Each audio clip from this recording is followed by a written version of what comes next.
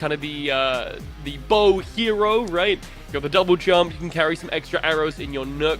We are seeing as well the bokek put onto the floor rather than in the care packages, which I think could be a really interesting change.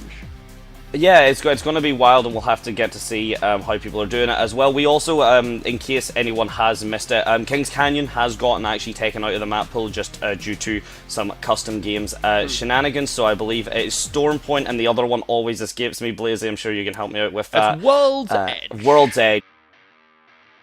Yeah, here we go. Perfect. So World's End. So it was very minor. So confidently wrong.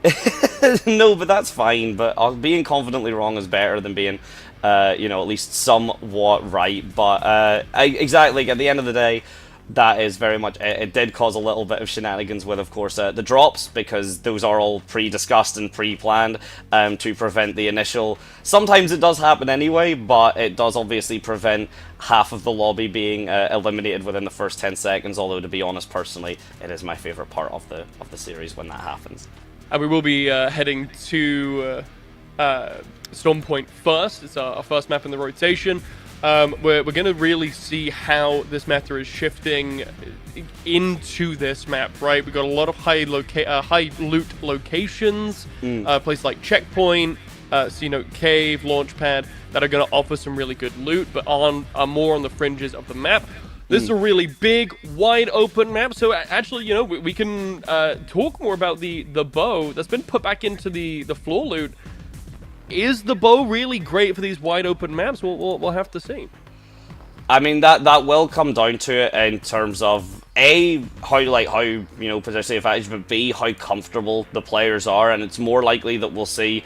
Honestly, I'm expecting the kind of the more pro teams keep an eye on like Liquid and FaZe and such for maybe trying to make that work, just because the bow has had its efficacy before, so getting Sparrow to kind of double down on that is going to be interesting, and I'm sure we'll see a lot of the teams that are more confident get to play it, whereas you start looking at the collegiate teams, that will probably be more comfort picks. Take the engagements that you're familiar with, take it on the battles that you are fairly confident you can win, because let's face it, I think if anyone who is playing with pros on the server, you never try and take those fights fair. You show up as the 6th team in that engagement and shoot everyone in the back. It's a real Mexican standoff, and yeah, we can actually have a look at the first match that we're going to get into relatively soon here. Dante, group of teams, Group A and Group D. Group A actually including Boss Battle, who is the team of the founder of InCap, so be interesting to get to see how he plays first. We're also looking at 2 of our more high-profile collegiate teams in Cambria Chimeras and Sunderland Sears. And then one of my personal favorites, which I always just find so fun and interesting to bring up, is our Signals, which is the Royal Signals, aka His Majesty's Royal Military Signal Engineers. Oh, yes, indeed, very much. I mean, if you're wanting to talk communications and strats, in theory, the R Signal should absolutely have that one covered. We'll have to wait and see. And then finally, just to kind of round it off, I mean, you've got Hanover side B, of course, but Team Inferno and Team Liquid as well to kind of run it at each other, to keep each other kind of probably busy throughout the stage of the game. I imagine if we at any point there's a lull, you can probably cut to either of them and there will be some shenanigans ensuing. But speaking of, it does look like the game is pretty close to getting ready. Do we have, in terms of it, I don't actually think we have mentioned, so to get the score point breakdown for you all, just bear with me a second. Unless, my good friend Blazy, if you do already have it loaded up and good to go, you can run the placements down for our good audience. I'm in the second chat, dude. I'm all about the analysis, man. Yeah, we got the full breakdown. Oh, you know what? I'll even go in reverse order, ladies and gentlemen. If you place between 11th and 15th, you get 1 point. If you place below that, no points for you. 0. Goose egg. If you go between 8 and 10, you get a 2 point. 6 and 7, that's a 3. 5th is 4. 4 is 5. 3rd is 7. 2nd is 9 points, and if you take first place, you'll be walking away with 12. Now, this is not taking into consideration kills, right? So you could, well, I mean, realistically, could you really place 11th and have gotten that many kills? Maybe if you wipe the entire lobby by yourself and you place 15th, you're still walking away with 5 times 3 kills, which is 15 kills. So that's 15 points. You still walk away with more than first place, technically, right? I mean, that's the thing. We will likely see some teams that are understanding that they may not make it to the end. Those fair fights that I was talking about, as you get, later and later on, less and less teams. Probably a few of them will very much be relying on that immediate chaos. There will very much be teams scouting the agreed upon drop zones and going, who can we snipe? I would be very surprised if that's not the case, at least from one or two of them. Just because, a point of frag is a lot. Yeah, it can make a real difference in the standings, especially, I make my joke about the bottom level teams, placing them with that first point and the kills. We say that for the 15th team, but for the 10th team, that's 2 points. If you can get 5 or 6 kills off the back of that, you're walking away with 8 points in the lobby, which does, just from a finishing standpoint at the very least, put you just between second and third place. Now, obviously, then you have to consider, if I'm in second place, am I really getting, 0 kills? But the point is there, it's about the teams that can pull out the most consistency, right? We have a lot of maps to play today. We've got 6 games, 2 maps per game, that's 12 maps. Each of these teams is going to be playing so much. It's going to come down to that consistency. Who can consistently kind of play to the middle of the board or to the higher end of the board and consistently get a high amount of kills? Yeah, I think we would kind of both agree that in, consistently going, 5th or 4th with, let's say, 6 to 7 kills is going to put you in far better standing than you get first maybe twice with, 2 kills, and then the rest of it you're sitting there, 11th, 12th, that 15th. Sure. If you're going for that that average, as you said, any top 5 placement with some level of kills, and you're looking very happy about that. We have seen, for the most part, ALGS is very much, that the high contenders are usually that 5th, that 4th. They don't take necessarily the biggest fight spot with these types of scenarios, and with these this disparity, I guess, is not really the term. Spread is probably a nicer way of putting it, of skill sets. There will be so many ways that the teams are handling these scenarios. The situations will be different, and without being able to rely on the P2020, we'll probably see some just meta memory or muscle memory end up messing some people up, which will be politely entertaining. Well, we can talk about kind of the nature of a friendly match, right? Yes, there is money on the line, so I would find it very difficult to believe that these teams don't want to play full out. Yes. But, some of these teams, this is a great opportunity to try out newer characters like Sparrow, to try out characters who've just been majorly buffed, like Sia or Mirage or Conduit, who's just got a small buff as well for herself. So, this could be a really great opportunity to see some of these teams, find new strategies, experiment with new weapons and character combinations, maybe try new locations, new rotations. I think we could be in for a really great day of experimentation, trial, and error. We may very well witness the birth of a new meta here. Again, the patch notes are only a week old, if even, maybe 6 days or such, so there is every possibility, and let's face it, there is every, likelihood that it's not going to be the most tested meta. There are going to be things that surprise people. There are going to still be little shockers. There will probably be, I would hold out hope that someone does something with Sparrow in this set of games. As we say, 12 maps is a lot of time to mess around in.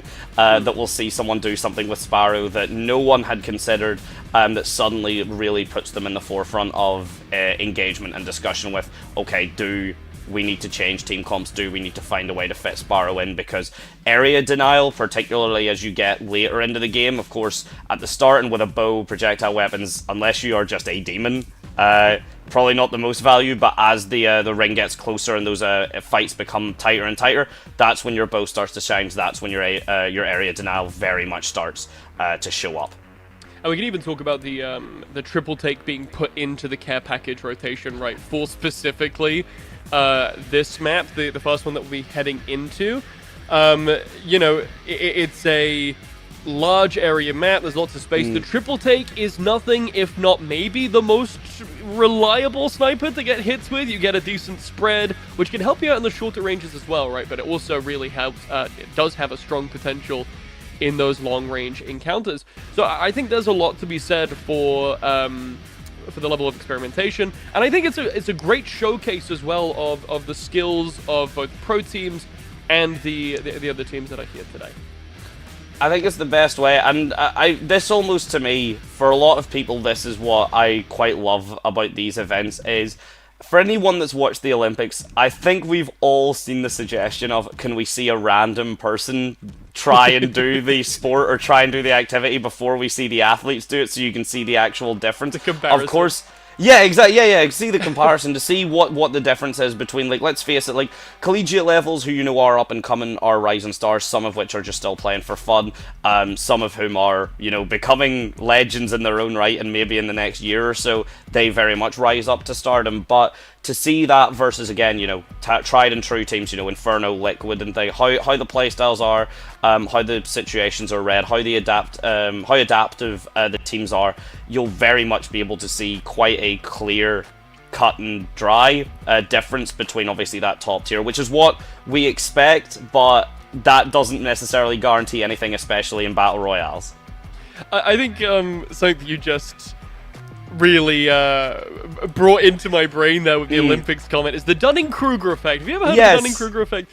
So, for those of you who don't know in the audience, Dunning-Kruger is basically the idea that you sitting at home might be looking at something and going, I could do that. Yeah. I could fight a bear. Humans just generally overstep their general idea of what they can achieve. So I think it could be a really fun idea. Have just some regular guy try and do shot put, and then show him next to the Olympic guy, for sure. Yeah, you see someone, they get like 20 meters, and you're like, okay, I guess, and then someone who's professionally does it, 120 meters, and you realize, oh, I have the muscle mass of a sparrow in comparison to this person. And it's the same thing, like, I think anyone's watched, any professional games, you watch any first-person shooters, I think, are the biggest example of it, of you watch the game and you go, this looks phenomenal, like, it looks so easy to shoot these people, and it looks so control it, and then you play and you shoot outlines around people, and their movement's better than yours, and it seems, so easy watching it, and then you're actually asked to live up to that, and you realize it is the most impossible challenge known to man. And that, ladies and gentlemen, is my experience playing any shooter ever. But on that note, folks, we are having some small issues with the server at the moment. So to save you from our ramblings for a little bit longer, we're going to dip out for now and come back once the dropship starts. So stay exactly where you are. In fact, grab a little snack, because this is going to be one heck of a first game.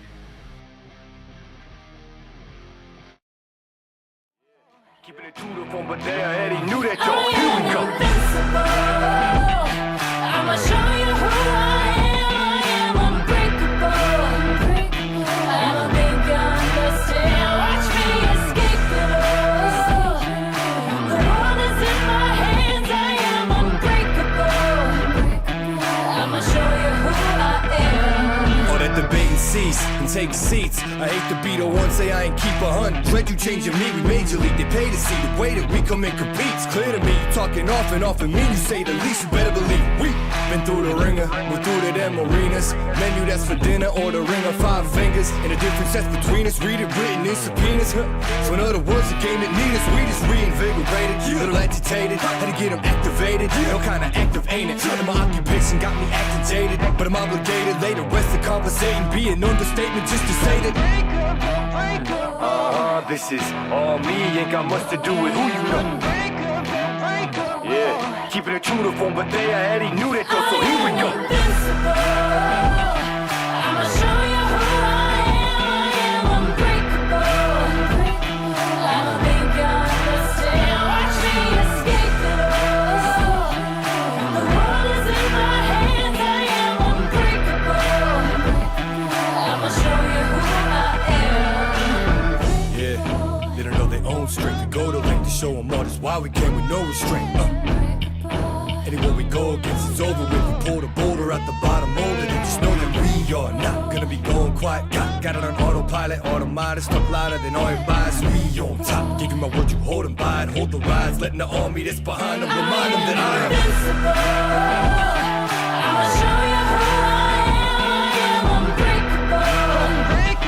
I think you understand. Watch me escape it. The world is in my hands, I am unbreakable.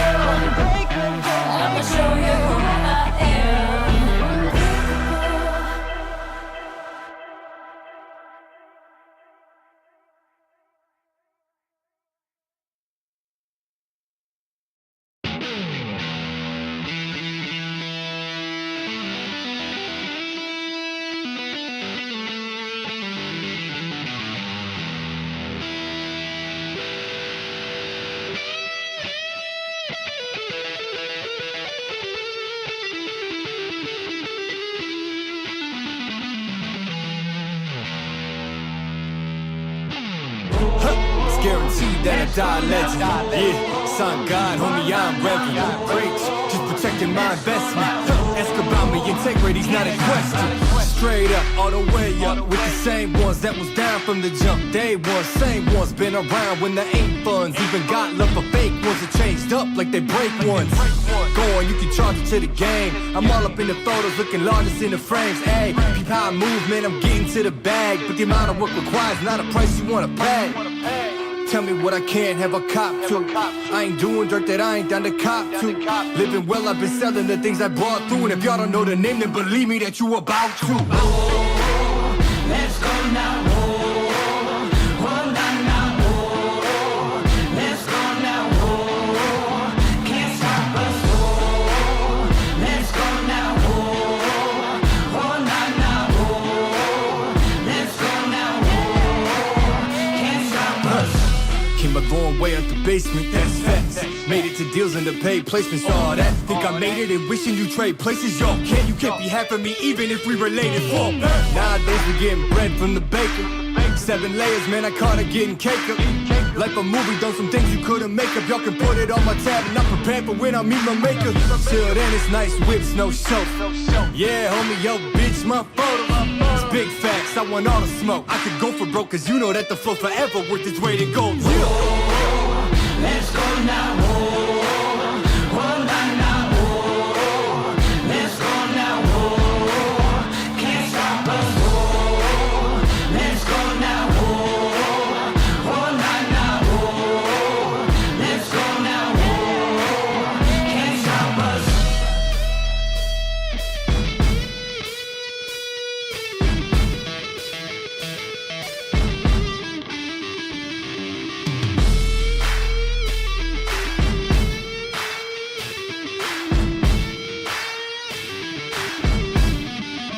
stop us. Let's go now. Let's go now. Can't stop us. Let's go now. Let's go now. Can't stop us.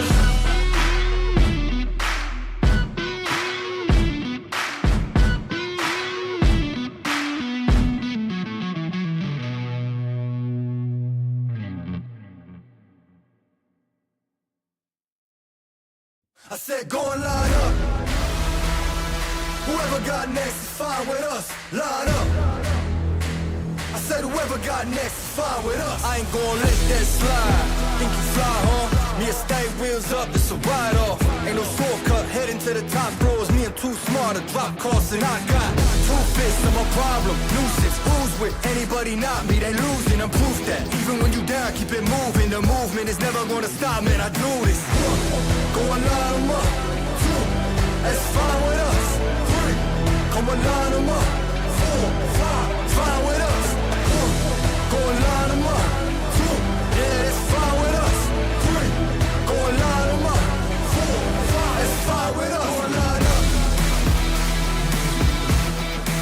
I said go and line up.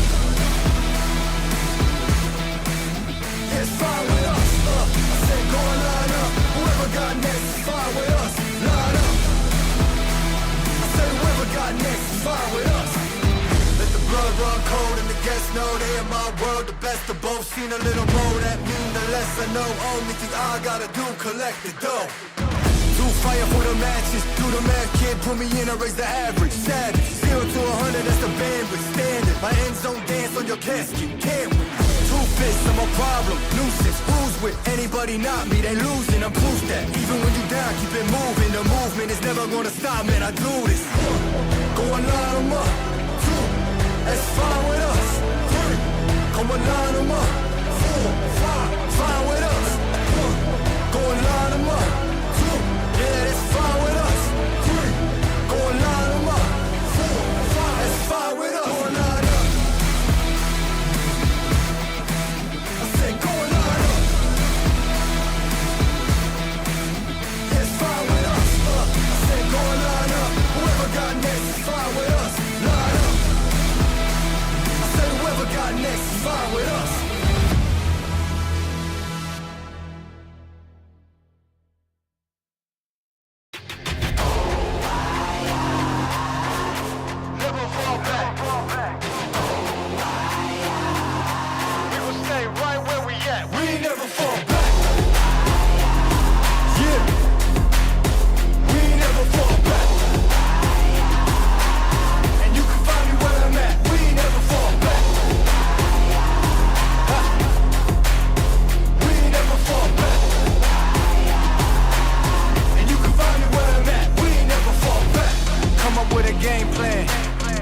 excel up in the paint, you can't shake that.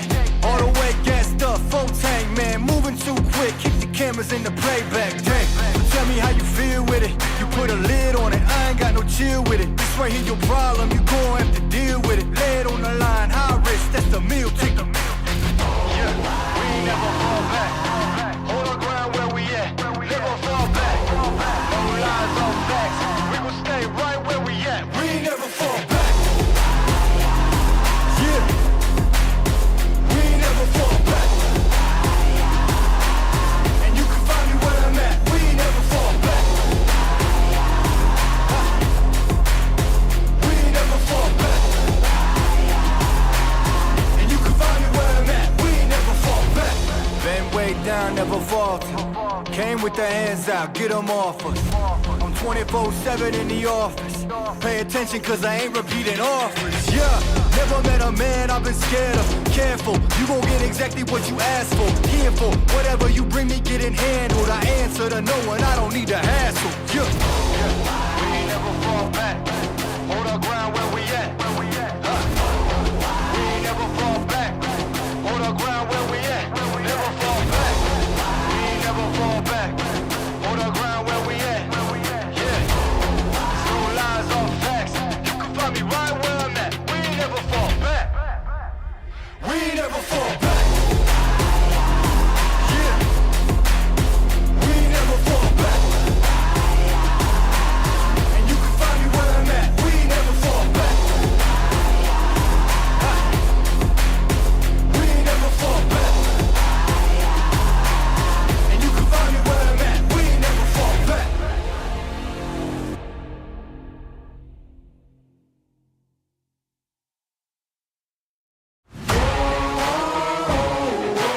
Man on a mission, I'ma get it. You know I be on a way. Yeah. You know I be on the way. Man on a mission, I'ma get it. You know I be on the way. Yeah. It's all hard, ain't no fear here. You ain't giving this to all, you steer clear. Never beat, I've been down and I reappear. You got some money on the line, you better put it here.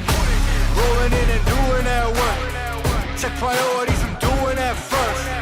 Checks big and I'm sure that hurts. But it's checkmate, we ain't selling short, know the work. Ain't nowhere to hide. You ain't gotta see me come and keep me on your mind. Cause I be on the way. Yeah. You know I be on the way. Man on a mission, I'ma get it. You know I be on the way. Yeah, man, we coming for them bags that they said I couldn't have. Get the team. I got a vision for the things you ain't believe. And here's the motto: hard work, this over everything. It's that comeback. I'm calling plays, hit the pass, then the run back. Yeah, I'm far ahead and gotta run laps. But we ain't letting up, we never done that. Ain't nowhere to hide. You ain't gotta see me come and keep me on your mind. Cause I be on the way. Yeah. You know I be on the way. Man on a mission, I'ma get it. You know I be on the way.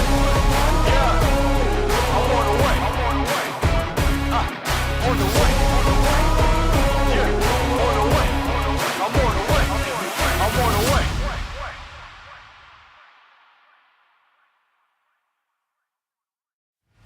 Let me tell him one time, I've been on the grind, this my prime.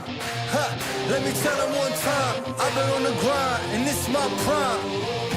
Yeah, I'm sorry for the wait. Didn't think I'd come up, y'all just need a little faith. I've been patient, just waiting on the river with an ace. Gotta move real careful, we coming surveying the place. I touched down in your city, that's a rival. Y'all got one thing on your mind, it's survival. But if you wanna take a shot at the title, call the medic, we checking your vitals. Let me tell him one time, I've been on the grind, this my prime. Let me tell him one time, I've been on the grind, and this my prime. Let me tell him one time. Set him all in my prime. Let me tell him one time, I've been on the grind, feeling real good, yeah, all in my prime. It's about that time, say your goodbyes, cause ain't no match for the way that I grind, yeah, I'm all in my prime. Prime time we mile high to get close. Same city as Royce and I mean Rose. It's flatbeds for the checks, that's a bank rolls. I've been killing it, I'm guilty, case closed. Yeah, y'all are too basic, my reputation borderline amazing. Good things coming, they just need a little patience. Ready for whatever, all you gotta do is say when. And my eyes when I rise, I visualize. I ain't ever taking a break, you taking 5. Even if I ain't got it, know that I make the time. On my next move by the time that the ink will dry. Let me tell them one time, I've been on the grind, this is my prime. Let me tell them one time, I've been on the grind, and this is my prime. Let me tell them one time. Said I'm all in my prime.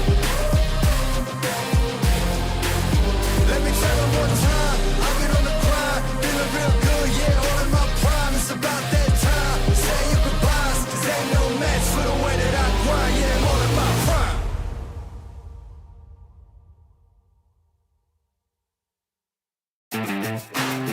Are you ready? Are you ready for the comeback? Yeah. Are you ready for the comeback? You know we the ones that ready for whatever. We gon' have to show them something, man. Let me see them hands up all the way front back. You don't understand that I'm doing what you can't with no cap. This is the return of the one. You ain't see him coming, you just heard drums. They've been ready for the battle. Any person that comes got the weight of the world on them. Yeah, they too strong. I might have been down, not out. It's on sight, you gon' figure that out. And I might have been down, not out. Only one thing I gotta know now is, are you ready for the comeback? Yeah. Are you ready for the... Are you ready for the comeback? You know we the ones that... Let me see them hands up all the way front back. Yeah, it's the comeback. Are you ready for the comeback? Now I see you with your bad self. If you're into taking L's, then I can't help. I'll be the self-made champ, look at my belt. I built this all from the ground up, that's all by myself, y'all know. This is the return of the one. You ain't see him coming, you just heard drums. They've been ready for the battle, any person that comes got the weight of the world on them, yeah, they're too strong. I might have been down, not out. It's on sight, you gon' figure that out. And I might have been down, not out. Only one thing I gotta know now is, are you ready for the comeback? Yeah. Are you ready for the... Are you ready for the comeback? You know we the ones that... Let me see them hands up all the way front back. Yeah, it's the comeback. Are you ready for the comeback?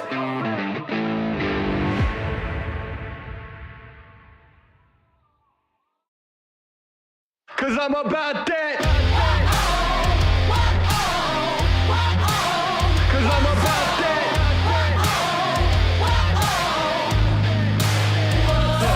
Yeah, I'm about that come up, running up on them fools that are talking foolish. Try to get them funds up, killing the mic just like I ran the jewels in. Y'all gonna get done up front and on that kid with an attitude. But you can't really blame this motherfucker, he's doing what he had to do. I'm about that cash flipping, I'm getting it on and off the market. Not about that VIP, not me, not never been a fan of carpets. All about that RIP for all of my Jesus gone departed. All about that finish what I started, I'm about that. Top down all night, you're not ready. We ride, we're about that. So high, we see the whole city. We own the night. Top down all night, you're not ready. We ride, we're about that. So high, we see the whole city. We own the night. Know that I'm about it, want it, man, I can bring the drama. But it ain't by chance, I'm fucking rapping, you don't really want a problem. Made a little cash in the back end, but still rapping, they call me starving. Yeah, y'all ain't gonna ask who the man is, hope I'm gonna be like, beg your pardon, who? I'm about them 2 cities with me, rapping them hardest. And I keep it 250s playing, always been an honest artist. And I got that crew with me, haters, better go watch the comments. And it's on the fence, for dog, I promise, I'm about that. Top down all night, you're not ready. We ride, we're about that. So high, we see the whole city. We own the night. Top down all night, you're not ready. We ride, we're about that. So high, we see the whole city. We own the night. But I'm all about that get it, how you living, homie. Not about to knock your hustle, getting that money, homie. All about that, I don't need eyes, but I got a vision. Listen, none of my shit is written, bitches know that they bear witness. I'm about that ride or die, fools that come before me, trying to forget who I'm. It's like forgetting your vows at a matrimony line. I'm gonna be saying I'm playing, man, I'm bumping 40, y'all gonna put of the game, they owe me, I'm about that. Top down, I'm like you're not ready. We ride, we wanna rock it. So high, we see the whole city. We own the night. Top down, I'm like you're not ready. We ride, we wanna rock it. So high, we see the whole city. We own the night.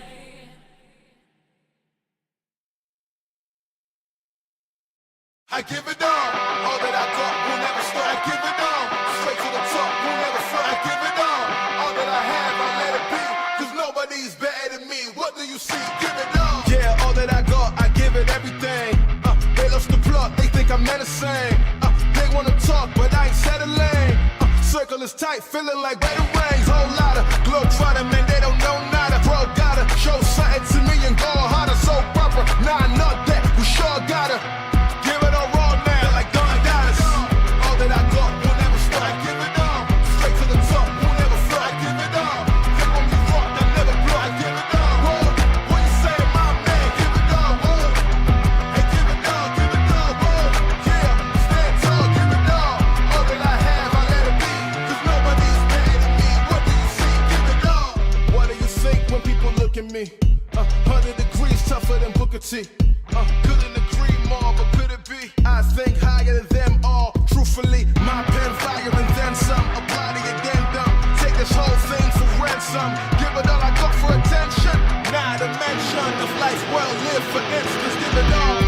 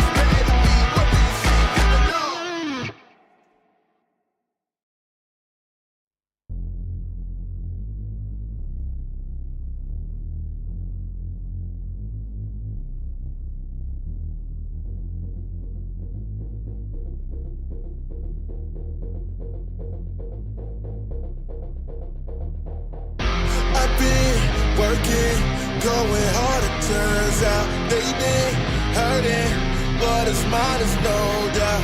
My moment is now, I've seen the 7 seas.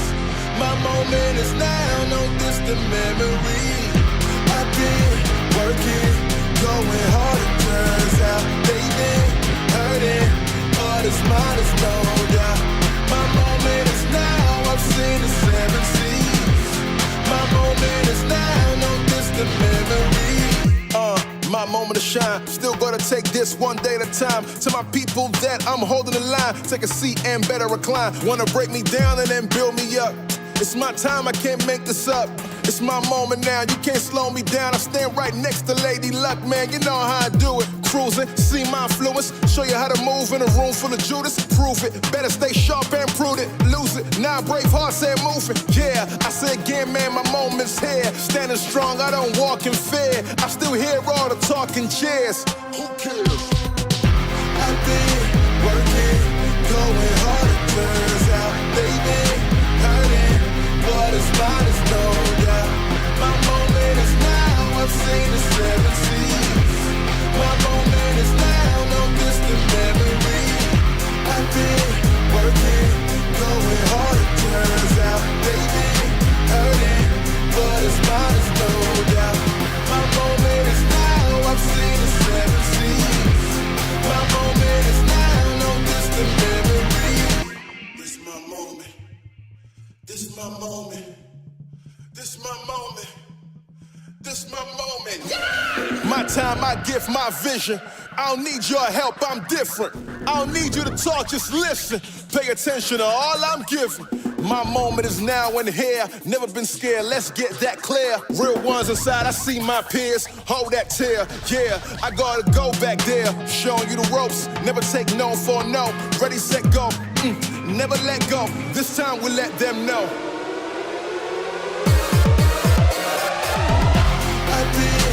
working, going hard. Turns out they did earn it. What is mine is no doubt. My moment is now. I've seen the seven seas. My moment is now. No distant memory. I did work it, going hard. It turns out they did earn it. What is mine is no doubt. My moment is now. I've seen the seven seas. My moment is now. No distant memory.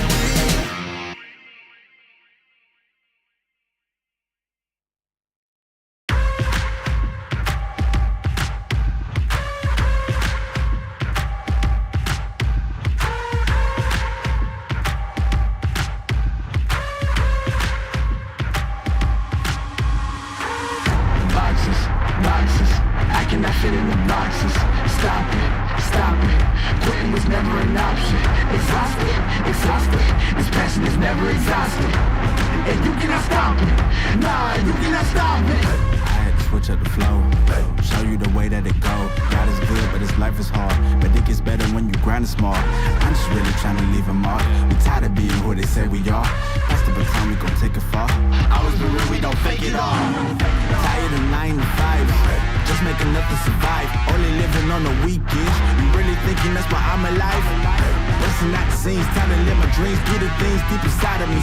This life it continues with fighting me, but I don't have quitting inside of me. I will not jump in these vices they throwing me. Talking to God and there's so much he's showing me, shaping me, growing me, taking me sowing seeds. A growing tree, y'all get a load of me.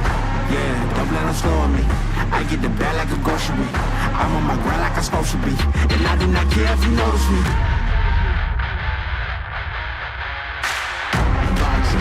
Boxes, I cannot fit in the boxes. Stop it, quitting was never an option.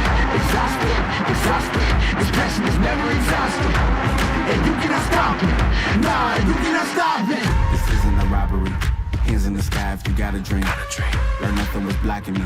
I was the problem, the only one stopping me. I didn't like it, I had to refocus. Now I'm devoted, I know where I'm going. Controlling emotions, I'm owning the moment. In order to get it, see, you gotta want it. This type of flow make a living break. Confessions over these 808. Don't sleep on the key, better stay away. I mean, for heaven's sake, I'ma be the best. Came from the endless, I ain't with the games, bitch with the chest. Be beating on my chest, trying to get my rest. Watch me while I flex. Every win is a blessing, and every L is a lesson. So when I run into rejection, I know it's only redirection. I see the blessings right beside me. The chances of quitting are likely. I do it like I'm in my Nikes. Don't make excuses, they never excite me. Boxes, I cannot fit in the boxes. Stop it, quitting was never an option. Exhausted, this passion is never exhausted. And you cannot stop it, nah, you cannot stop it.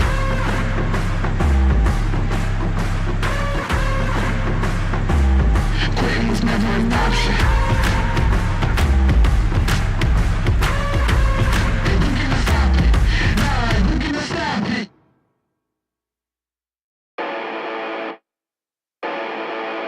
Yeah, let's go. There's not a man that I fear. There's nobody here that can stop me. Cause I'm in a league of my own. Hello, ladies and gentlemen. Welcome back. Apologies for the delays to the series. We did have just some small technical issues because, of course, we did. But that is us now loaded in. And Blazy, we have more than already loaded in. So if you want to run us through what we're seeing. Yeah, absolutely. Well, we are on World's Edge here, ladies and gents. We were expecting a different map to come up first, but it is in fact World's Edge that we are starting up with, and starting up is certainly the operative word already. A few kills coming out. HVNR have taken a few spills, and it's quite a bit of a bloodbath over here on this side of the map so far. Max Strafe, we're following along, trying to get some more kills onto R2 G2. And the shots are coming through the EV. There is enough shots there. There's a very low health bars for everyone. The shots are going to line up and fall. Finally, it is going to be Ginger Chef. That is already a squad. 2 squads, in fact, knocked out. And with that, plenty of points for UAM picked up. Yeah, 18 squads left still. So two down in the first few seconds of the map, but relatively normal. I think we expected this to kind of be the general flow of how these maps will go, right? Seemingly has already calmed down a little bit. No immediate danger right now. So we're gonna slow down the pace a little bit, loot up, and we can have a quick overview of the map. Teen Inferno and Infinite are having a little bit of a skirmish here towards the top side near Skyhook. But generally, a lot of these teams very spread out so far. Yeah, we're wanting to see that kind of top left side. I mean, as you see, we're seeing the Chimeras, we're seeing Ronin, and then there's that big cluster underdogs, one last remaining member. And UAM seem to be very much out for the blood, kind of going towards that Mirage area there, just that armory to try and get the resupply on the Lava Fisher. Fight might go with Forbidden. Insane stuff as well. A bit of a shame to see the Chimeras and the Sunderland Seers so far apart. I would honestly, just to get a little bit of a storyline going between our collegiate squad, would like to see an encounter between them. Well, Infinite and Inferno are seemingly trying to contest control over Countdown here. A little bit of damage flows between those two. We can also have a look at this potential soon-to-be encounter between Water Squirrels and Team Liquid once those two teams finish looting up and get to their respective fights. Meanwhile, Forbidden and UAIM as well are having a bit of a skirmish. But on the ground now, just seeing some teams. A little bit more looting required before we start seeing some of these bigger fights. Yeah, you can't really afford... I mean, these angles as well are pretty mid-range. You know, they're 60 meters apart from them. If you're wanting to try and get... you did mention the triple tech now online, Bard, so very much possibly going to be seeing some heads being popped from a distance. And speaking of, it's not with the triple tech, but the Rampage getting some shots out through, and the attachments already working out for you. And probably, based on the momentum we're seeing, likely a team that we're going to be flashing back to and fro, and we are now seeing the abilities, of course, come through from the champions, which is something you don't necessarily see until things start to calm down. Good use of positioning there from our players. Just getting on top of that rock is going to give Alter a really decent view of the map as we walk along here with Infinite, who, as we were talking about earlier, are in a bit of a skirmish here for control of Countdown. Just seeing encounters from all across the map here as these teams just load into the map, get a feel for the ground, start to loot up. Already some blue Evo shields come down as well. Indeed, and we're seeing like the members getting knocked down here. The scraps come through, the shots are going to find their target. Yeah, there's going to be very little missing, very little mercy is going to be left. If you are found, you are likely considered nothing more than a weapon cache and a quick refill of resources, which is exactly what Adam is going to view. That caustic there. So the Downs go, the Downs follow up, and with 46 members still alive, we are at that point now where the loot is going to be very much the deciding factor, as well as the grenades if you're trying to hide in from Infinite.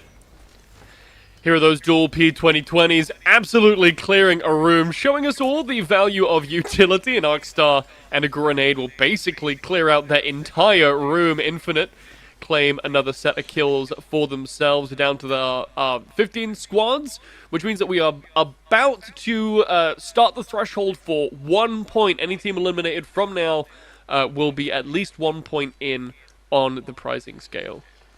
It's very much a consolation point, but it is better than no points at all. But I mean, we've been mentioning them already. You know, we're starting to see, I think, UAM already 3, maybe 4 frags in between the 4 of them. So that, or in between the 3 of them, I should say. So that is already looking at a couple extra points on the board, which, again, you're able to wipe out 6 kills, I'd say, and then get yourself like a positioning of 6th or higher. You average that for the rest of this day, you're likely very, very in solid positioning to take away a hefty chunk of the prize pool. We can talk about compositions a little bit here as well, as we see Liquid dipping into the ring just for a little bit of a skirmish here as well. Adam in some trouble, as well as the rest of Infinite. Liquid might have them pinned, but we're fighting outside the ring. One falls down already. It's a pretty decent engagement here. Law, Jaguares, gonna claim credit for that one. Gets the shield battery now loaded up.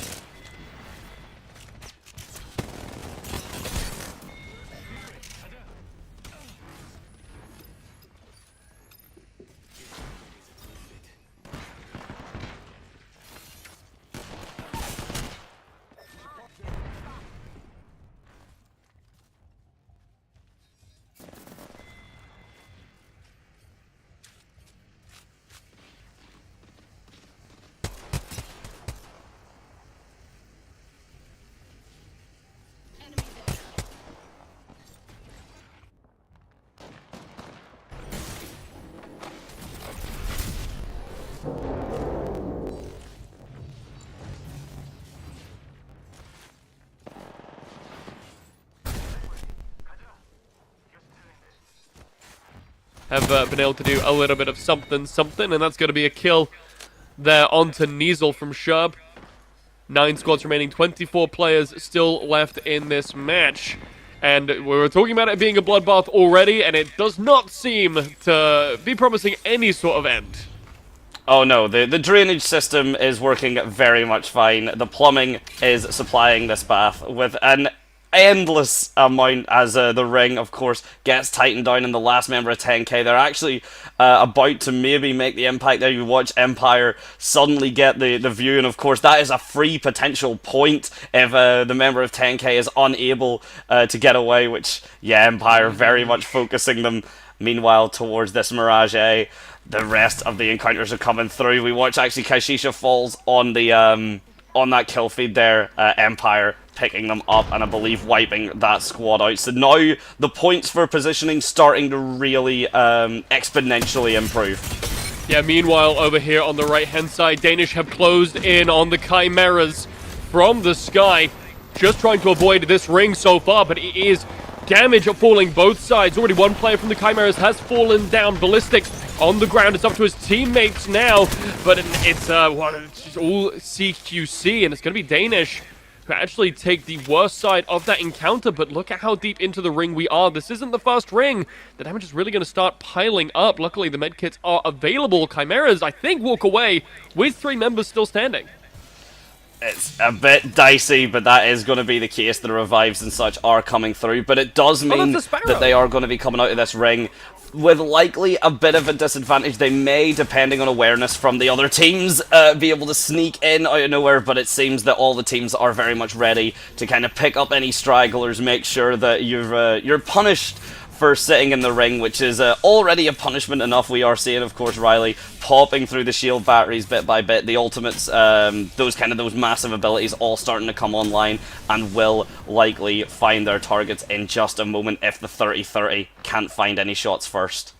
50 seconds until the ring starts to close. Even more, only 7 squads available.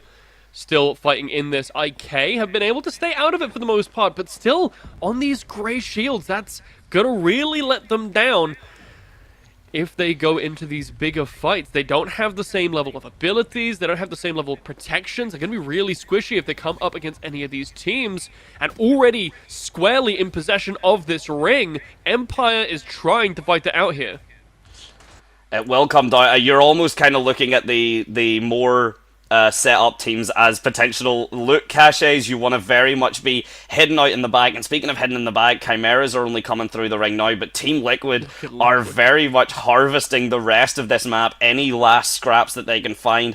It's a solid idea from a utility standpoint, but it does mean that your positioning's not going to be the best. I mean, you've mentioned Empire are very happy to try and take this control, but it is going to be difficult with BITP so confident and so comfortable, already essentially mortgage paid off. Yeah, absolutely. It's going to be interesting to see who actually gains control of the central part of this map. It's been so heavily contested. Now, with the rest of the team starting to filter in, it's going to be even more damage. In fact, the one team that we just saw walking around, no shields available to them. They get cleaned up really easily there, as we said. Just too squishy right now. Cambria have made it to the top 5. Our first collegiate team, I believe, to do so. That's exciting coming up against the pros now. It's going to be a real test of their skills as Empire, they're still fighting for their lives.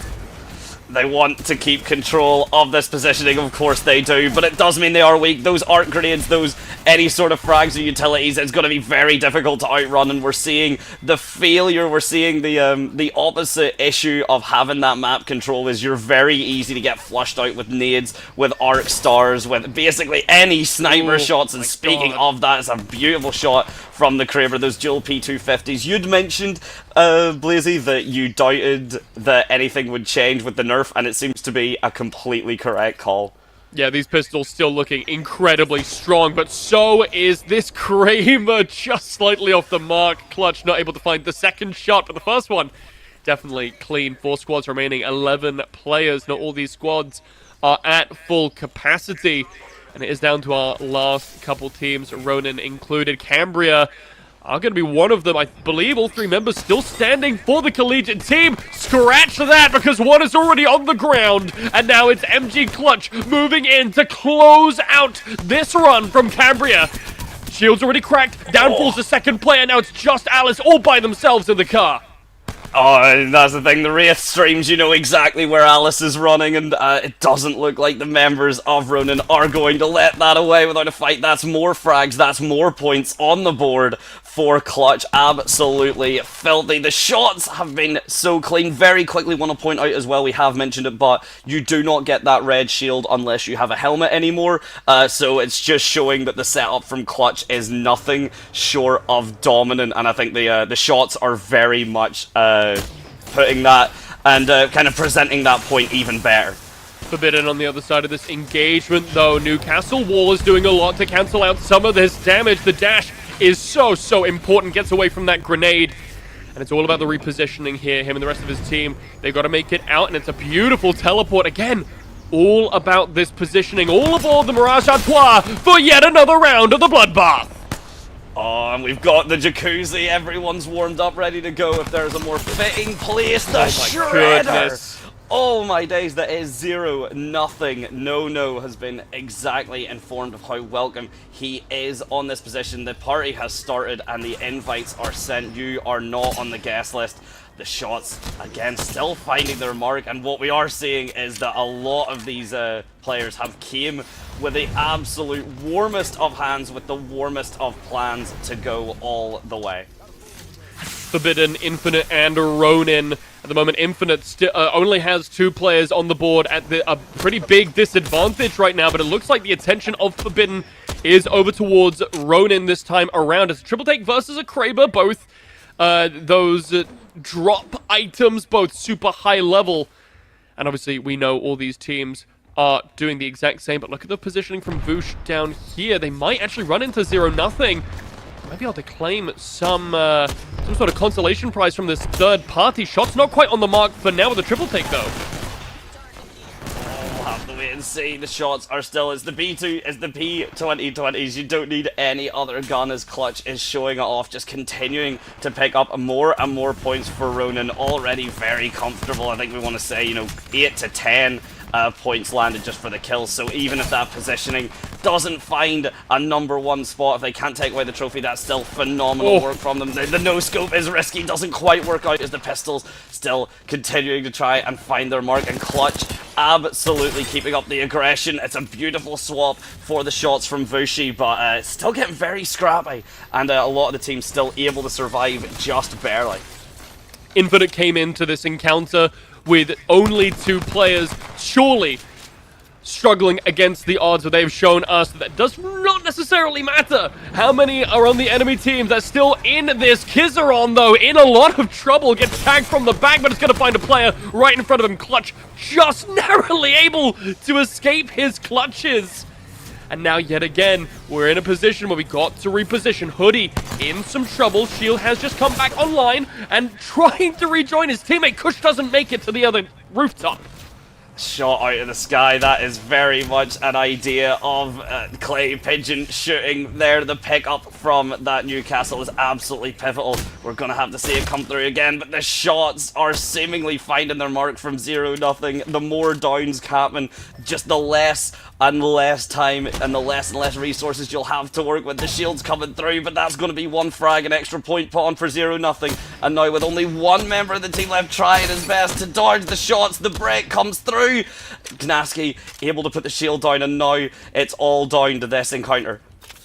Clutch is still standing as well, so it is, there's a lot to play for here, but the positioning certainly better at the top here from Forbidden. But look down in the valley. Finally, these 2 teams come head to head. There's no more running away this time, and it's going to be 2 teams left standing. It is all down to Forbidden and the rest of this encounter. Voosh trying to fight for his life here in a bad position. Has to fight from the low ground. This triple take has done so much work, but now down to the last 11 shots. This could play quite heavily into this game. I think the Akimbo, I think the B2020 will likely see the finishing blow towards it if Vushi can keep those shots up. The medkit now being used, all resources being expended. Vushi trying to capitalize on this, understands that they have that lower ground, but the shots are so clean. Never mind. The P2020's now the push, the rush down, and it is going to be enough to seal Forbidden's first place position on this first map in this first game. A lot of ones. And what a show of mastery, right? I've touched on it multiple times. Forbidden come into this final circle, a man down against two other pro teams, and they definitely show off their capability in this game, able to clutch it out, even from a 2v1 situation, right? Right at the end there, 0-0 takes on two members, and, you know, is able to claim it for himself. So just beautiful play, although I gotta shout out to Cambria, they made it to 5th. I mean, that's the thing. Collegiate teams are going to have, I think, that level of maybe a bit more patience, a bit more awareness. Because not only, you know, were the Chimeras placing 5th, they were there. They were present in the fights. They were pretty caught up in the midst of all the aggression. They were not sitting there at the edge of the ring by any chance, just kind of waiting to third-party players. They understood the value of kills. They understood that, okay, first place, you know, 12 points is a lot, but if you're getting 6 or 7 frags and then get put out to 5th, that is still a respectable amount. And Blazy, if you do have the score lines on, you may be even able to run the audience through how the points look, at least to some degree. We won't have everything, of course. Yeah, I'll go from the top 5. So Cambria, I think they're finishing with 4 points, and then 5th, 5, 7, 9, and 12 is the scaling up for 4th, 3rd, 2nd, and 1st place. So Forbidden walk away with 12 points there, not including all the kills, and I'm sure our wonderful tech team will be able to give us a scoreboard in just a moment. I have indeed got them, if you'd like me to run it through. Excellent, let's go for it. Oh yeah, we are absolutely online. So Forbidden, 4 kills, so a solid showing, particularly for that first place, that's good. Infinite has came out with 10, and Ronin with 12 though. So for second place getting 10 kills as well, and for third place getting 12 if you're Ronin, that may actually still put Ronin #1 despite the third place finish. I'm pretty confident that it does. I gotta do math on cast here. We've got to do math. Please allow us to find our 1 pen and 1 sheet of paper in our rooms that was discarded years ago. But we might be able to get it done.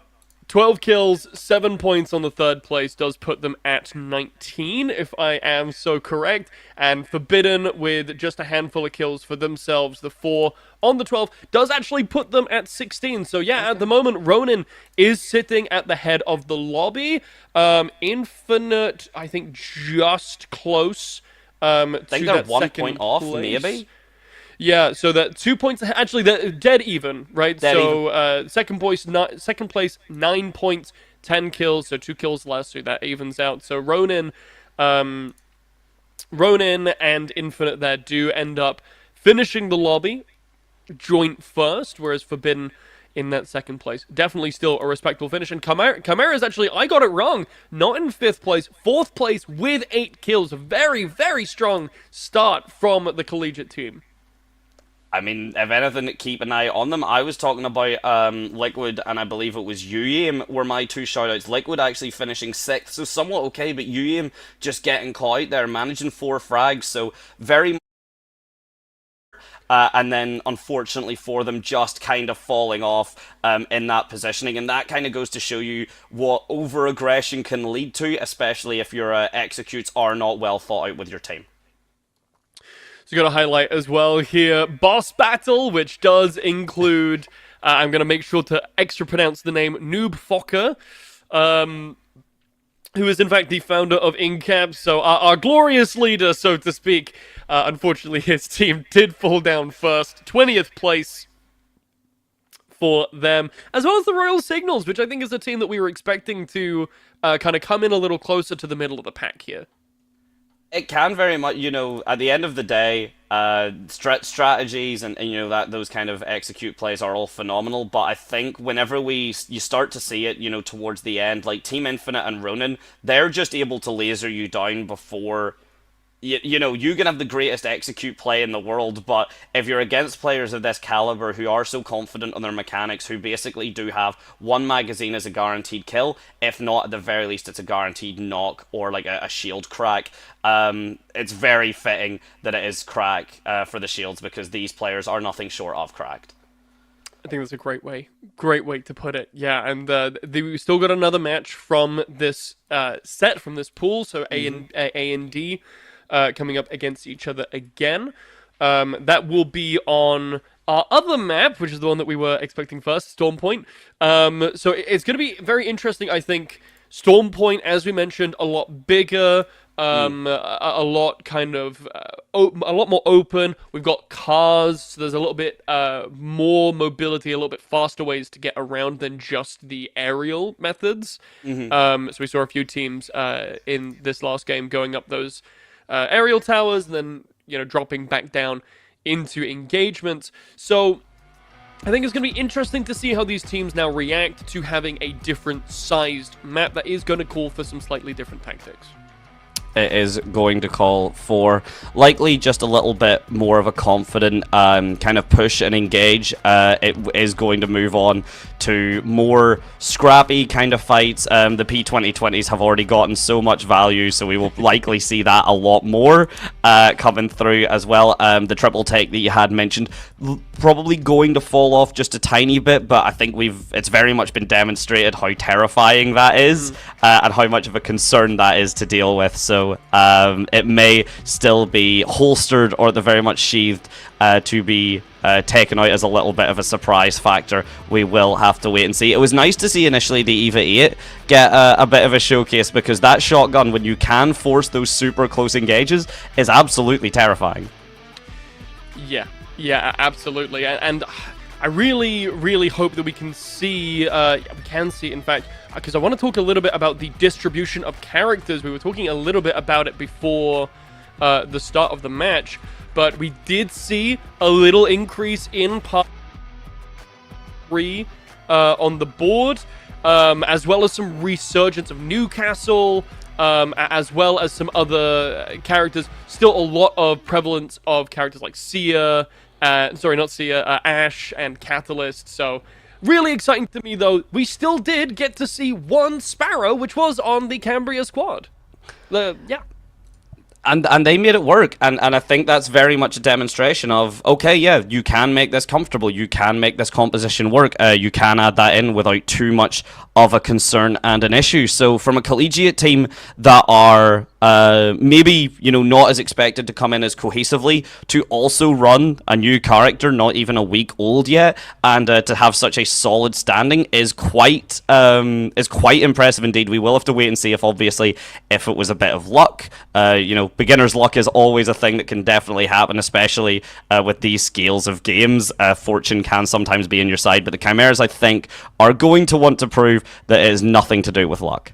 Something interesting as well that we can talk about here is UIF running the Bangalore, which is not something that we have seen particularly too often, but is raising in popularity, at least in the ranked scene so far this patch. 2.7% pick rate in those Masters and Predator-based lobbies. So really interesting to see how this character is going to factor in a more competitive setting. And for the moment, speaking of that kind of more competitive setting, this feels a little bit more competitive already. You know, we've had the landings, we've had the hot drop. I was going to say the drops did not seem to be contested. Of course, that must immediately be countered before I can even finish that point, as we get our first down of the second map of Game 1. And it's going to be another skirmish right inside this building. Thermite goes under the door. It looks like it might be dealing a little bit more friendly fire damage than anything. Roasting himself alive. Meanwhile, inside the building, Liquid trying to do their best. They're fighting through the fire. And it's going to be, they're going to get through it just fine, in fact. And that is going to be their entire team just fine, winning out on that engagement and gaining dominance over this area. Unfortunately, the Sunderland Seers are going to be seeing the spectator screen already. No points for positioning and no points for kills. Unfortunately, that commit from Team Liquid there was just very, very solid, very aggressive use of the thermite that we love to see, and it means you are kind of just trapped and scrapped, ready for game 2, or even potentially game 3, as we're right back into another frag off. It's coming down. E6 looking so comfortable on the pickups. K-Swinny just wanting to add points for the frags, breaking down the shield, making sure Max Strafe is not walking away from any of that. Yeah, this devotion is terrifying, especially when you have it on that gold tier, thanks to Ballistic's sling. We're going to have to see how, well, not even how that plays out, right? We just saw it there. We just saw how terrifying fire rate it's terrifying. And damage can be. It's terrifying. I'm scared, personally, right now. Yeah, we're not in the server, and we are quaking in our boots. I can only imagine. It's a bit wild seeing the devotion still be as strong as it was, because for anyone that doesn't know, back in the original days of Titanfall, it was an absolute monster. So nice that it has still transitioned to as much of one in Apex. And speaking of, we are watching the rest of Danish now try and pick up, get a bit more converted towards this space, towards the kind of the water zone and towards the armory. And other than one squad being wiped, which is the Sunderland Seers, a much slower paced set. Yeah, and that's the kind of the way that this map goes, right? As we've already mentioned, it's a lot more open. There's a lot less opportunities, at least early game, for these teams to really converge and take these early fights. Not that it's going to stop some people there, you know, obviously 2 squads already eliminated. Back with Ronin, who are taking a small skirmish with another team here at the moment. Not looking to commit too heavily, although MG Clutch might want to change that in just a moment. There's one person you need to fear in this lobby so far. It does seem to be MG Clutch, responsible for a lot of the frags that put Ronin in to join first place. So absolutely the player you want to watch out for. Is now we're watching the kill feed. The frags are starting to come through thick and fast, and Empire seeming to lead that yet again, and Alienware wanting to again follow up, showing how strong Pathfinder can be, and Calcifer likely gonna get boned right out of this match. Yeah, that's unfortunate. Sometimes the beauty of a Pathfinder is just how unexpected he can show up, and Ronin now in the circle. It is just the first one, so it's not really going to deal too much damage, and Nashka's going to be able to heal up just fine here outside in the ring. They're going to have to try and find a way to position themselves back in, though, because I think there is a team puppy guarding them here. I do not give any position away. You can let the ring do as much damage. It does mean that if the ring gets the frag, obviously you don't get the point for the kill, which something not really relevant now, but as we get into the later maps and the later games and those point differentials start to add up, any frag that you don't give your opponent may actually be incredibly pivotal, so keep an eye on that as the maps go through. At the moment, though, as you said, Blazy, very confident just to walk around, pick up any last remaining scraps, see if you can scrape yourself as much as possible. Kurev having to dodge some serious bullets. Absolutely. 1999, the original Matrix, has been seen, and now the pickup comes through. Liquid Alienware getting out of this and back into the original fight. Yeah, they're on the whip. They're on their way back into the rings, and Danish here cleaning up an entire squad, basically shoved to themselves. Takes credit for 2. And now we are going to see another engagement here just on the edge of the ring. Danish, they've pinned a team in here. There's really no other place for them to go unless they want to go out and back around. It looks like maybe they don't want to commit too heavily. They're backing up for now. You don't want to give up that idea. I mean, of course, yeah, you've been given away. The position is known, but again, you can't really afford to chase down opponents. You can't really afford to give that up, lest you be third-partied or even just give a different tactical advantage or a position up. I mean, we are seeing the crates come through. Some armory commitments are coming through as well for the rest of the map, and it's nice to see how you can very much see which teams are relying on kind of star players to cover, and which teams are very happy to go, okay, we may not be the best mechanically individually, but we'll do that with the numbers advantage. And, you know, three guns firing at the best player is likely going to result in a victory, which is what we see right now. Yeah, E6. They found a squad tucked away in a corner. And even with the Catalyst walls reinforcing those doors, it's not going to dissuade them from charging in and claiming another set of kills for themselves. 13 squads left on the board. And it's starting to get a little bit tighter now. 10K coming up against the underdogs. They might have some troubles with that. Meanwhile, on the top side, Ozatazi and Ronin are about to come up against each other. We are going to follow along with 10K, as I believe they've just cleaned up a squad for themselves here as well.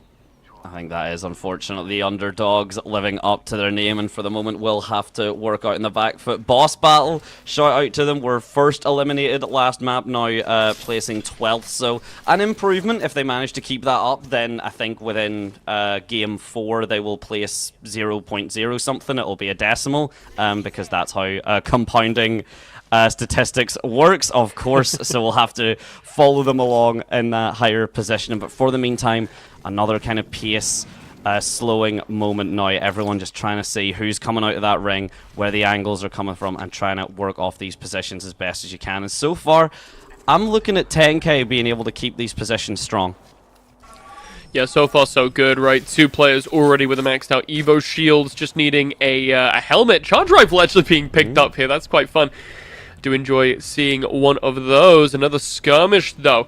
Look over here. Infinite making their way along the edge of this ring, trying to claim a better spot as the third ring's location has been revealed to them. Fighting up a hill, Vushi moving in, so is Nono now. They're closing this gap, making the enemy team feel a little bit more of this pressure coming around the corner. The damage is just too strong. And while they're going to take a little bit in return, it's going to be pretty much a complete shutout. Infinite, very much considering Forbidden has been removed. No more invitations to the rest of the encounters. They're picking up the frags. Down to 11th. If you want Infinite to be continuing on with this momentum, I don't think you're going to be stressed out for it. They seem incredibly comfortable, incredibly confident with their abilities to pick up fights and to convert them to wins. Inferno dropping as well, and now with this ring getting closer and closer to that apex, to its tightest angle, we will have to see who is able to walk out on top. And I believe who has been able to as much forage resources from the bodies of their original opponents. Water Squirrels have made it a lot further along this time around, although their journey, I believe, might be getting cut short. UIF and his teammate cleaned up so quickly, one after the other. Another set of kills for 10K, though. That's really accelerating them here into the lead. Finished 9th last time around. Secured for at least a top 10 finish again. Ronin coming around the back, though, finds a player from MEOW. Kashisha off the board this time around as the Ronins close in. Here they go again. There's 2 guns you want to see as the B220s fall out. The Nemesis gets 180 and the shots do find it. There's one man who can clutch it out. He's got it in his name. 10K are dropped, and Ronin continuing this very, very dominant performance we are seeing. It's very much comfortable to take the frags, knowing third not going to get third-partied. And even if they do, Clutch almost seeming kind of more Rorschach from the Watchmen, you know, I'm not locked in this dome with you, you're all locked in here with me, is very much the attitude that Clutch is showing. For sure. And 10K, you know, I may have cursed them a little bit there. They do close this game out at place 8th, which is one above where they finished last time around, so potentially happy with that. The Sentinel back in the hands of Ronin, though. These snipers so far have been so strong for them, and look at the difference in armor class. Purples all across the board versus Aussie, who, well, Zatazi, they have made it significantly higher this time around, but I'm not sure they're going to be able to hold up here as another squad dangerously put low in the meantime. We can see, speaking of in the meantime, sure, but just picking up the downs there and trying to get as much on the board as they can, get this positioning. As we can see, you know, it's going to start really mattering. Ronin don't have too much to work with. They've got Clutch on this super kind of high up angle, but everyone else is pushed up quite aggressively so. And because of it, actually, we see Infinite get removed from it now. 6 squads alive. Empire looks to be only 3 frags, I believe, between the entire amount of them. And speaking of frags between, LOTR's trying his best not to be added to that kill feed at all. The rest of his team there to back him up. The shield battery's going to get popped through. And now we see, yet again, another member, Carter, just coming through with the dual wheel. Essentially, the 2020 Berettas absolutely lasering down Ozatazi. That's a whole other squad off the board now. Zatazi, well done. You did significantly better than last time, but Empire, they are not satisfied with their 5th place finish last time around. They made it to the top 5 yet again. Quite far and away from the next nearest team. Ronin potentially looking to move towards them. Liquid Alienware, though, they have done significantly better this time around, fighting for position. All 4 of these teams are about to converge. And actually, I've only just noticed E6 still eking out in this little house down here, looking to just continue. But Ronin, they're about to pile in. Oh no! It's a 3v1! I mean, there is a world where 3 members of Ronin walk into that house and the member of E6 walks out. I very much doubt it. It looks like there has already been... Yeah, yep. E6 was eliminated. That is tragic. But there was a world... I would have loved to have seen a world of 3 members go out and just the member of E6 walk out, but now with the last, I believe, 4 squads left, all pretty cozied up. We see Empire very much trying to keep everyone else kind of boxed in, but that is going to mean that they're going to be taking essentially multiple fights from loads of different angles from the rest of these remaining squads. All 4 teams have all 3 players available for each of them. Liquid Alienware have a decent position, but they're going to have to move up in not too long. That 4th ring closing relatively soon. They have identified where some enemies are, though. Ronin still looked inside this house, but look at the left-hand side! A beautiful flank has come around! Done some damage, and look at the back off Pathfinder, just so much mobility. Does shoot out a little Kraber shot. Nizel, a little bit of retaliation. How dare you? This is our garden, you are not welcome, but it seems to be that was very much just to let you know, here's an angle you need to consider and make your opponents a little bit paranoid, which is that. And speaking of, Liquid Alienware have off the back of that decided that we need to go now, create all this space, get all of the control that you can, and so far it is, again, we have said it, ladies and gentlemen, back and forth, bloodbath that it is. Does seem actually to be leaning in favor of Empire, all members still up and basically fully shielded. Yeah, this house has become a coalition of destruction. Ronin, the first team to fall down. In fact, Liquid, who seemingly got annihilated when they jumped in there. I spoke too soon. That was about to say they were still alive, but not quite this time around. Still 6 players up. Danish and... I actually can't even keep track of who the other team is. So many people have died. I believe it's Empire are still alive on the other side. Both teams still with 3. Taking a quick breather now, just trying to relax, regain our footing, try and find some of these angles, and it's going to be Carter getting some pinging damage off this flank. The more cracks you start now, the more chinks in the armor that will form as this last fight, this last engage, it looks to begin. But Frick's already getting pretty melted down before the fight can even begin. And Carter, Riley, yeah, they're able to go, and Empire have formed a lasting dynasty on top of this second map. A phenomenal performance from them and a very, very scrappy finale. What a beautiful time to be watching the game. I mean, just it felt very clean and scrappy at the same time. I think is clean and messy at the same time. To form scrappy, I think is the word that I would like to say. Felt very scrappy. Lots of just all-out engagements. Shout out to Team Liquid for just charging in and almost immediately getting completely wiped off the face of the earth.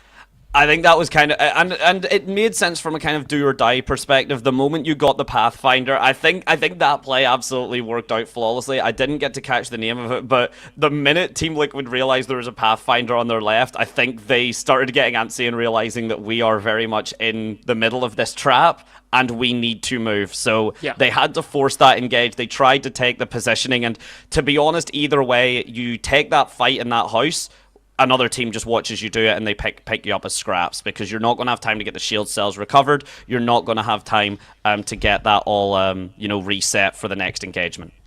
And this time around, Dante, we got to talk about Empire not only placing first, but in fact the kill leader. 13 kills, far and away above their next nearest, which is Danish with 9. Now, Danish, we didn't really see too much of. Last time around, they finished 8th. They got 5 kills, very middle of the pack. This time around, very much showing us, hey, we are not one of these middle-of-the-road teams. We definitely have the capacity to fight into these pros, to fight into, everybody else here. And, well, yeah, they're showing us exactly that. They are indeed showing it up. I want to as well point out, because for the most part it seems Empire and Ronin in particular are your two kind of average performers. Of course, we've only got 2 games right now, or 2 maps I should say. 1 game has been completed, so a lot still to work with. But in terms of that, we'd mentioned, that kind of average performance. The kill differential's a little bit low. Ronin only on 4 this time, whereas, in comparison to basically everyone around them who has at least double that, is a bit difficult. Infinite, though, getting knocked down to that 7th place, still with 6 kills, but that could cause an early onset issue. But I think just phenomenal performance from Empire, it's got to be said. Yeah, so far, really, really strong. Although we can have a look at the overall scoreboard, I believe, here, and have a look at how these 2 games as a whole have shaken out for the players. A little bit on the boys, the Chimera squad, weren't able to have really any sort of an impact this time around, still coasting on the 13 points. But after the end of the second game, Empire first with 33, Infinite second with 28, joint with Ronin for third. So, kind of what we expected from after game 1, but also Empire Danish now at 4th, Liquid at 5th. It's quite wild to actually see already, the difference between 5th and 1st is 11 points, because that is essentially either a first place finish or 11 frags, which we've seen, particularly Empire, are capable of walking away with as many frags as their first place counterpart, which is, of course, themselves. So a very, very solid showing from them there. And I think in the moment then we'll be getting on to the second set of games. Of course, the time frames have been a little bit delayed, but of course we will do our damnedest to get it right back on schedule.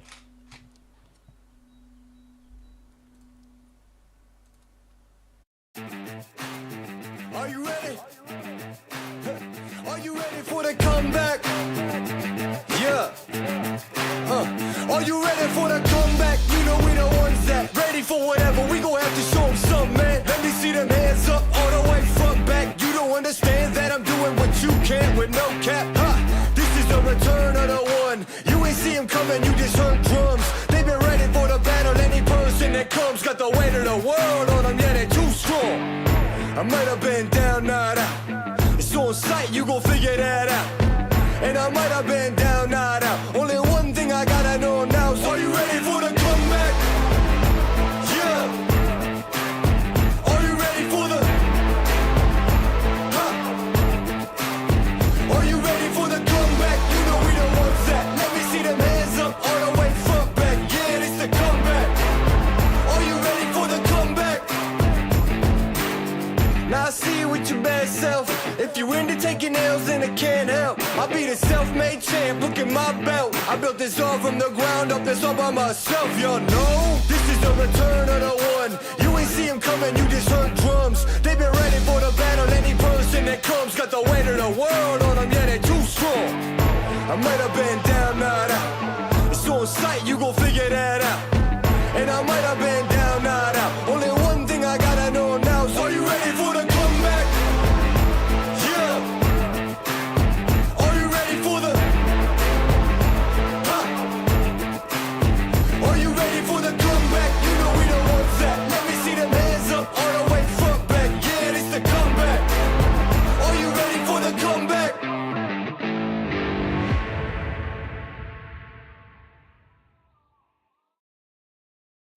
I'm about that. Cause I'm about that.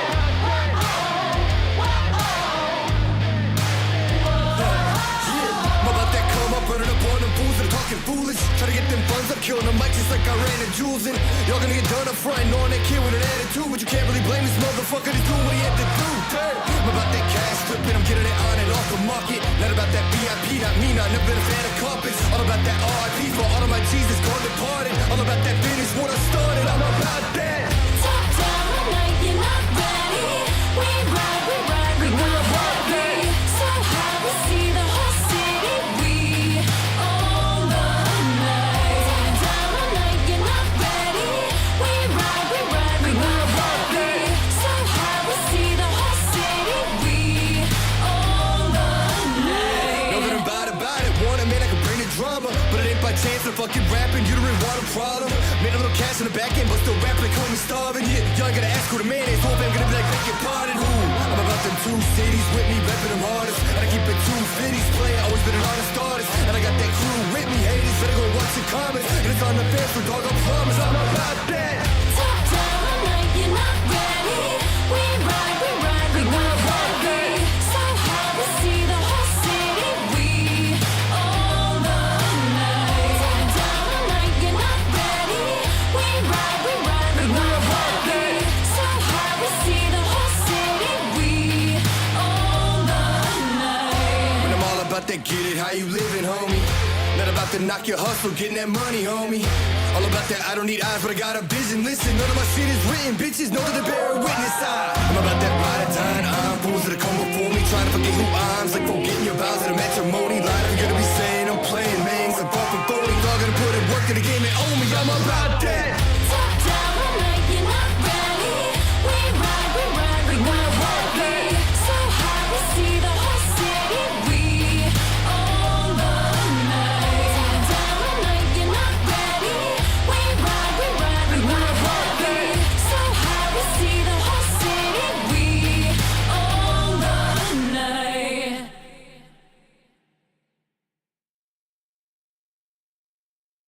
I give it all that I got will never stop. I give it all, straight to the top, will never stop. I give it all that I have, I let it be, cause nobody's better than me. What do you see? Give it all. Yeah, all that I got, I give it everything. They lost the plot, they think I'm menacing. They wanna talk, but I ain't settling. Circle is tight, feeling like better rains. Whole lot of globe trotting, man, they don't know nada. Bro, gotta show something to me and go harder. So proper, nah, not that, we sure gotta give it all raw now. They're like Don Dallas. All that I got will never stop. I give it all, straight to the top, will never flop. I give it all, they want me rock, I never block. I give it all, whoa, what you say, my man? Give it all, whoa, hey, give it all, whoa, yeah, stand tall, give it all that I have, I let it be, cause nobody's better than me. What do you see? Give it all. What do you think when people look at me? 100 degrees tougher than Booker T. Couldn't agree more, but could it be? I think higher than them all. Truthfully, my pen fire and then some. Apply the addendum. Take this whole thing for ransom. Give it all I got for attention. Not a mention of life well lived, for instance. Give it all.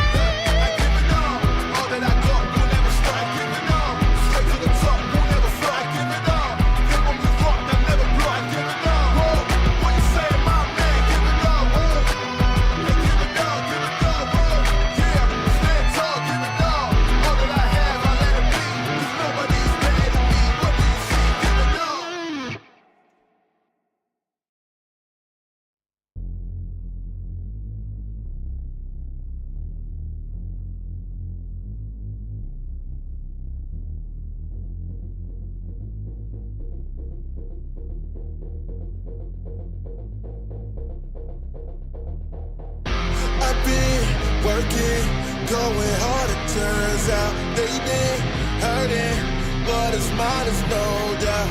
My moment is now, I've seen the 7 seas. My moment is now, no distant memory. I've been working, going hard, it turns out. They've been hurting, but it's mine, it's no doubt. My moment is now, I've seen the 7 seas. My moment is now, no distant memory. My moment to shine, still gonna take this one day at a time. To my people that I'm holding the line, take a seat and better recline. Wanna break me down and then build me up. It's my time, I can't make this up. It's my moment now, you can't slow me down. I stand right next to Lady Luck, man, you know how I do it. Cruising, see my influence, show you how to move in a room full of Judas. Prove it, better stay sharp and prudent. Lose it, now brave heart said moving. Yeah, I say again, man, my moment's here. Standing strong, I don't walk in fear. I still hear all the talking cheers. Who cares? I've been working, going hard, it turns out. They've been hurting, what is mine is no doubt. My moment is now, I've seen the 7 seas. My moment is now, no distant memory. I've been working, going hard, it turns out. They've been hurting, what is mine is no doubt. My moment is now, I've seen the 7 seas. My moment is now, no distant memory. This my moment. This my moment. This my moment. This my moment. Yeah! My time, my gift, my vision. I don't need your help, I'm different. I don't need you to talk, just listen. Pay attention to all I'm giving.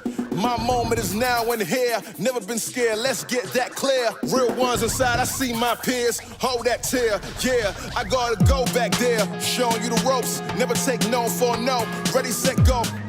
Never let go. This time we let them know. I've been working, going hard, it turns out. They've been hurting, what is mine is no doubt. My moment is now, I've seen the 7 seas. My moment is now, no distant memory. I've been working, going hard, it turns out. They've been hurting, what is mine is no doubt. My moment is now, I've seen the 7 seas. My moment is now, no distant memory.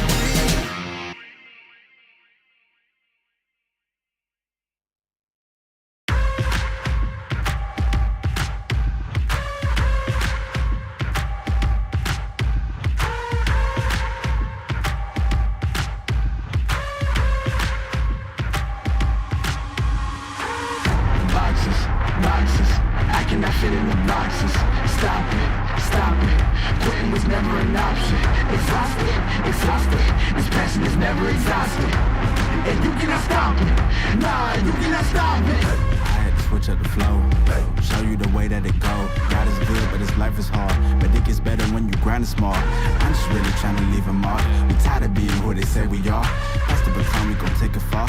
Always be real, we don't fake it all. Tired of 9 to 5, just make enough to survive. Only living on the weekends. You really thinking that's why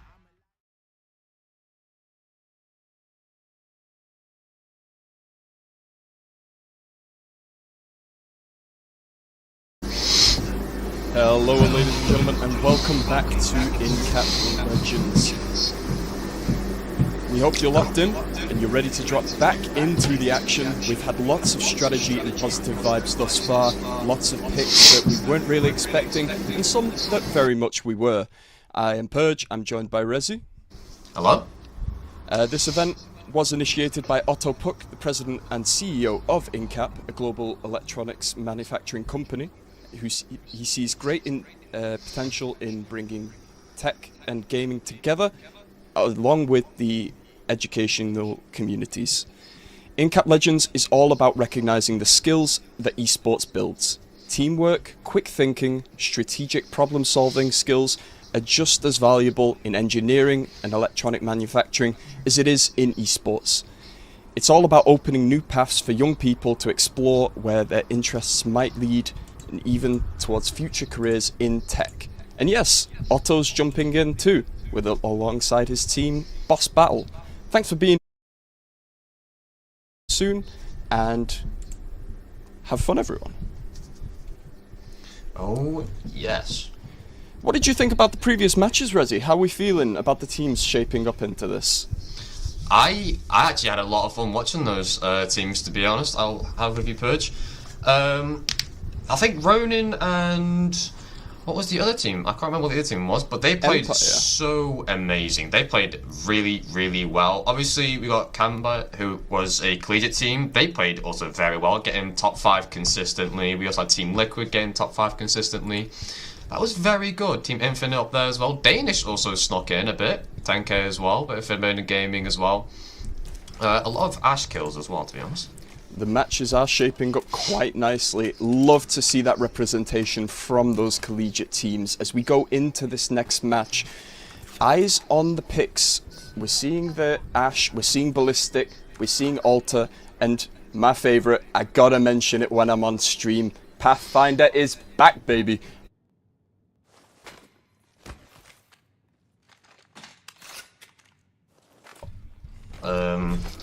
A little Pathfinder there. But It's my little robot guy. I'm not too fond of Pathfinder, to be honest. I'm more of like an Ash person. I love mobility. I love moving around. I love fast gameplay. That's what I'm looking for here. And I'm also rooting for the collegiate teams. I'm wanting a bit of gameplay here, Purge. Absolutely. We are seeing some early game skirmishes. One squad immediately falling as we lose Rahu. Looking over at the POV on your screen right now from Annex Esports, one of my personal favourite teams going into this. However, as we take a look at the map here, quite spread out compared to the last one. On the last map? Yeah, any early predictions how this one might shape up? Any potential picks you're looking forward to seeing? I would like Middlesbrough to win. I mean, Middlesbrough is the collegiate team, and obviously, as you said from last map, it's a bit different. Last map, everyone was, on the outer rings. Right now, everyone's gone mainly centre. There's a lot more people, a lot more teams going into the centre of the map, especially in Middlesbrough. But yeah, we're looking to have maybe a bit of a collision between Cybercats, Inferno, and Spectre as we look forward on. But let's look at the Zipline Mafia here. Zipline Mafia look to be on the prowl for something more. They're taking some picks onto Arctic as he does fall down now. It's looking a little dicey as a follow-up kill on the knocked target goes through. Now, looking for a bit more. They are in a relatively safe spot. And not too bad in terms of loot. We're seeing some purple attachments. We're getting the blue armors out. Not a terrible position.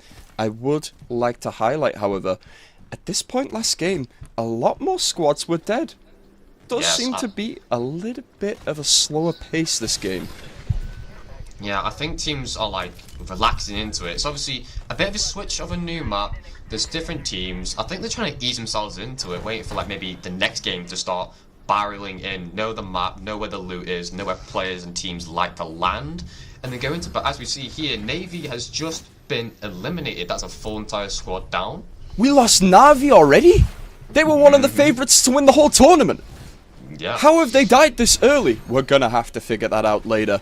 But right now, we are watching just a bit of a quick settings switch up as we flow back into the combat right now. AKT, they got a squad member down. It's looking a bit dicey. Gonna go for the res. Looks quite safe to do so. Now, as we look at the map as a whole, it's quite a central zone this game, so as you saw in the maps previously, it's quite spread out, so people are slowly getting into these skirmishes now. It's getting heated up. I'm a fan. I'm also a fan. I love this fast-paced gameplay. But I think you had a bit of commentator's curse. You said it was going slow.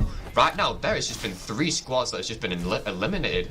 Pedal to the metal. There is so much happening right now. Obviously, we see Denze getting that purple shield. That's what we like to see. SJP looking quite solid after this previous skirmish. They are in the zone, but looking quite close as we quickly switch over to Reply Totem. I like this. I like the little pit. I like picking off from a certain distance. I like what I'm seeing here. We see Reply Totem rushing in to dogs here. Yeah, this Ash looking to get a bit more aggressive with the positioning, giving up the high ground for a potential flank completely behind them. Gonna take the shots up the stairs. His position is revealed. He's taught this entire squad's caught between a rock and a hard place, looking awfully rough. Complete squad wipe for this Ash. What a monster. I love what I just saw there. That Ash going in, whip, swipe, bish, bash, bosh, eliminated a whole entire team. We saw that last game as well. Ashes are just playing so good, flanking around, getting the kills, sweeping in, move on to the next team. I thought the playstyle would have been nerfed a little with the patch that came through earlier this week. However, it does seem to be a preliminary pick that people are relying on. That movement and just repositioning for your whole squad is absolutely imperative in these competitive situations where a 3v3 may turn into a 3v3v3. So we're picking up on a bit of combat. Hang on a second, Twisted Mind is one of the pro teams going against Annex Esports, who's also a pro team. What accuracy here from Jans. Knock on a fun Twisted Minds. Obviously going into more firepower. He's getting shots from behind, straightforward, knocked down. There's a lot of stuff happening here. Yeah, this fight's getting real cluttered. P2's doubling in. He's trying to bring the cavalry here. Trying to get that... Oh, he's just going to take the retreat here. One teammate down. Not much time left to get that res. It's looking a little bit dicey for the side of Twist. Look at the HP. It's not looking great. HP from Crook is just in the negatives right now. I don't know how he's alive. Abreli, obviously, gaining that HP back, letting him, you know, just relax a bit. You've just gone in, you've had a bit more firepower. Let's go back, recollect your thoughts, recollect your team. Obviously, you're one of the favourites to win this Twisted Minds. But let's see what happens. Anything could happen here. Yep, we're switching up the POVs again over to Zero Tenacity here. They're in a skirmish of their own. We are going to see a potential pick, and Annex completely gets eliminated on the other side of the map. It does swing quite horribly for the side of Annex. Yeah, I mean, Zero Tenacity almost having a full purple shield here, but as we switch over, we're looking at Totem. Reaper Totem, obviously all purple shield. Oh, they're looking quite strong right now. They are suited and booted and just taking names. Banger gets completely shut down. Totem looks to be the kill leader with a 3-piece right now. How are we feeling about this Totem squad at the moment? I think Totem's playing really well. That Ash on their team, very dangerous, but then you got the other two sitting back, peeking shots off, keeping them distracted. And I'm actually really liking what I'm seeing, but as we said from the last game, the P2020s were obviously a big thing then. As you can see, he's got a P2020. What are we gonna think is gonna happen? So, at previous tournaments, the P2020 dominated the meta with more than a 50% pick rate for weapon-wise over the others in the game. There was a brief nerf to it this Monday just gone, reduction in the mag size down from 28, I believe, to 24. So it is making these trading patterns a little bit more difficult. You're not typically getting the 2 kills, 1 mag sort of deal, but it seems to be shaping up quite nicely. I'm seeing lots of scouts, lots of 30-30s, and lots of P20s. So I'm very excited to see as we get closer. Groups B and C matching the meta from A and D. It's not too bad at all. There is a lot of stuff going on here. There's loads of teams spread out. Obviously from last game, there was a lot more teams closing in, but right now, hang on a second, we've got a lot of fire here. Yeah, Spectator Esports looks to be getting jumped at the moment, but who is jumping who? Don't know just yet, but there's a lot of fire going up. Middlesbrough was just eliminated. That is the collegiate team. That is an upset to see. It's a noble effort. It is a noble effort. However, they are up against some of the best players in the world right now. And 12th place seeding, not too terrible for their first showing at this tournament. As we switch our eyes back now to Twisted Minds. Going to take some pot shots onto the roof. They're going to lose Crook. And oh no! Bodies are dropping left, right and centre. Are they pincered between 2 squads right now? I think Twisted Minds might have be in a rock and a hard place. That is some great repositioning there Absolutely from enemy. Fantastic. That is amazing. Get out of harm's way, recover your teammate, get your thoughts to get together, and just recollect what you've just seen. I don't know if they were getting stuck between 2 teams here. And actually, hang on a second, we've just seen another team enter. Yep.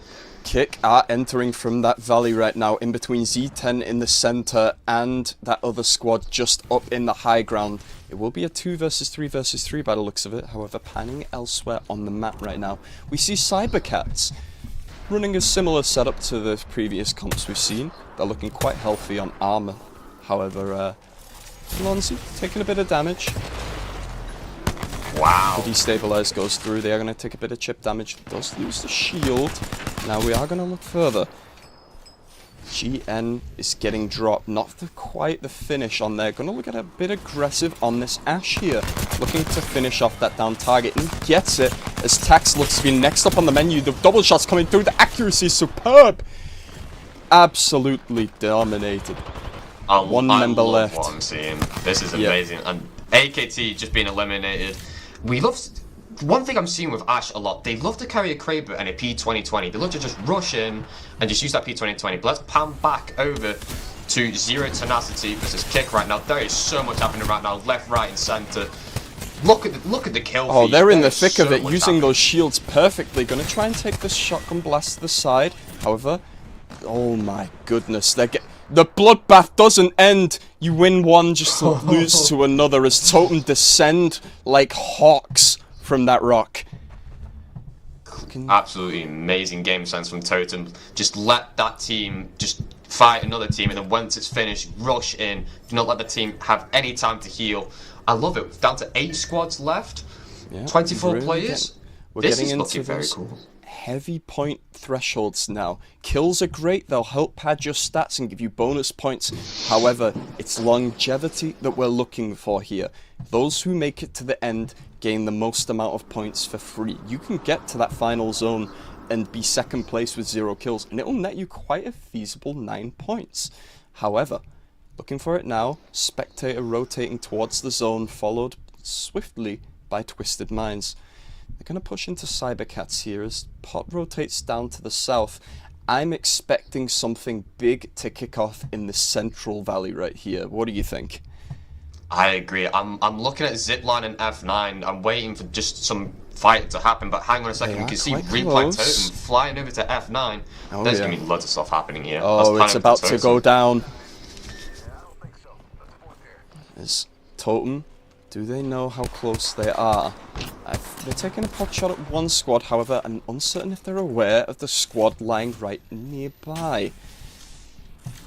This is absolutely stellar. Such patience we're seeing right now. The control, hold your buildings, push up when you need to. Don't take unnecessary fights, however. Speaking of unnecessary fights, we're panning back to SES. Yep, using that shield and just reviving his teammate. That is such a great strategy, but hang on a second. I got the movement like a demon! What have I just witnessed? He was flying all over the place! That was beautiful! The movement speed was just amazing, but if we look at Twisted Minds as well, they're just playing calm. They're rotating around, they're using the ring to their advantage. They know no one's going to be this far out. They can just walk away, maybe let the other teams fight out. They might get a top 5 position. See what happens. Yeah, Twisted definitely in the more safe position in the map, however. So you see Ozus and Meow right now, just with their red shields, they're looking quite safe, however, look to be into combat soon. So we'll like to follow that. However, looks like these squads fighting right now are going to have to move soon, but here we go. Twisted Minds have just found another team, but commentators curse, they were not trying to, sneak away. They're just looking for fight. They're looking to get in there, get kills. They don't care about position. They don't care about their placement or positioning right now. They just want kills. Go in, firepower, boom, bash, bosh. Totem, there is so many players and teams. Oh, here right it now. comes. We're going to be in for a exciting. messy one. Portal's set up. They do have the south side flank. Twisted Minds could easily just drop out of this fight completely, rotate down south and play it safe. However, they are going to go for the chip damage, as they know other squads are in the same position they are, but just not able to get that rotate without facing the entire ranks of Twisted Minds right now. Twisted Minds using the game sense to their advantage. They're trying to hold off the teams into their ring, but now look at the rotation, the repositioning. This is very smart from Twisted Minds. Get out of there when you need to. That south side rotation, they had control of that choke point. They were the gatekeepers of that south side entrance to where the next zone is. However, on the opposite side of the gorge, lots of squads, F9 ziplining down into the fray. I'm really liking what I've seen. I'm not even going to lie. This is looking very good from Totem right now. Totem have been very, very good all tournament long right now. This game has been going so well. Yeah, I they're don't really definitely... know what to. I don't even know what to say right now because they're all. We've seen Totem. Oh, hang on a second. I was just about to say there we the go. relaxing back, but look at the firepower, just absolutely wiping out a team. Jax There's is Bad the Boss. only one left, and he clutches it. However, he's got the reses. Oh my god, Zipline Mafia goes down with F9. We're down to the final 5 squads. These points, very important to play for, as now Twisted Minds just gonna have to get the res on Crook as he takes the fight, gets dropped immediately with the burst mag. Follow up, shield pop, and Juicy Minds! clutches it! They fall! They were playing so safe, so reserved. However, now we're down to the 4th squad. Project Ash Heathen, just soloed. not too bad on kills, 3-piece on one of them. Juicy holding the corner now. Oh no, Totem Oh goes down my. too. It's not looking good. We're heating up now. We're down to the final few moments of this game. Shots go solid. Kraber is taking heads and names as the pop shot goes through. He's That getting one side bit. flanked. Ooh. Ooh, we'll take that sniper shot in trade. Look to see if Yeah. they are going to follow up though. I think when you get to the final top 5, teams are either going to be super aggressive or super passive. And right now, looking at the advantages here, we've got one team holding off around the ridges, and we've got one team holding off the building's advantage. Oh, Meow and Taskmaster going to get in a skirmish soon. I think they're exposed and they are known. Not looking great on health for Meow. This could be a bit of a downside, but he is popping a med kit. This is good. This is really, really good. He's going to push in. There might be some firepower in a second here. Tosses the nades through, sees Swip and Gooey on both sides. Going to take the aggressive position, dives in, door's gone, as both squad mates going to aim to fight. Does take the portal out, portal back in. This guy's a maniac. He's playing Portal or something. Now, I think he's trying to predict what the other players are going to think he's going to do. the main game's like it. very strong. It's very strong. There's lots of portals here. Now they're thinking with portals here. Gonna try and keep themselves topped off. It's all around this central building. However, does seem to be a sniper positioned up on that ridge. Swip does take eyes on it. So he's gonna keep his friends healthy with some extra shield cells. Sharing is caring as we get to these final points. Resources are running low generally. However, Project Heaven are just they were holding the building and then they just got absolutely kicked out by another team. This is not looking good by Cybercats is holding this building. This could be very good, but now they're rushing out. They're going to flank him one Juicy gets behind. insta-fragged out the portal, immediately dropped in. Oh, it's beautiful. Just taking these quick trades when you know they're down and you know they need to recharge. Oh! It's a nasty one-tap. Oh, the quick scope is absolutely beautiful from Oz as they go trade onto the rest of the remaining squad. The 2v2 is solid. And Old Nado takes the trade. One player down on the opposing side. As now, Cybercats look to be in the domineering position. They're gonna look outside, really just playing around these portals. They know they're taking them, they know they're inside, they just have to play it slow.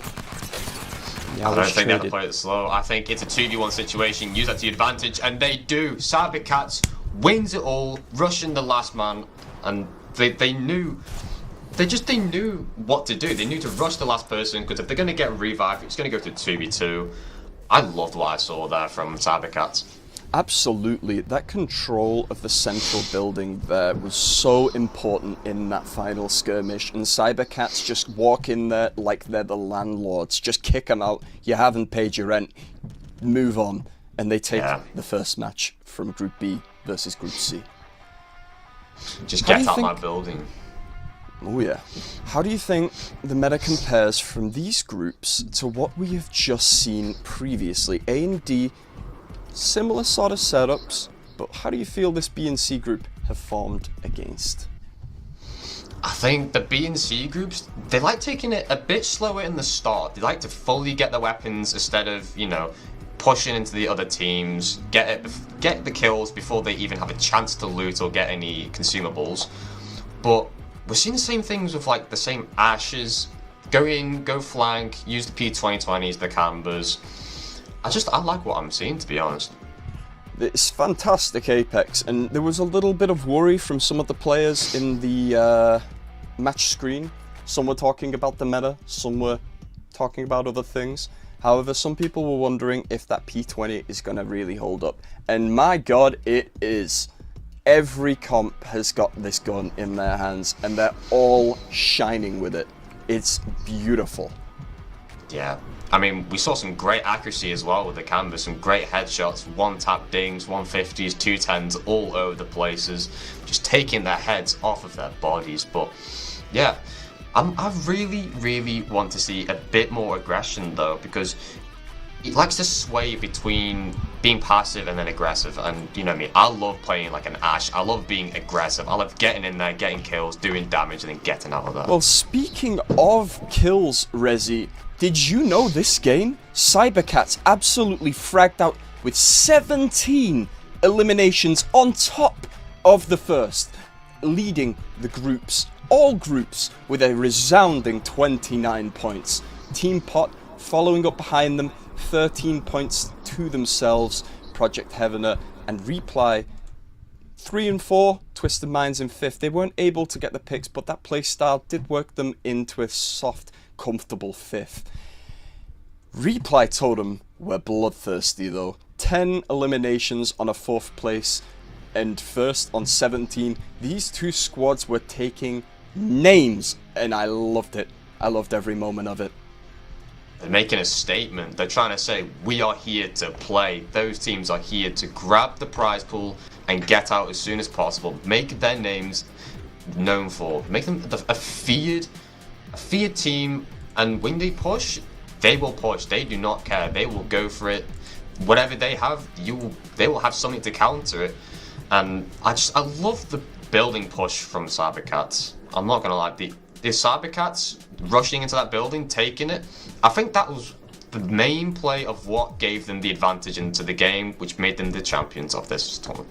Yeah, let's take a look here. Empire from groups A and D did play out their first game, so did Infinite. However, one game played by the Cybercats, and they've slotted themselves straight in to a comfortable second place. Do you think they're going to keep up that momentum going into game 2? I think they will keep up that momentum. They were playing very, very smart. They weren't going in and getting loads of kills. I think they were playing for placements, try and get that first, and next game, maybe try and focus on kills, try and extend that lead a bit more. But obviously we saw from Cybercats, they were just absolutely dominating. But I kind of want to see a bit more out of Middlesbrough, you know? They got knocked out, and I want to see a collegiate team get at least top 5. Yeah, Middlesbrough not looking too hot right now. Start at a nice 29. They only got 1 elimination. Hopefully we'll see something better from them going into the next match. But yeah, these teams are heating up. They're getting a read for the meta. First tournament since the new patch. We're seeing lots of picks that we weren't expecting. Some that we were. Pathfinder being one of them. We mentioned it previously. However, Loba did see some play, often substituted for other picks in the core 3 that we are seeing in competitive play at the moment. Your Ashe, your Ballistics and your Alter. But I do want to just say, this has been my favourite Apex to watch in the past few months. I agree. There's been so much, just so much passion in between each kill. Every single player wants to have a chance to grab that prize pool, and they are here to play. I love to watch Apex, man. There's so much happening, and it's great. It's hard to cover all of the action, and we're trying our best, but my god, these teams are here for blood and dollars. They want their prize money at the end. A very nice 2,500 euros for that first seed place, 1250 for the second, and more after. Because now, I believe we are going straight into the second match, or is this a replay? I think we are going straight into the second match, I believe. Now, what do you think we're going to be dropped? Where do you think most teams will be dropping at? And we're seeing a team now, and it's only one team. They have the whole entire site to themselves. This could be good to loot. This is a big city with big items. If they can just get this locked out. Twisted Minds! They're knocked out already! What happened? Whoa! Someone's out for blood in the first few minutes of this match. As now, we're looking at a little bit of a combat early on. Lots of contention around the central house. Aries gonna drop down a player. Inferno UK controlling this rooftop as they're getting pushed. Another player falls. It's just Micro on the outskirts. He's got himself away from the fray, however, going to take some shots in the back. His shield is smashed. Going to try and escape into the hills as he is taken down. Inferno is eliminated from the second match. Wow. Two big teams that were contested to win this thing just knocked out just like that. If you can get the hold of a really good team, get their guns and get in early, you might have a chance to win. Absolutely. Here you go, a bit of action with Navy here, getting some little peek shots. Obviously, we see Poo Poo low on health here, rushing in, they know they're low. Rush in, get kills, and this is what we're seeing right now. Here comes Navi. This is what we were expecting to see from that first game. They have to make up these points now as one of the more professional teams in this tournament, more well known for their organization. They have something to prove here. Now, as we switch over to Team Pot, we're going to look to just be looting up a bit, maybe taking some long distance trades. Quite a comfortable position. They are still on the grey shields. They're going to need to get themselves looted up a little bit more before they potentially want to take this fight now. I agree. I think... Oh, hang on a second. We are taking a bit of shots, and he will give a bit of trading. But I do agree. You need to have at least some time to get shields up. And as you see here from SJP2, full blue shields, using the portals to their advantage. One kill there. Oh yeah, those blue shields definitely going to make the difference in these early skirmishes as Dog falls, and there goes Noha. Eliminated. 15 squads remaining. We're getting close to those points. 1 point at 14th to 12th. Does seem like a bit of a consolation, but you'll take the point. Yeah. I mean, this is a very much faster paced game than earlier. I'm not going to lie, there's not many teams getting out that early. The vault is cracked open. This is what I was saying previously in the broadcast. Those vault keys containing highly concentrated rare pieces of loot. They are going to pick up some solid purple attachments for their weapons here. Looking very strong. Cybercats again in a very commanding position from the get-go. Cybercats opening the vault, that would be a great advantage for them. They came first last time with multiple kills. If they come first again, this is going to be a very dangerous top contender for this tournament between each groups. He's also got a P2020, obviously. We're already expecting that.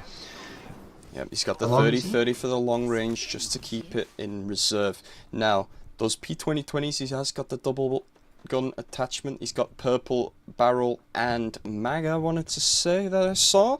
So he's basically full build. For your MOBA enjoyers, that man is winning the video game right now. However, other teams are going to have time to catch up as they are playing quite slowly. May have eyes on someone else. Oh my goodness! Oh my god. I'm attacked immediately. I think they're trying to take their noses off. There's just headshots coming left, right and centre between Cybercats and F9. But let's pan back over to Audi, Zipline Mafia. There is just all-out warfare right now. Yeah, Zipline gonna look to control the room. They got the shield set up. It's quite a hard position for Gyozi there to peek through. The electric shield does take the burst onto Slab as the shield is popped, and Remne is dropped too. It's getting hot in this room. It's getting heated. One squad is gonna fall here, and I don't know which it's gonna be. It is getting very hot in this room, but there is another team starting to pan back in, I think. But they have to know the team inside is so low, but they have now just regrouped, go back, reposition, and they're getting out of there. They know they're going to nobody got time for that third-party nonsense. They quickly take the portal out, get back to safety, and just hold the high ground. Smart play, very much so. I think it was a smart play. We see three teams here. Totem is obviously retreating back. They know if they get outside the ring, that team will eventually come back in and they might be able to edge guard. And we just see SJP2 are chasing down this one player, trying to eliminate him. I feel so bad for that player. They even have the jump rope. They're going to follow him. They're going to wrap around this terrain. But they are going to follow the zone. So we are going to just see them get back into this. It's now SJP landing quite close to Totem.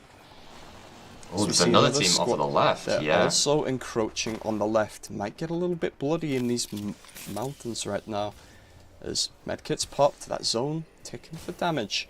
SJP still in there. They're going to need to get out of here soon as Alpha's looking dangerously low. Going to be forced to burn some meds and a portal just to catch up. Yeah, I mean, there's 3 teams right next to each other. We're at least waiting for at least some action to be held here. Yep, 14 squads remaining, so we are up for points now. It's going to be quite interesting to see what's happening. Not really caring about the zone too much at the moment. Doing not that much damage, can just burn through some extra meds, so it's not terrible. However, Zipline Mafia are in prime position to push the next zone. Bit of awkwardness between the teammates there, getting in the way, but they've kind of found their boundaries now and just some long-range firing. They know if they just shoot over the ledge, they only have their head peeking, but it's a high-risk, high-reward, and there we go.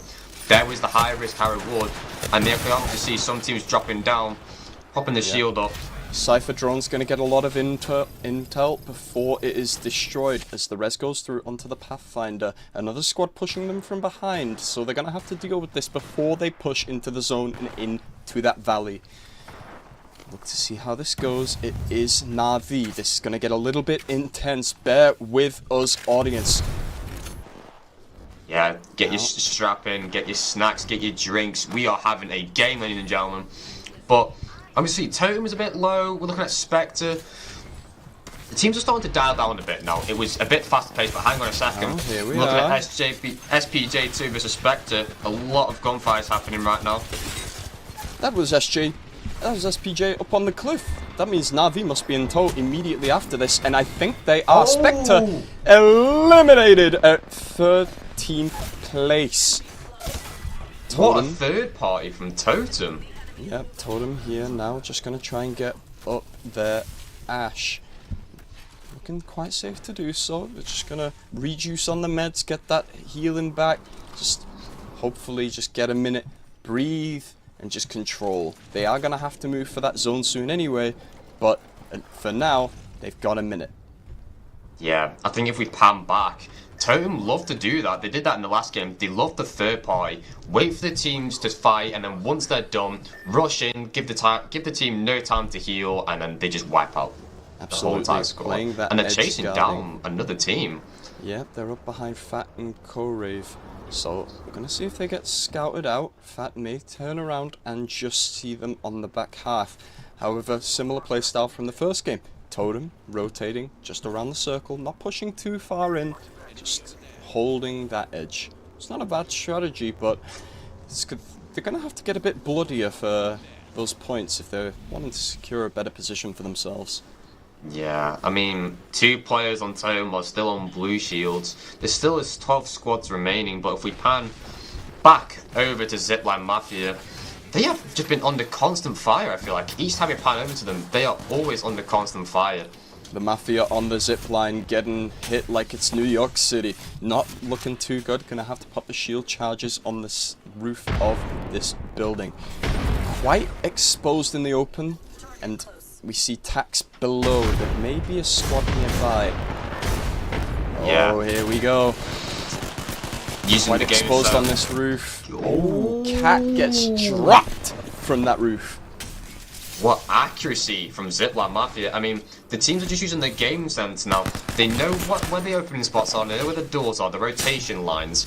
They just have to hold each exit and entrance point, and then they might have this building secured. I mean, look at it now. Totem is now coming into third party again. We're seeing it 3 times now. Yeah, there's ANX and Z10 taking a bit of skirmish on the other side of the map. Back to Zipline Mafia in this building here. Trailing back. One squad has 2 members down. He's going to go for the quick res. Fakes the res. Goes back for it again. He looks quite safe enough to get this back. As Zero Tenacity and Banger both drop in a matter of seconds. Cross map combat, just taking people out. I mean, 2 squads just got 3 There squads. goes AKT. skirmishes. These zones are getting tighter and tighter, and we are seeing the larger numbers quickly fall off. There's now under 10 squads remaining. Zipline knows that Totem are there. They know that there's another team lurking, marking out where they could be. And look at this positioning. They're going in, they're rushing in. Zipline love to do this. Rush in, get the damage and kills and assists. They're looking for the kill points here, I feel like. Yeah, they are going to try and get some kills on the board. Man on your screen right now, Mr. WeQ, got 2 on the board right now. 8 other squads aside from themselves. Now, he's going to just rotate back to his team. Perhaps they've already got intel on someone rotating behind them. We are going to watch for the trades as we hear gunfire elsewhere on the map. We don't see the man behind them as they say, never mind, we're just going to push straight in. We need blood, and we need it now. Yeah, I mean, they're going to do the exact same thing that Totem has done to every other team. Third party, and hang on a second. Hired has just been knocked out. There's about 4 teams in the exact same area. There's bound to be at least 2 teams knocked out here, I feel like. This is going to get hectic. Oh yeah, these P20s in full force here, killing squads left, right, and centre. The ziplines pop through under the bridge to avoid the squad. He's going to look to set up in the car as the zipline mafia as they take shots from the back from SJP. 7 just sat on the roof as now we pan to Taskmaster, who is looking to push, and they take down 1 member. Oh, that's a nasty little portal trap right there. You cannot enter this building, my friend. You will be blind. That wall. It might have been... I feel like it might have been a bait portal because no one entered, so they had to have known someone was going to press that down. But hang on a second. Totem's getting... They're getting underlying fire here. Rotating back, let your team recalibrate. And what are they going to do? Are they going to retaliate with fire, or are they going to go push into the ring? I think they're going to push into the ring. They know if people are holding that building advantage and they need to get in there. Absolutely, it's totally quite a commanding position. High ground firing into the remaining squads left in the valley that rotate, like you called earlier. So many squads were down in that area, and Totem seems to be the one to capitalize as SJP2 is eliminated in 8th place. Yeah. SJP2 were playing so well as well. They were getting loads and loads of damage, but Replay Totem, they're just playing so well. I mean, their positioning is absolutely stellar here. They have high ground, they have walls. What they don't have, however, is that zone. They are gonna have to move, much like the squads nearby. So we are gonna see a potential rush for this next zone now. Lots of no man's land to cover. Maybe some pot shot, Kraber shots coming through, some scout shots in the middle.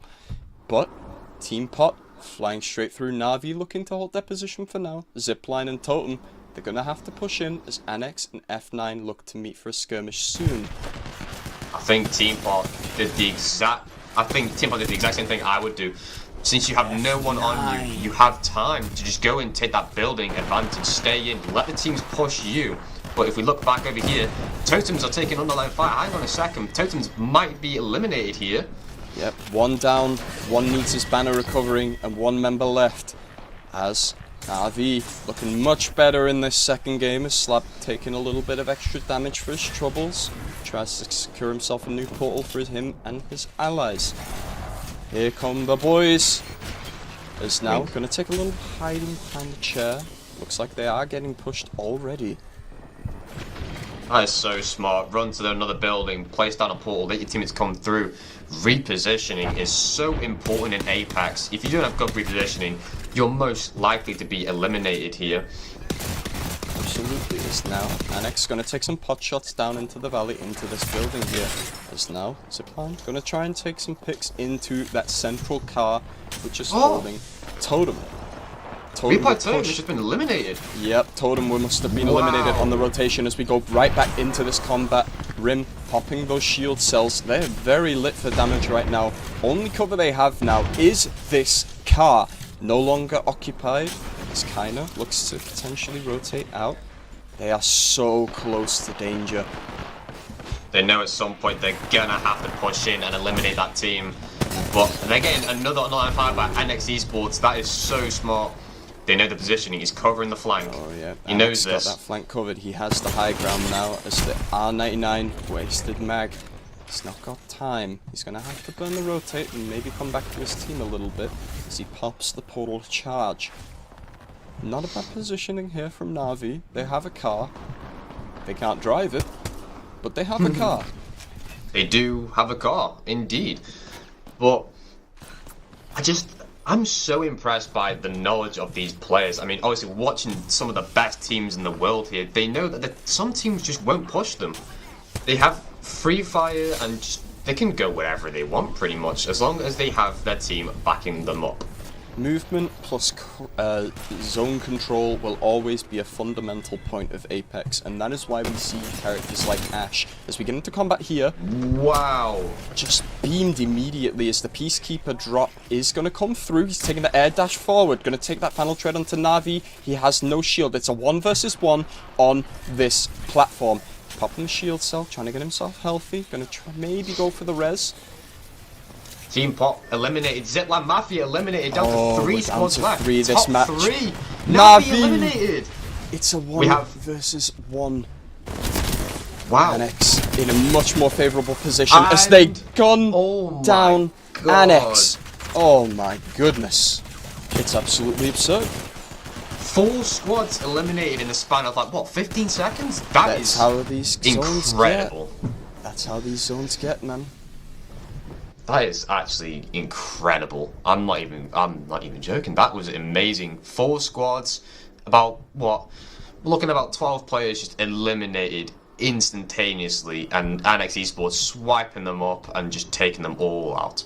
Definitely in this group B and C, we felt these slower skirmishes. Everyone was a lot more hesitant to fight. Perhaps that's because they saw how aggressive A and D were, or perhaps that's just how they've chosen to play.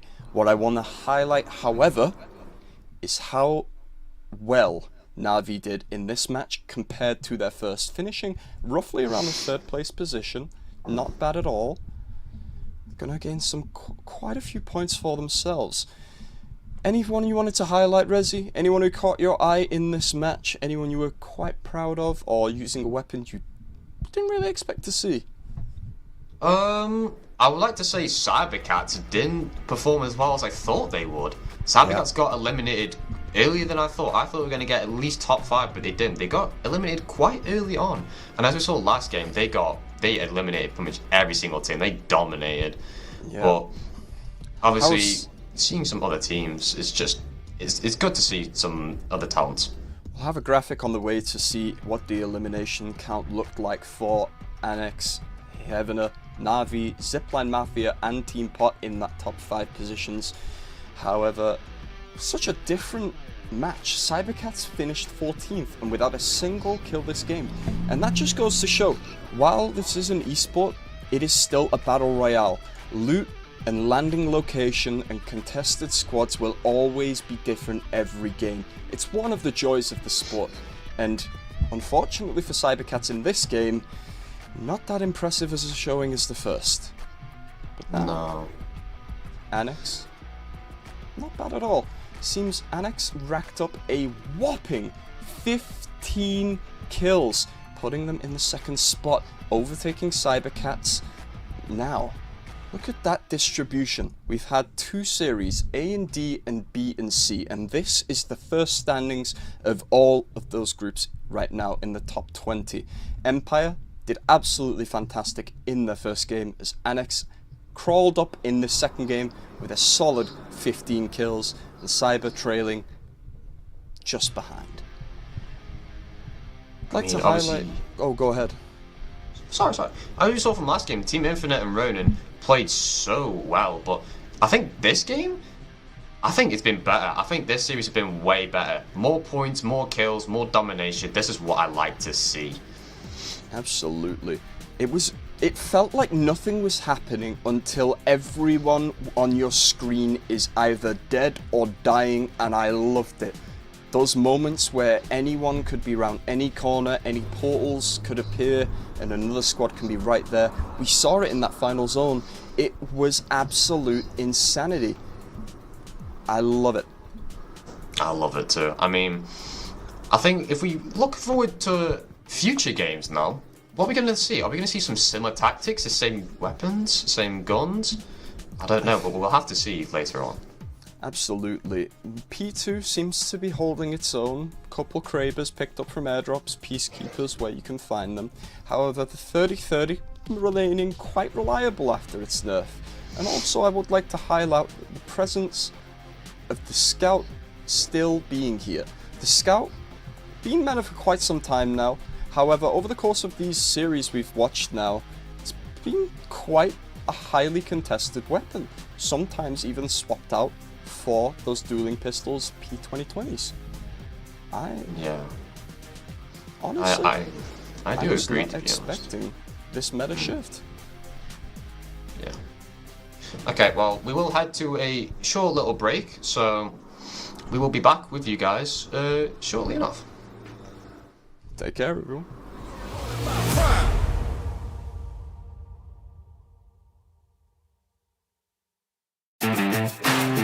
Are you ready? Are you ready for the comeback? Yeah. Are you ready for the comeback? You know we the ones that ready for whatever. We gon' have to show them something, man. Let me see them hands up all the way front back. You don't understand that I'm doing what you can't with no cap. This is the return of the one. You ain't see him coming, you just heard drums. They've been ready for the battle. Any person that comes got the weight of the world on them. Yeah, they're too strong. I might have been down, not out. It's on sight, you gon' figure that out. And I might have been down, not out. Only one thing I gotta know now is, are you ready for the comeback? Yeah. Are you ready for the... Are you ready for the comeback? You know we the ones that... Let me see them hands up all the way front back. Yeah, it's the comeback. Are you ready for the comeback? Now I see you with your bad self. If you're into taking L's, then I can't help. I'll be the self-made champ, look at my belt. I built this all from the ground up, this all by myself, y'all know. This is the return of the one. You ain't see him coming, you just heard drums. They've been ready for the battle. Any person that comes got the weight of the world on them. Yeah, they're too strong. I might have been down, not out. It's on sight, you gon' figure that out. And I might have been down, not out. Only one thing I gotta know now is, are you ready for the comeback? Yeah. Are you ready for the... Are you ready for the comeback? You know we the ones that... Let me see them hands up all the way front back. Yeah, it's the comeback. Are you ready for the comeback?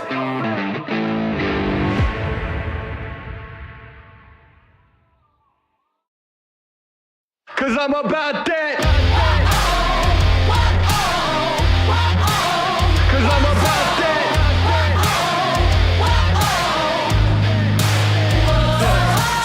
I'm about that come up, running up on them fools that are talking foolish. Try to get them funds up, killing them mics just like I ran the jewels in. Y'all gonna get done up front and on that kid with an attitude. But you can't really blame this motherfucker, he's doing what he had to do. I'm about that cash flipping, I'm getting it on and off the market. Not about that VIP, not me, not never been a fan of carpets. All about that RIP for all of my Jesus gone departed. All about that finish when I started, I'm about that. Top down the night, you're not ready. We ride, we're about that. So high, we see the whole city. We own the night. Top down the night, you're not ready. We ride, we're about that. So high, we see the whole city. We own the night. Know that I'm about it. Want it, man, I can bring the drama. But it ain't by chance I'm fucking rapping. You don't really want a problem. Made a little cash in the back end, but still rap like homie starving. Yeah, y'all gotta ask who the man is. Hope I'm gonna be like, beg your pardon. Who? I'm about them two cities with me, repping them hardest. And I keep it 250s playing, always been an honest artist. And I got that crew with me, haters. Better go watch the comments. And it's on the fence for dog, I promise. I'm about that. Top down the night, you're not ready. We ride, we're about that. So high, we see the whole city. We own the night. Top down the night, you're not ready. We ride, we're about that. So high, we see the whole city. We own the night. When I'm all about that, get it, how you living, homie? Not about to knock your hustle, getting that money, homie. All about that, I don't need eyes, but I got a vision. Listen, none of my shit is written. Bitches know that they bear witness. I'm about that ride or die. I'm fools that come before me, trying to forget who I'm. It's like forgetting your vows at a matrimony. Life, you're gonna be saying I'm playing, man. So far from phony, y'all gonna put in work to the game and own me. I'm about that. Top down like you're not ready. We ride, we ride, we ride heavy. So high we see the whole city. We own the night. Top down like you're not ready. We ride, we ride, we ride heavy. So high we see the whole city. We own the night.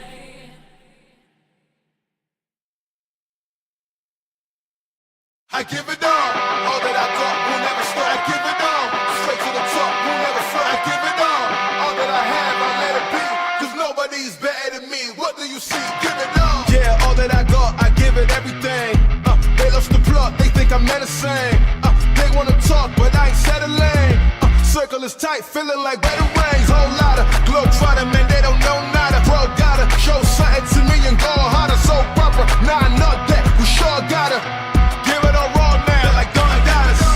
All that I got will never stop. I give it all, straight to the top, will never flop. I give it all, they want me rock, they never blow. I give it all, whoa. What you say, my man? Give it all, whoa. Hey, give it all, whoa. Yeah, stand tall, give it all. All that I have, I let it be, cause nobody's better than me. What do you see? Give it all. What do you think when people look at me? 100 degrees tougher than Booker T. Couldn't agree more, but could it be? I think higher than them all. Truthfully, my pen fire and then some. Apply the addendum. Take this whole thing for ransom. Give it all I got for attention. Not a mention of life well lived, for instance. Give it all.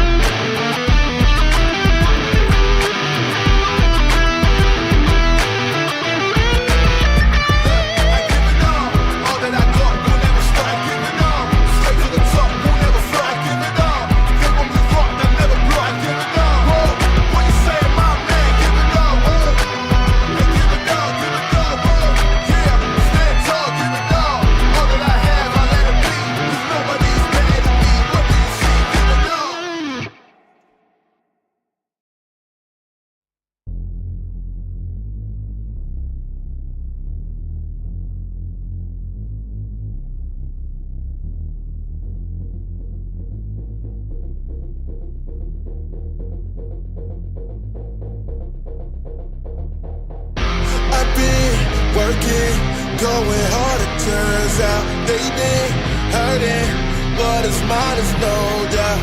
My moment is now, I've seen the 7 seas. My moment is now, no distant memory. I've been working, going hard, it turns out they've been hurting, but it's mine is no doubt. My moment is now, I've seen the 7 seas. My moment is now, no distant memory. My moment to shine. Still gotta take this one day at a time. To my people that I'm holding the line, take a seat and better recline. Wanna break me down and then build me up. It's my time, I can't make this up. It's my moment now, you can't slow me down. I stand right next to Lady Luck, man, you know how I do it. Cruising, see my influence, show you how to move in a room full of Judas. Prove it, better stay sharp and prudent. Lose it, now brave heart said moving. Yeah, I say again, man, my moment's here. Standing strong, I don't walk in fear. I still hear all the talking cheers. Who cares? I've been working, going hard, it turns out they've been hurting, but it's mine, it's no doubt.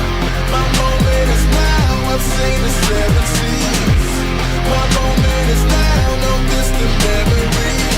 I've been working, going hard, it turns out they've been hurting, but it's mine, it's no doubt. My moment is now, I've seen the 7 seas. My moment is now, no distant memory. This is my moment. This is my moment. This is my moment. This is my moment. Yeah! My time, my gift, my vision. I don't need your help, I'm different. I don't need you to talk, just listen. Pay attention to all I'm giving. My moment is now and here. Never been scared, let's get that clear. Real ones inside, I see my peers. Hold that tear, yeah. I gotta go back there. Showing you the ropes. Never take no for no. Ready, set, go. Never let go. This time we let them know. I did work it, going hard. It turns out they did earn it. What is mine is no doubt. My moment is now. I've seen the 7 seas. My moment is now. No distant memory. I did work it, going hard. It turns out they did earn it. What is mine is no doubt. My moment is now. I've seen the 7 seas. My moment is now. No distant memory.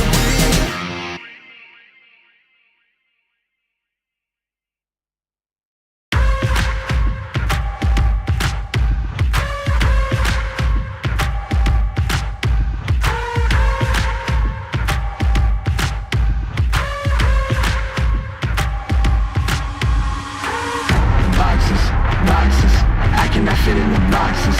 Stop it, quitting was never an option. Exhausted, this passion is never exhausted.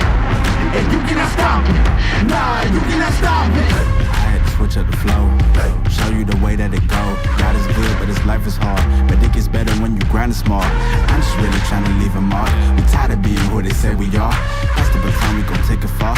Always been real, we don't fake it all. Tired of 9 to 5, just make enough to survive. Only living on the weekends. You really thinking that's why I'm alive? Listen, not the scenes, time to live my dreams, do the things deep inside of me. This life, it continues with fighting me, but I don't have quitting inside of me. I will not jump in these boxes they throwing me. Talking to God and there's so much he's showing me. Shaping me, growing me, taking me sowing seeds. A growing tree, y'all get a load of me. Yeah, don't let them slow me. I get the bag like a grocery. I'm on my grind like I'm supposed to be.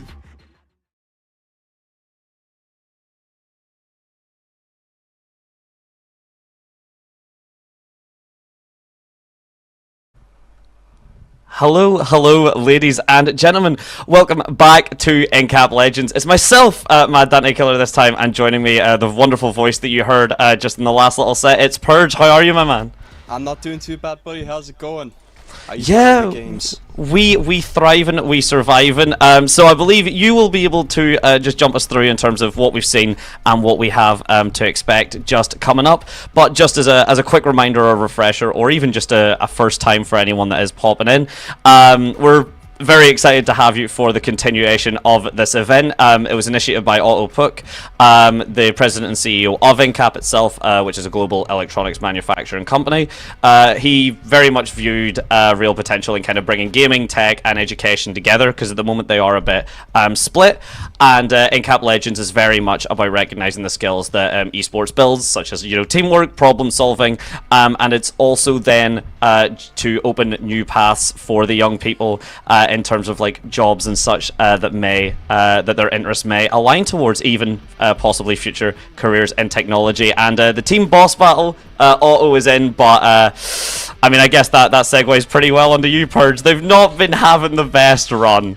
They have not looking too hot in the seedings after their first match earlier in the day. However, hopefully the boss can bring home a couple of eliminations for his team, put in some good work, but it's looking quite difficult. The group he's in is absolutely stacked, especially going into this next match.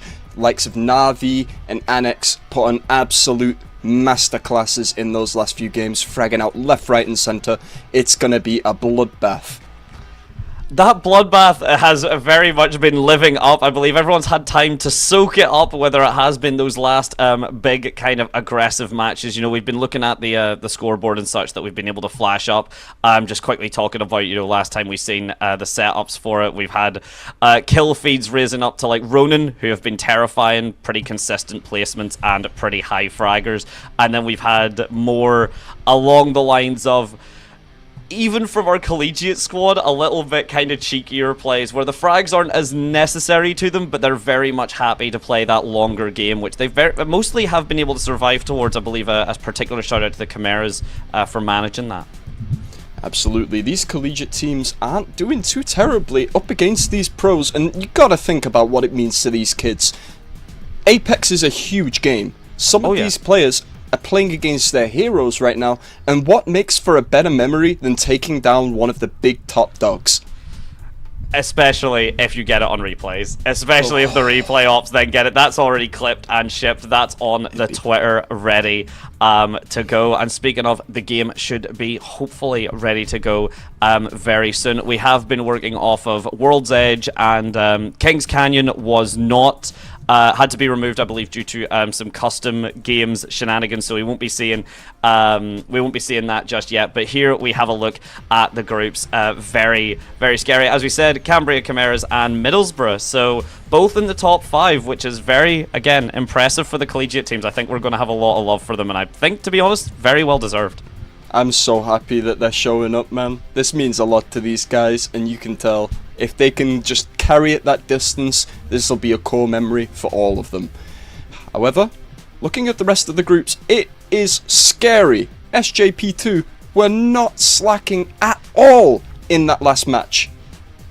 I fear them, I think, has been very much the memo, and I think it has been fear a lot of the teams. A lot of the individual players have been absolutely stacked in terms of the kind of champion picks as well. Nice seeing the Pathfinders very much, not just in terms of, you know, creating like these really big open spaces, but it's nice that a lot of people will be playing in very create paranoia. Make sure, you know, we know you're here and we just leave. We've got the information, we understand where the stack is, and then leaving.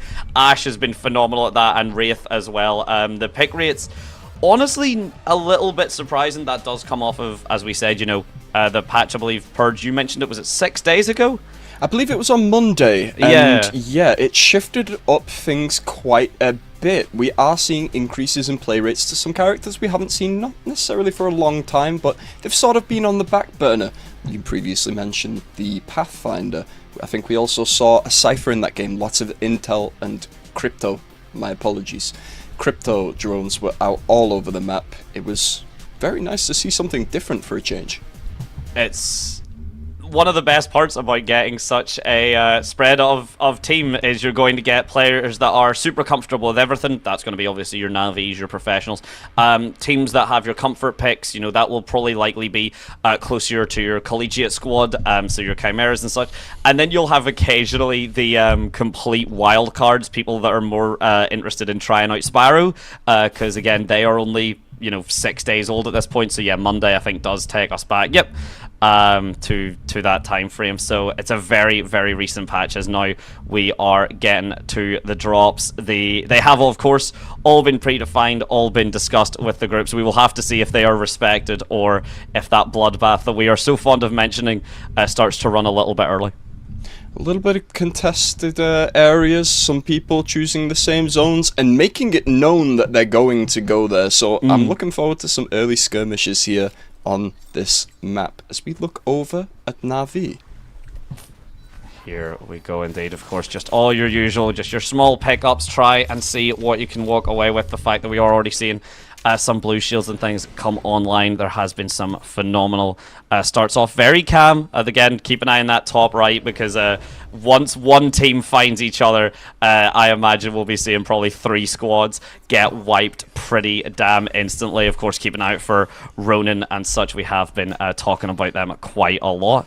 Yeah, Ronin definitely one of our more aggressive teams. As now we look over to Forbidden, they seem to be in a little bit of an early skirmish in this cave. FG0 looking forward. They're going to try and push further in as they spot Dark and MKN as the trade comes through. Shields are bursted, and it's a double piece onto 2. Whew! Squad down already. I mean, as quickly as these fights start, you will see that. You're going to see these fights are going to start and they are going to end pretty quick, especially these really tight angles, those really small areas where you don't have much to work with. We get to see how the spread kind of works. We see Middlesbrough and Forbidden basically on top of each other, really fighting for this command center. Meanwhile, SJP2, who you had mentioned earlier, Purge, just trying to fight down towards that south side, trying to take the control from the pylon that Spectre currently have. And it seems you can very much tell the playstyle of just a lot of teams that are quite clumped together, and then you look at like Team Infinite, who've got 2 members at the top left, and then 1 who basically are trailing towards Zipline Mafia right now. Oh, hold on. Empire look to be getting pushed. However, we're looking at now Forbidden Gaming. They look to be in a squad fight themselves. He's going to burst the shield down as he gets the knock onto 1. Shield from...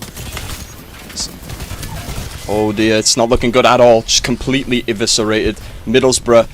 It sucks to see, but they're going to fall early on. How does that make you feel?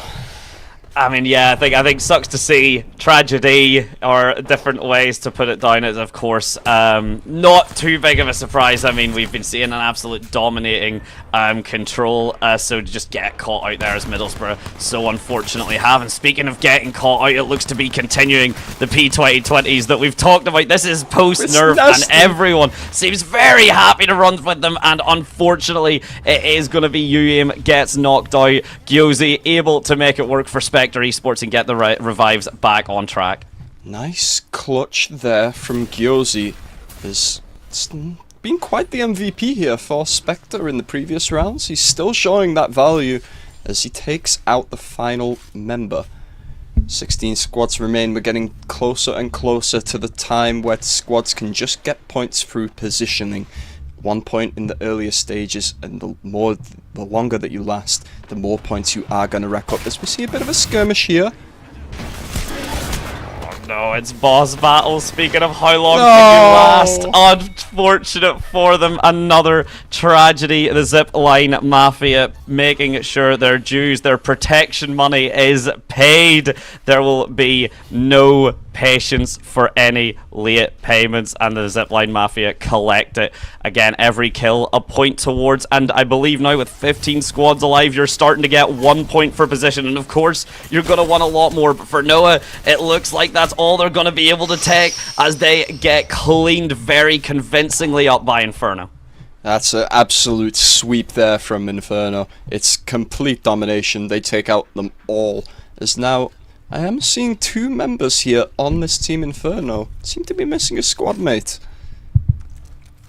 See how that works out in the long term, however. Unfortunately, that is the thing. Sometimes that load-in just doesn't really work, and unfortunately there is not much in the way. We'll have to wait and see how Inferno can manage. That does mean there is, unironically, 1 less point for Inferno to give up in terms of a frag. So while they are a man down, they are also technically a point down as well for anyone that tries to take them head on in a fight. We'll have to see if that plays out. Speaking of playing out, Na'Vi has just been taken out. I think we've been mentioning over the course of these series like a favourite to win the whole thing, and I don't think we've had them even reach top 10 yet. It's not looked the greatest from Na'Vi, who, like you said, were the favourites. We are looking now at the Zipline Mafia. They've been on our screen a lot. They've been getting kills. They've been holding zones. They've been just choking enemies out of positioning. This is my personal squad to watch. Looks like it. I mean, that control, we've talked about how solid Pathfinder is, but oh, a little bit of a smooch on the rope there. We've been talking about how solid Pathfinder is, and that changed for anyone that didn't see our initial discussion on the patch notes. Pathfinder now has a 10-second cooldown if he does his if he does his rope very close, 30 seconds if it's a longer zip line. So quite strong, and we have seen him quite a lot, of course, not as much as Ash or Alter, who very much seem to kind of own most of the maps they are on. Absolutely, and the thing is with this Pathfinder, you mentioned earlier about these quick plays, these peek in, peek out, get the info and get out, and yeah, Ash has that in spades, but Pathfinder's got it too. He can just nip in, nip out. We saw it in the previous game. Just in, peeks, zipline out, immediately reposition. As now, we pick up on a fight on the Zipline Mafia as Rim takes a heavy trade and gets downed immediately. Follow-up damage as the purple shield looks to defend himself as he gets knocked down. 2 members of the Zipline Mafia down. He's holding this position quite well, trading onto Lotus. He's going to try and get the res. Looks to have just potentially bought himself some time. And he gets the first. Going to try and get up Rim as looks the enemy squad has left this combat early. Whew, that got a bit close for the zipline. It's stressful because I think you were mentioning Zipline. I think I've had a lot of I've mentioned Ronin, but Empire have had a phenomenal showing. So the fact that I think we've essentially got maybe the two caster backs favorites, at least in the moment, just from performance, in this really tight angle, in these very aggressive fights, we'll have to see who the victor can be. That's and who can walk away from this. Quick trades, teleports in by Rim. He's going to portal in, portal out. He's thinking with portals now as he gets knocked down in the back. Not really thinking this one through as WeQ going to take the grapple to quickly escape. Takes that gravity slide down. Tax, we're going to shield up. AKT looking quite healthy in this. These skirmishes just keep going.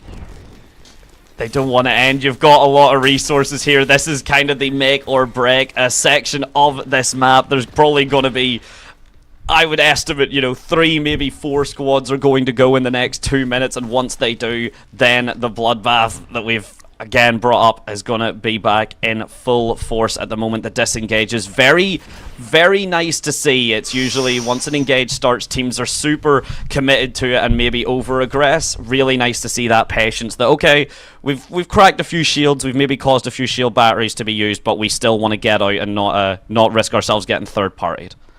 Absolutely. Speaking of third party, I think there's going to be a whole lot of skirmishing on the way to this zone.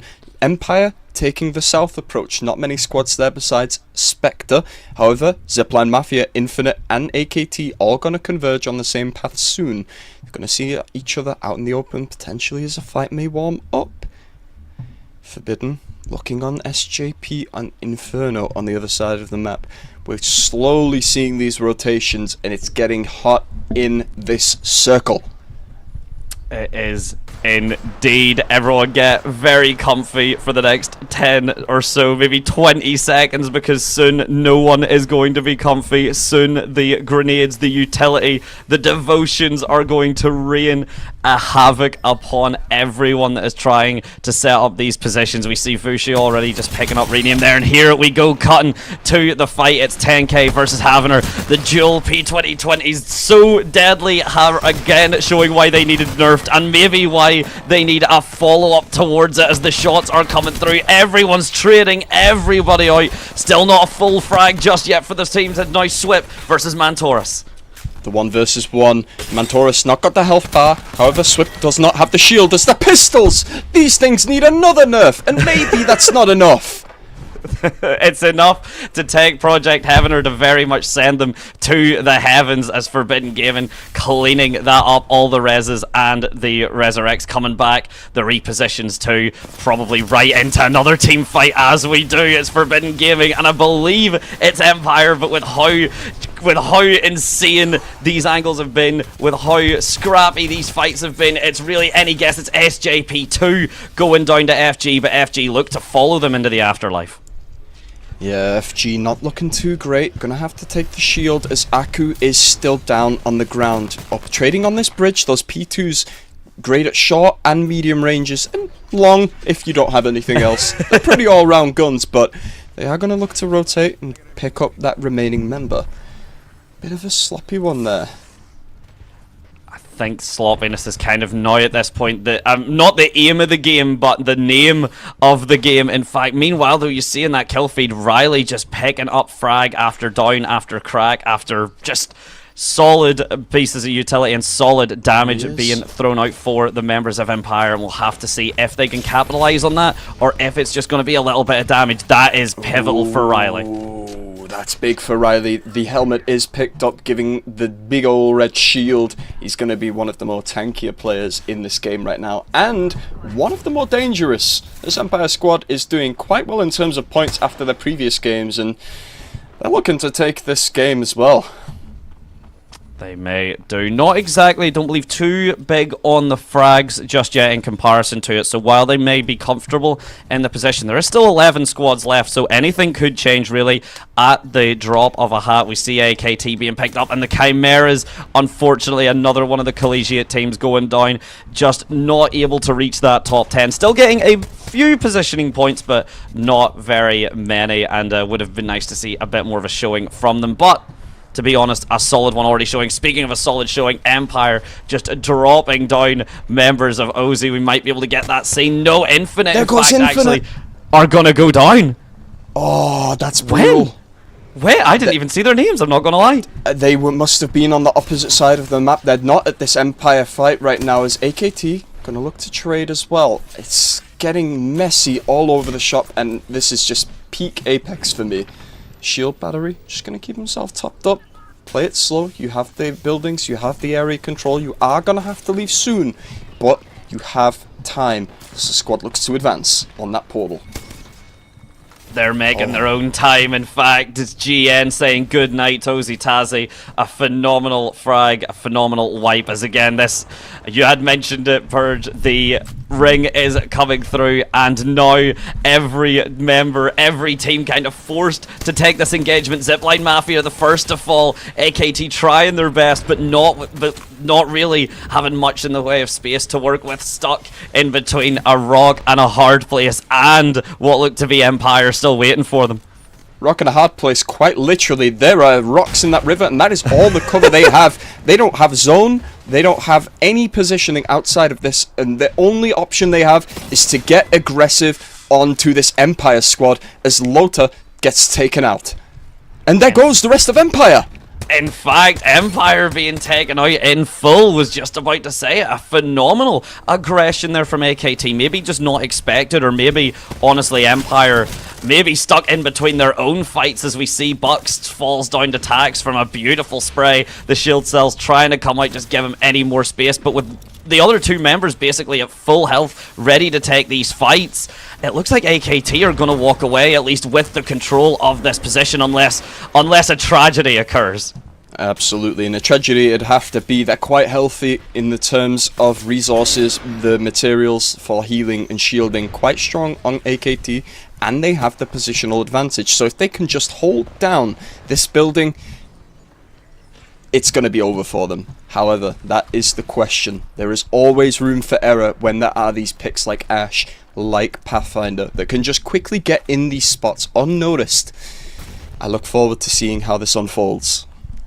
The assassination can kind of come through. You had mentioned how it unfolds. It all comes down to, we see the thermite grenades, we see the arc stars, we even see the snipes actually coming through there. I believe that was Vasati trying to get the shots on. So that damage, you know, drop of a hat, as mentioned, suddenly turns the tide. If one member gets down, you have so much less firepower to work with, and so much less firepower to work against. And speaking of, Gyozi is trying his best to create such a pain for Annex Look Esports. at that movement! Schmoves, is it going to be enough? He's up, he's down, he's grappling. He's everywhere. He's getting dropped on. Oh, the teammate shield. It's not looking too hot for Annex. As they do fall. Na'Vi. Not necessarily too worried about this.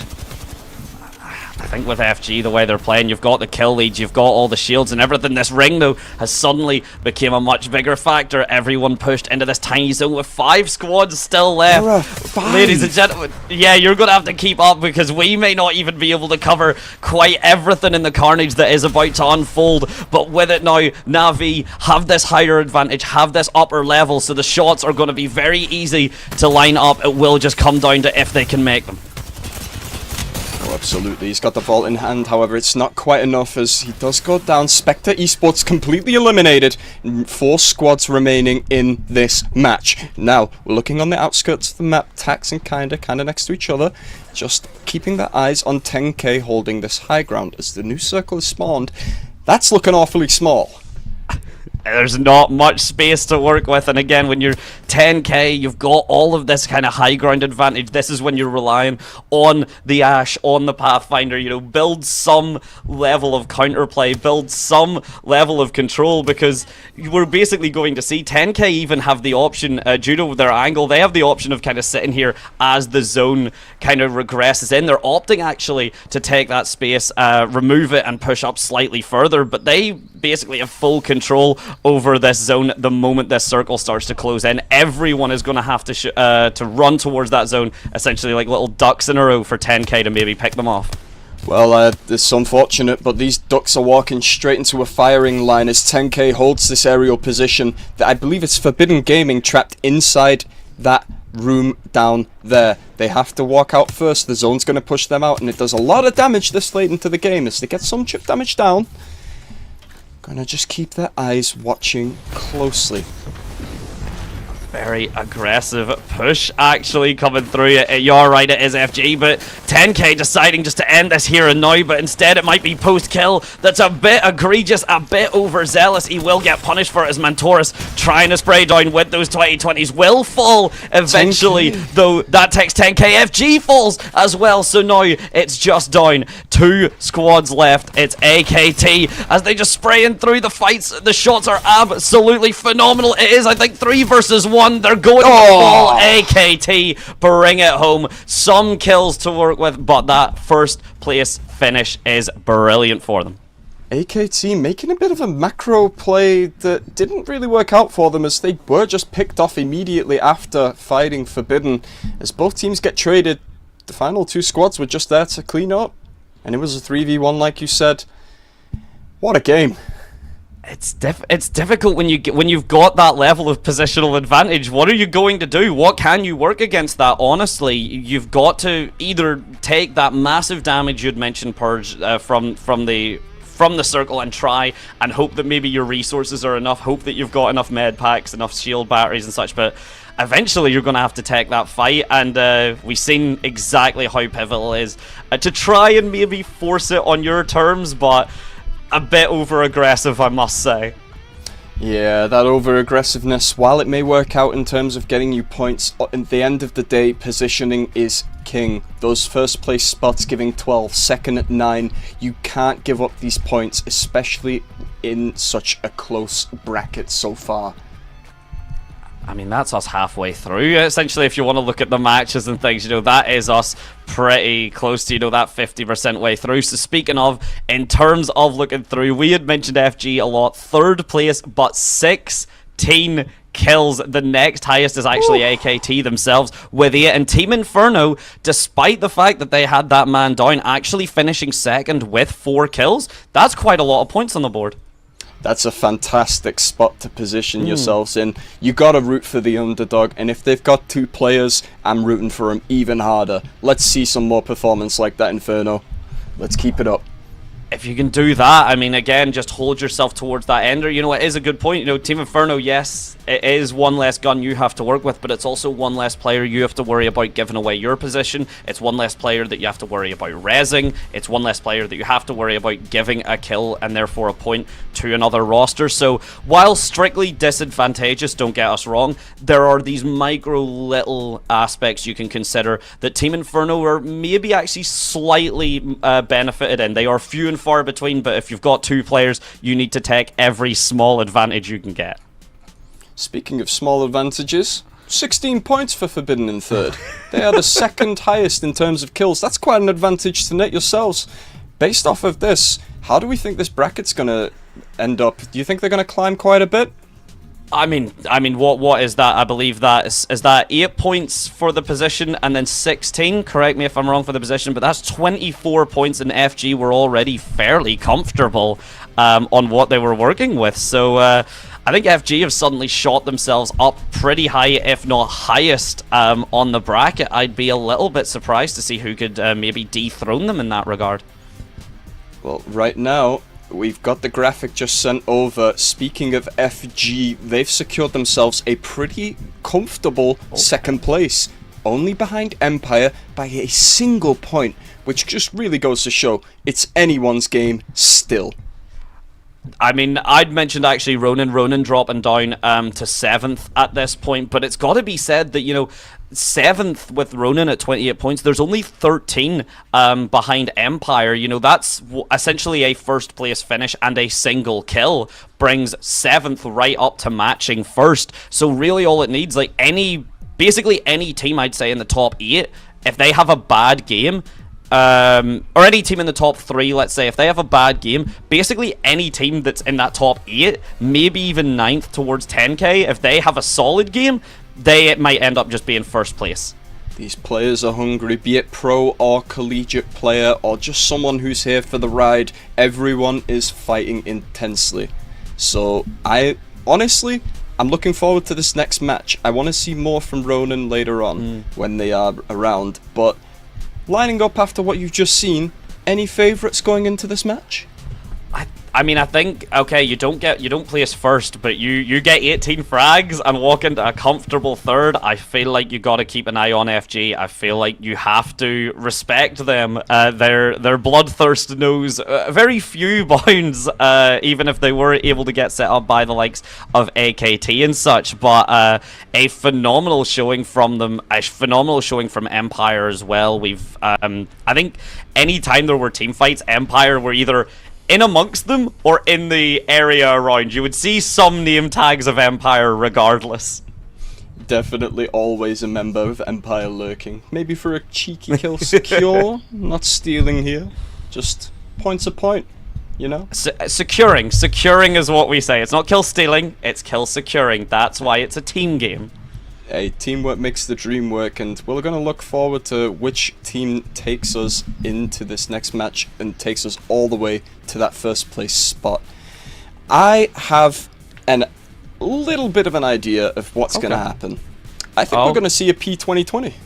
Yeah.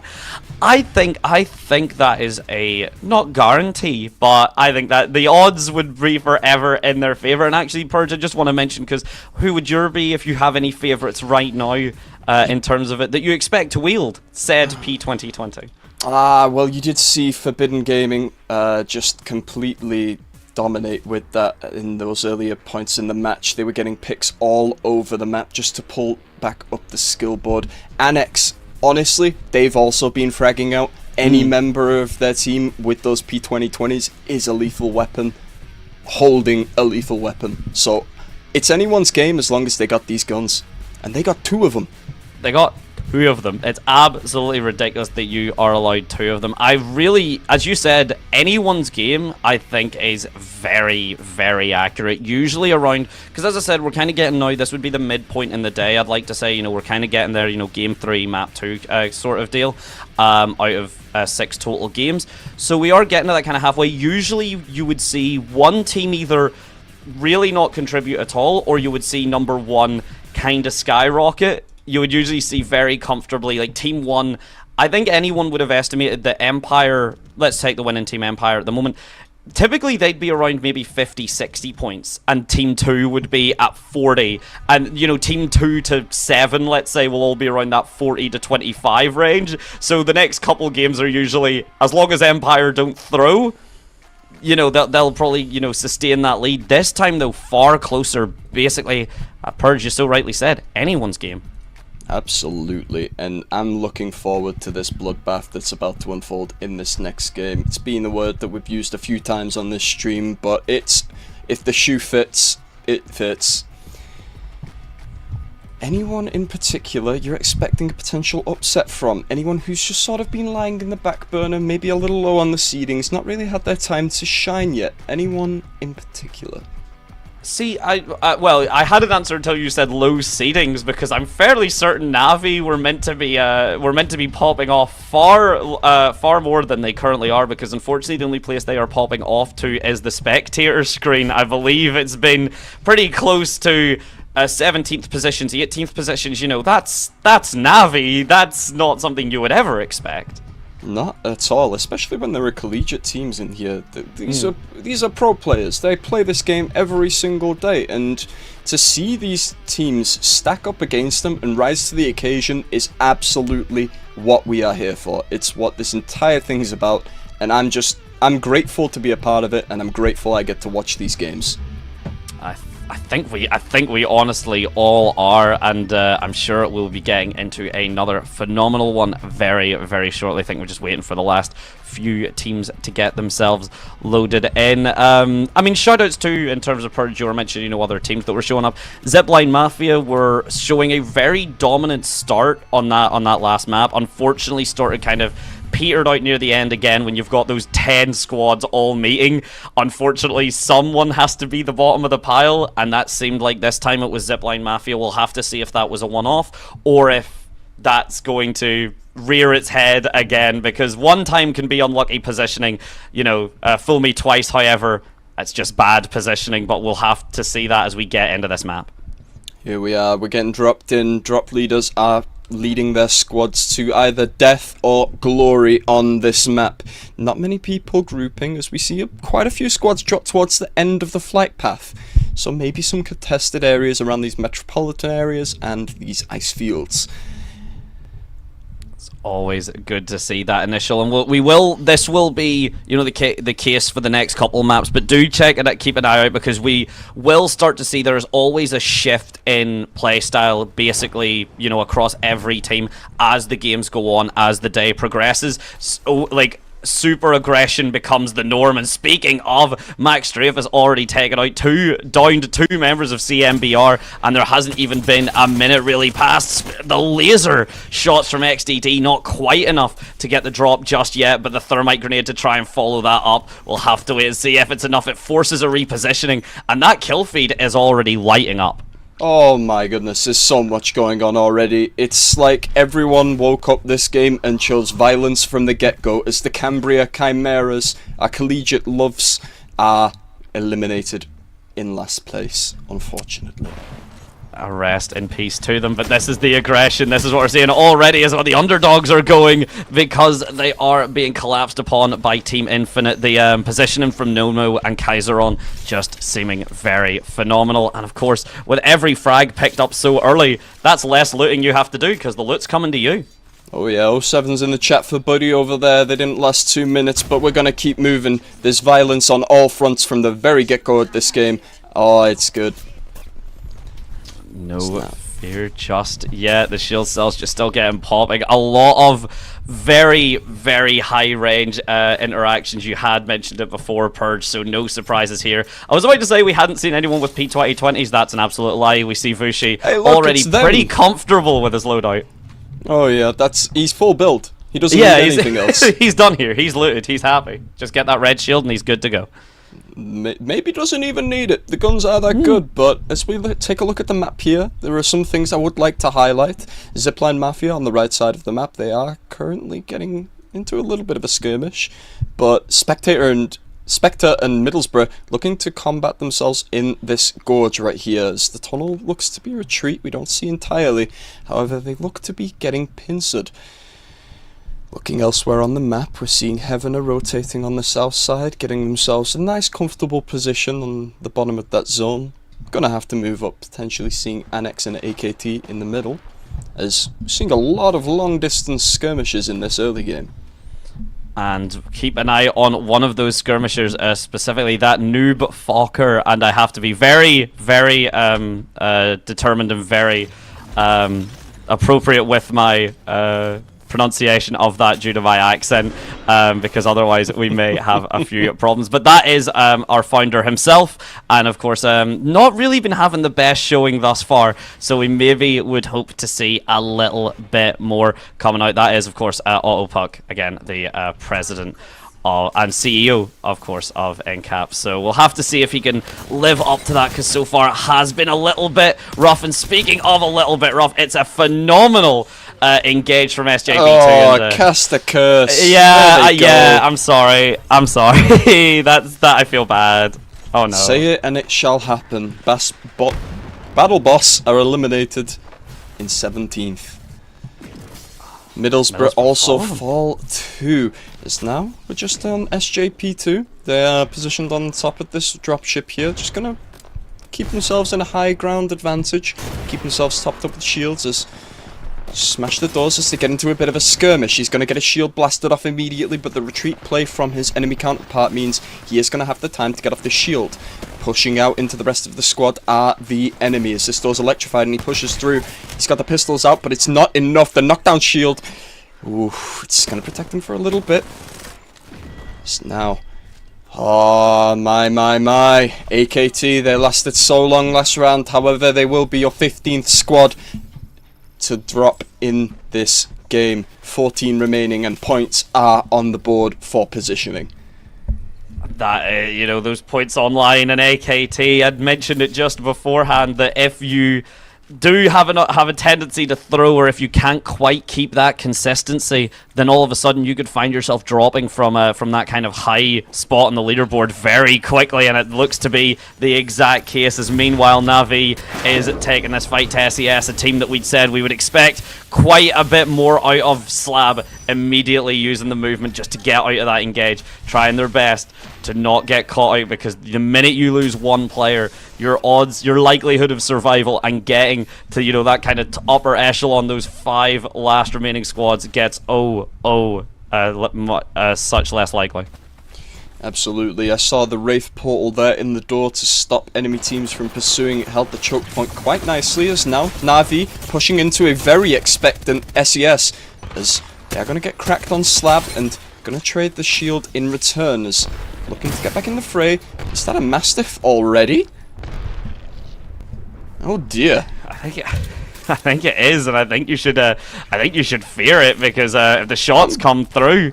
Pretty scared already. Na'Vi have a Mastiff. This game is gonna be bloody. And if they can just get this positioning here, this is a solid spot to hold, as it's just on the edge of the zone. They can hold it for quite some time if they get the picks. Pushing in, this Hierarchy, gonna get some picks onto Gyozi inside, get some shields damaged but not smashed. Retreating up the hill as a knock comes down on to Kaina. Slav, I think at this point, almost kind of appreciating the kind of cut your losses and run. I think that is kind of going to be down. So yeah, it's down to either recovering these banners, or more than likely Slav having to take all of this into his own hands. And with one member of Na'Vi, the only one left for the squad with still 14 remaining, I don't think Slab's going to be able to put many kills on the board. So positioning on that leaderboard is really their big concern right about now. Absolutely. If I'm Na'Vi right now, I'm incredibly worried, but I'm also a firm believer in the one remaining player left. I hope he gets them back if possible, as it would be a shame to see Na'Vi drop out so early once again. Might be the case though. Empire are just playing. I mean, the losing Carter is pretty massive. It does seem to be that all of our big performers that we had seen from that first game, they're already kind of down a few members at the very least. Very few are working with full rosters anymore. I think one's down from SJP. No, SJP2, sorry, has got all of them. Empire's down one. We've even seen already who was it? AKT. Yeah, Na'Vi are already struggling with one, and AKT are fully out and gone. So in terms of your initial hard bets, Empire even down to 2 as well.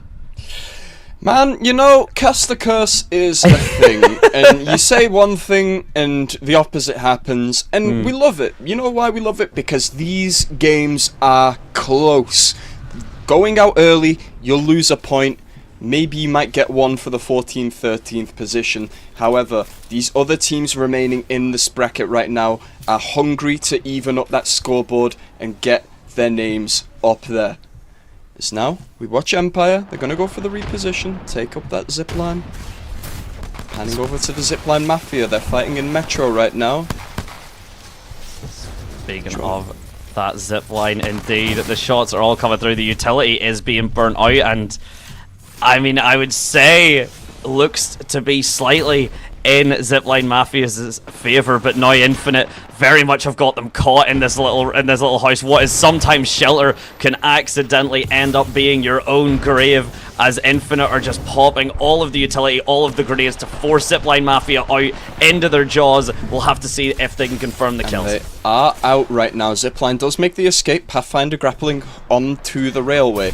As now, oof, looks like Zip just got a member dropped. Rim goes down to INF, so it's going to be a little bit close here. 2 versus 3. Spotting the crypto drones in the sky, constantly got eyes on them. They're going to have to be careful now. It's a little bit rough as we look over to Empire. Fear crypto, because all of that information is going to be relayed, is going to be revealed, is going to be entirely relevant, as Empire actually struggling under the might of the ring. They're using quite a lot to keep themselves maintained, and again, they're gonna have to get some level of position and some level of angle to try and get themselves back onto this. But with the extra shots coming through from 10K, who are already making a difficult situation even tougher, we'll have to see if the ring can actually claim its first wipe. Absolutely. As you get later into these matches, the ring is going to become an even bigger pressing issue. The ramping damage is nothing to scoff at all. As we see Empire pushing up this hill, they're getting a quick pick, maybe more. Just now, just going to look to heal up. They've got a little bit to run for the zone. However, they are at an airdrop right now, so going to loot up, potentially get something of value. Not too far to run in terms of distance. They've got a pretty straight path to it in terms of how railroads work.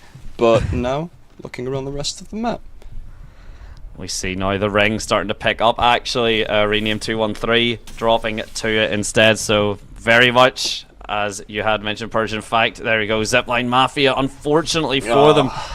Your favourites gonna... Yeah, a little bit, I must say, particularly because of the playstyle they had. They seem to be quite comfortable, but they're not really being given much breathing space, it has to be said. And now Denze, essentially fully loading up, has been spotted, having to very much utilise that movement. Gets stuck a little bit, doesn't get punished at all, though. Look at these shields placed in these doors right now. It's such a nice position to hold. They are going to retreat back in, but... potentially a siege on all fronts on this building. They're attempting to shoot the door open as the electricity blasts it open. And there goes the grenade. Fear that utility. I mean, we've seen the thermites, we've seen those regular frag grades, we've seen the arc throwers even come through and create an absolute pain. And with this space being tightened up even further to this last little ring, as here we go, it starts to close in. There will only be more utility used, only more arc throwers and things to dodge, and we'll have to see as now Empire having to run their way away from this ring, with LOTR actually, I believe, falling down. Yeah, gonna be zone victim. How does this happen? That's rough. That's absolutely brutal for the side of them. However, we're going to see some pot shots from the side of 10K right now. They're quite high up in the sky right now. They're going to drop the spot and really holding on this position. They know that they've got a threat to the west and they've got threats to the east. It's just a matter of picking one and deciding who dies today. As thermites get thrown, going to buy themselves some positioning. As a squad encroaches real close. And it's just going to be that bloodbath is now being ran. Everyone, it's more of a jacuzzi. Everyone is comforted, everyone is cozied up, and you can see the utility falling down on top of Spectre as they drop. And now, I believe with two, here comes six Denze. squads left, and it's going to be an absolute bloodfest as every member trying to find the best position to say, and Denze seems to be the tear. We lost Empire, we lost 10K, we lost another squad, and he's out. This man runs in with the red shield and a shoddy, wipes the squad, and dips. But SJP2 does fall. Oh dear. Perhaps a bit overzealous on that push, and he is punished for it. 5th place, not a bad spot to secure as we look to the rest of the squads left. We have UAIM and others. Max Strafe been killing it all game. 2 kills on Exodus, and it's going to be quite interesting. 4 on Mr. Strafe himself. So until we see the rest, they're sitting pretty at a solid 6, maybe more. It's not a bad spot to be if you're them. I'm sure you're happy with the standings. As you should be. And UAIM had initially, back in match 1, a phenomenal start. Immediately then kind of fizzled out, so it's nice to see them back up in the last remaining squads. As again, these circles are going to get even tighter and closer. You look up at the left of your screen, you can see the position, and Heaven are very much set up around Inferno and Infinite. We'll have to wait and see how it goes through. It looks like that first engage is happening, here comes and UAIM. it's going to be Inferno. UAIM and Inferno as UAIM gets the first drop onto Max. Let's follow up with the pistols. He's going to take the trade in return as Exodus looking to retreat potentially as the squad is getting beat down, 1 member down, and UAIM is completely destroyed. 3 squads remain.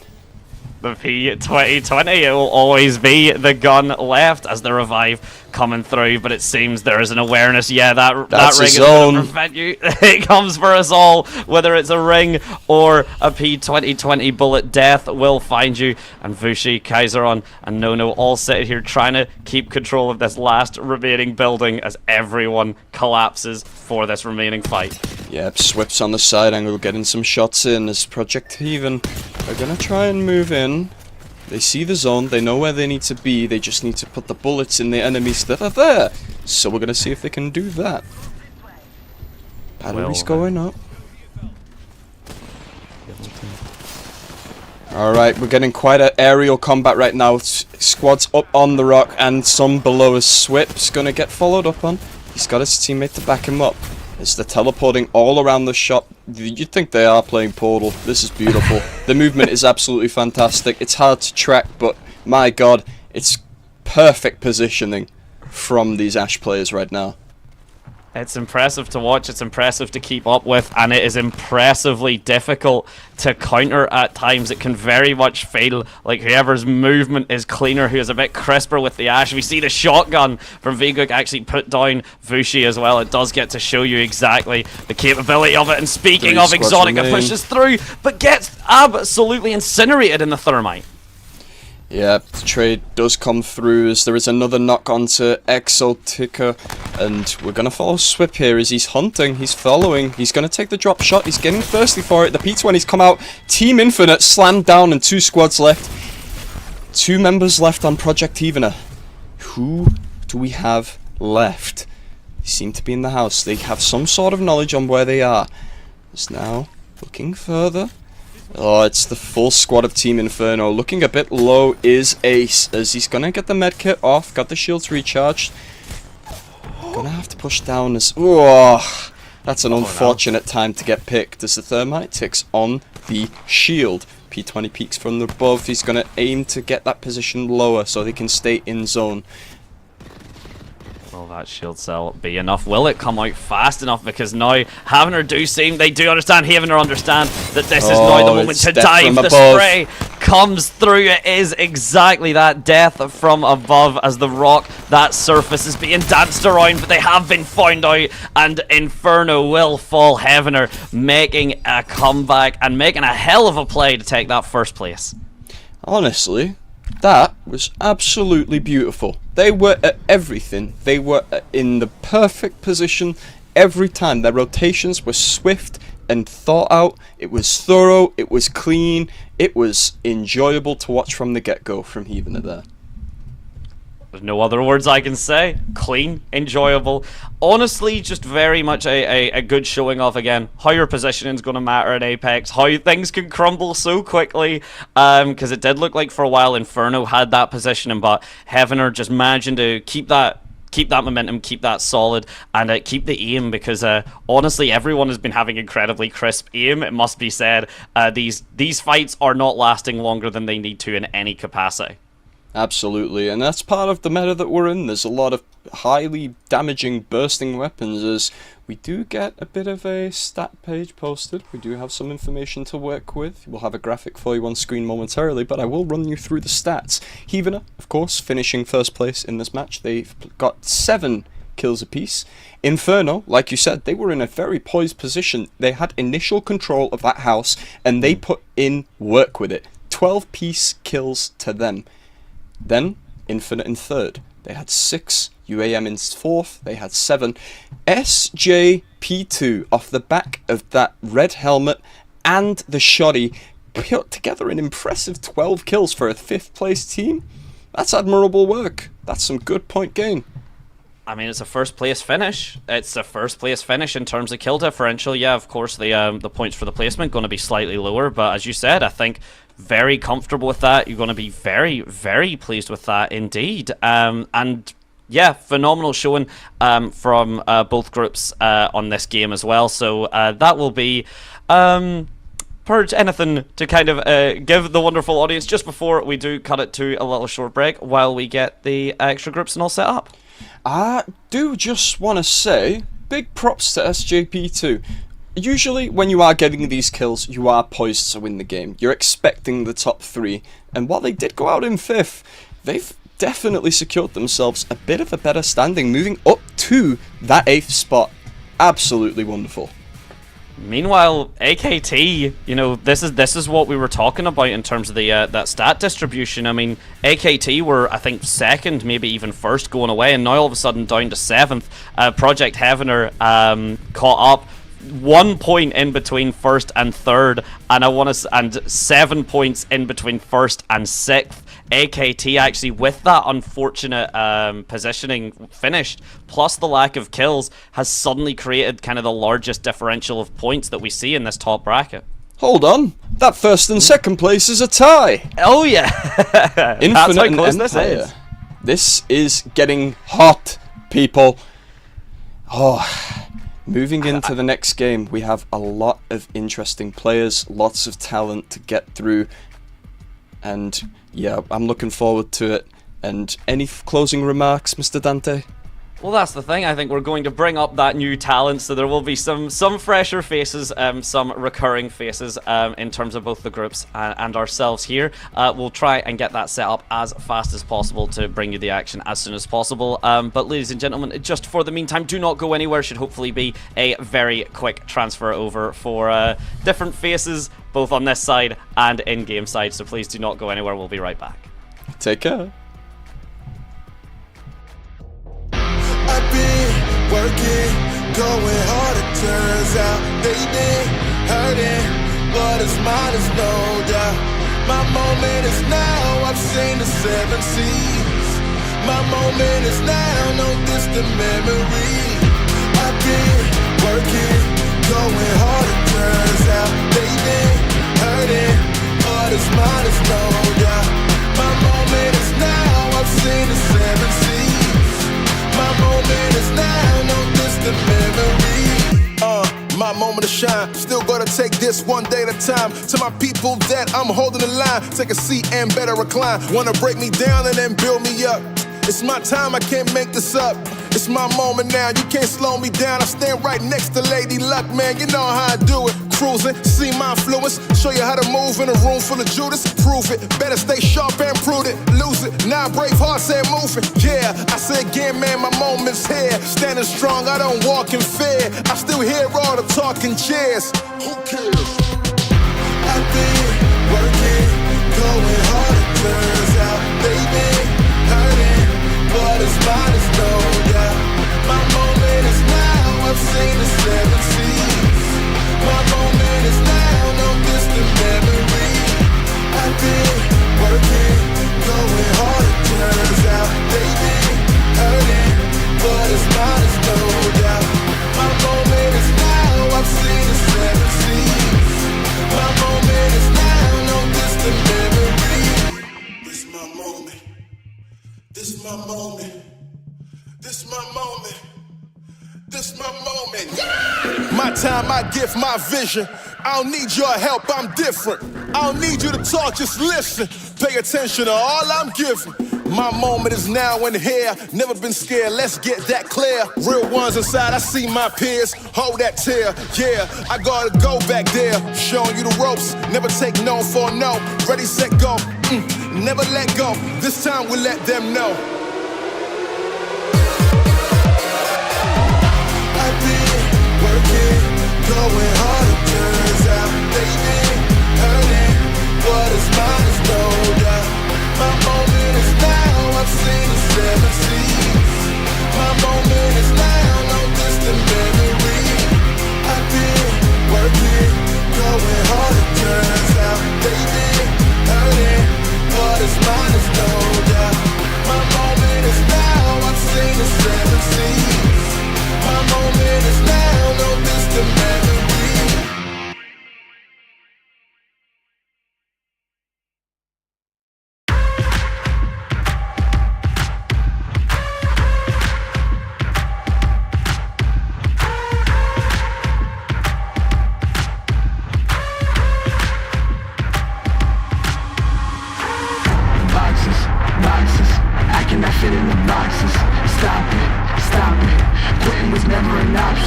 exhausted, exhausted.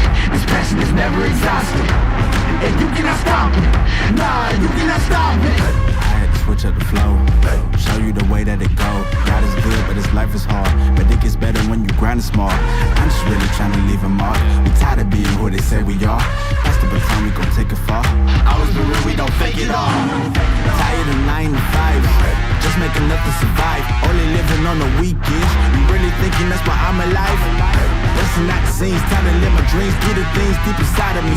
This life it continues with fighting me, but I don't have quitting inside of me. I will not jump in these vices they throwing me. Talking to God and there's so much he's showing me, shaping me, growing me, taking me sowing seeds. A growing tree, y'all get a load of me. Yeah, don't let them slow on me. I get the bag like a grocery. I'm on my grind like I'm supposed to be, and I do not care if you notice me. Boxes, boxes, I cannot fit in the boxes. Stop it, stop it. Quitting was never an option. Exhausted, exhausted. This passion is never exhausted, and you cannot stop it. Nah, you cannot stop it. This isn't a robbery. Hands in the sky if you got a dream. Learn nothing was blocking me. I was the problem, the only one stopping me. I didn't like it, I had to refocus. Now I'm devoted, I know where I'm going. Controlling emotions, I'm owning the moment. In order to get it, see, you gotta want it. This type of flow make a living break. Confessions over these 808s. Don't sleep on the key, better stay away. I mean, for heaven's sake, I'ma be the best. Came from the endless, I ain't with the games, bitch, you with the chest. Be beating on my chest, trying to get my rest. Watch me while I flex. Every win is a blessing, and every L is a lesson. So when I run into rejection, I know it's only redirection. I see the blessings right beside me. The chances of quitting are likely. I do it like I'm in my Nikes. Don't make excuses, they never excite me. Boxes, boxes, I cannot fit in the boxes. Stop it, stop it. Quitting was never an option. Exhausted, exhausted. This passion is never exhausted, and you cannot stop it. Nah, you cannot stop it.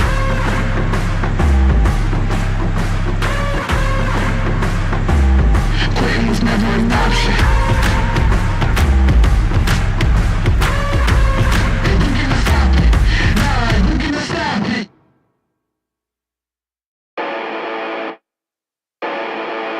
Yeah, let's go. There's not a man that I fear. There's nobody here that can stop me. Cause I'm in a league of my own, yeah. Y'all can just sit back and watch me.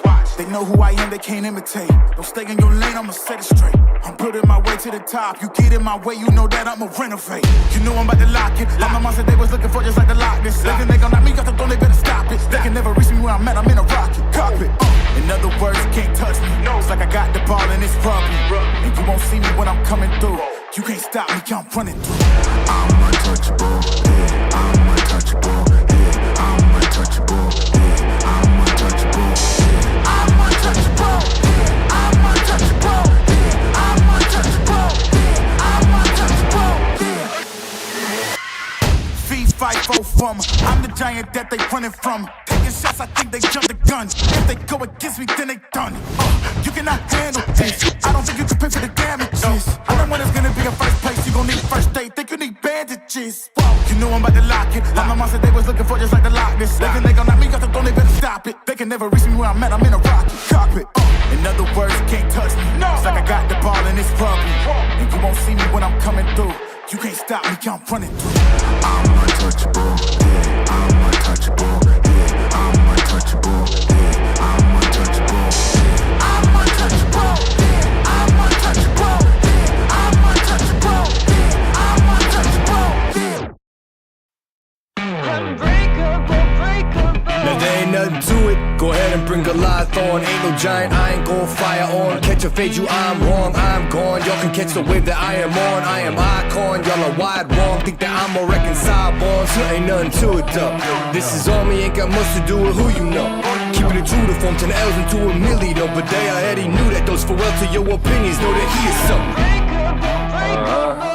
This is all me, ain't got much to do with who you know. Yeah, keeping it true to form, but they already knew that, y'all. Here we go. I'ma show you who I am unbreakable.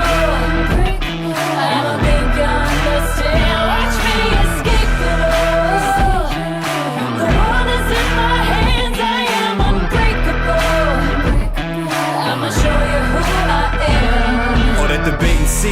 take seats. I hate to be the one say I ain't keep 100. Dread you changing me, we major league. They pay to see the way that we come and compete. It's clear to me, you talking off and mean. You say the least, you better believe we been through the ringer, we're through to them arenas. Menu that's for dinner or the ring of 5 fingers. And the difference that's between us, read it written in subpoenas. So in other words, the game that need us, we just reinvigorated. Little agitated, had to get them activated. No kind of active ain't it? And my occupation got me agitated, but I'm obligated later. Rest of conversating, be an understatement just to say that.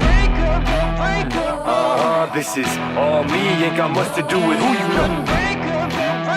Yeah, keeping it true to form, but they already knew that though, so here we go. I'ma show you who I am unbreakable. I don't think you understand. Watch me escape it all. The world is in my hands. I am unbreakable. I'ma show you who I am. Yeah, they don't know their own strength. We go to length to show them all. That's why we came with no restraint. Anywhere we go against it's over with. We pull the boulder out the bottom mold and just know that we are not gonna be going quiet. Got it on autopilot, automatic, stuck louder than all your bias. We on top. Give you my word, you hold them by it. Hold the rise, letting the army that's behind them remind them that I am invincible. I'ma show you who I am unbreakable. I think you understand. Watch me escape it all. The world is in my hands. I am unbreakable. I'ma show you who I am.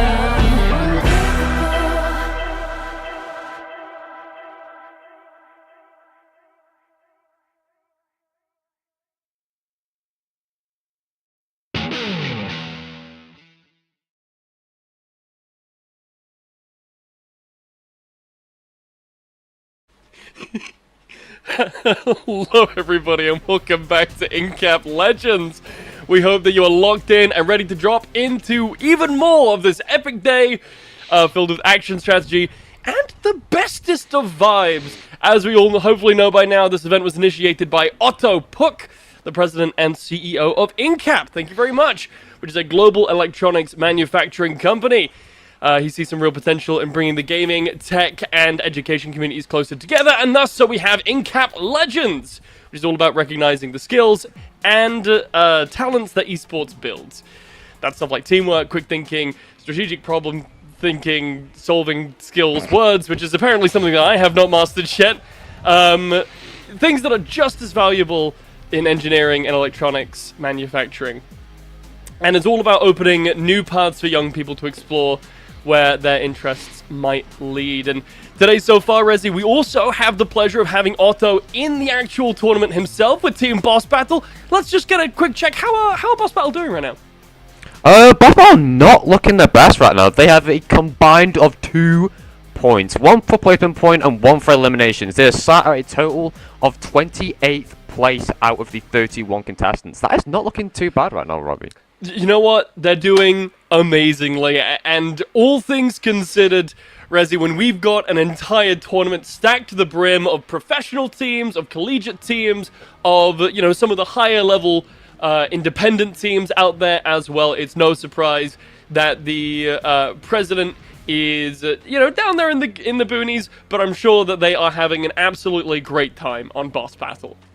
I hope they have a great time. I hope every single team is enjoying it, because not only are you here for, like, you know, the prize pool, you're here to have fun. All you want to do is have fun, bit of entertainment, but hopefully the games will be getting started sooner rather than later. Let's get some bit of action in this chat right now. I want to see a bit of action. I want to see who's people's favorite teams to win this event right now. Well, we're going to be watching Group C and Group D go head-to-head this time around. So we got teams like Inferno, teams like the Sunderland Seers, Zero Tenacity, Cybercats, you know, Twisted Minds. There's Team Liquid in here. There is so many teams that we've been really seeing a lot of, and, you know, rightfully so, as well as Team Ronin, which is one of the teams that really popped off this morning in Group D's fight against Group A. And then just one that I quite like to point out personally is the Royal Signals, who are chilling there in Group D as well. That's the real life military fighting in our esports tournament. I think that's very cool. I mean, you don't get that very often. A military team playing in a competitive esports tournament, that is hype. That is really cool. But I want to say something. I think Twisted Minds are having a bit of an off day. They're having a bit of an upset. I was expecting them to be, you know, in the consistent top 5. They're not looking very good right now, Robbie. Or Blazzy Dog, should I say. 26th on the leaderboard so far, Twisted Minds. In fairness to Group D, I do believe this is their second set of games that they're playing today. So the leaderboard is a bit skewed by recency bias, right? The teams that have gotten to play 2 rounds so far obviously going to find themselves a little bit higher up in the standings. We'll have to see how things shake out after this one. As you mentioned, Twisted Minds, you know, they haven't had a great start to the day, but there is still plenty more to go for. This is only game 4 of 6. Within this game, there are 2 maps, and yet again, ladies and gents, just to remind you all on the format, there is no winner's circle today. It is just the team with the highest amount of points at the end. I'm very excited to see this game getting on. Who do you think is going to come out on top in these 2 games? So we've seen some really strong performances from quite a few of these teams.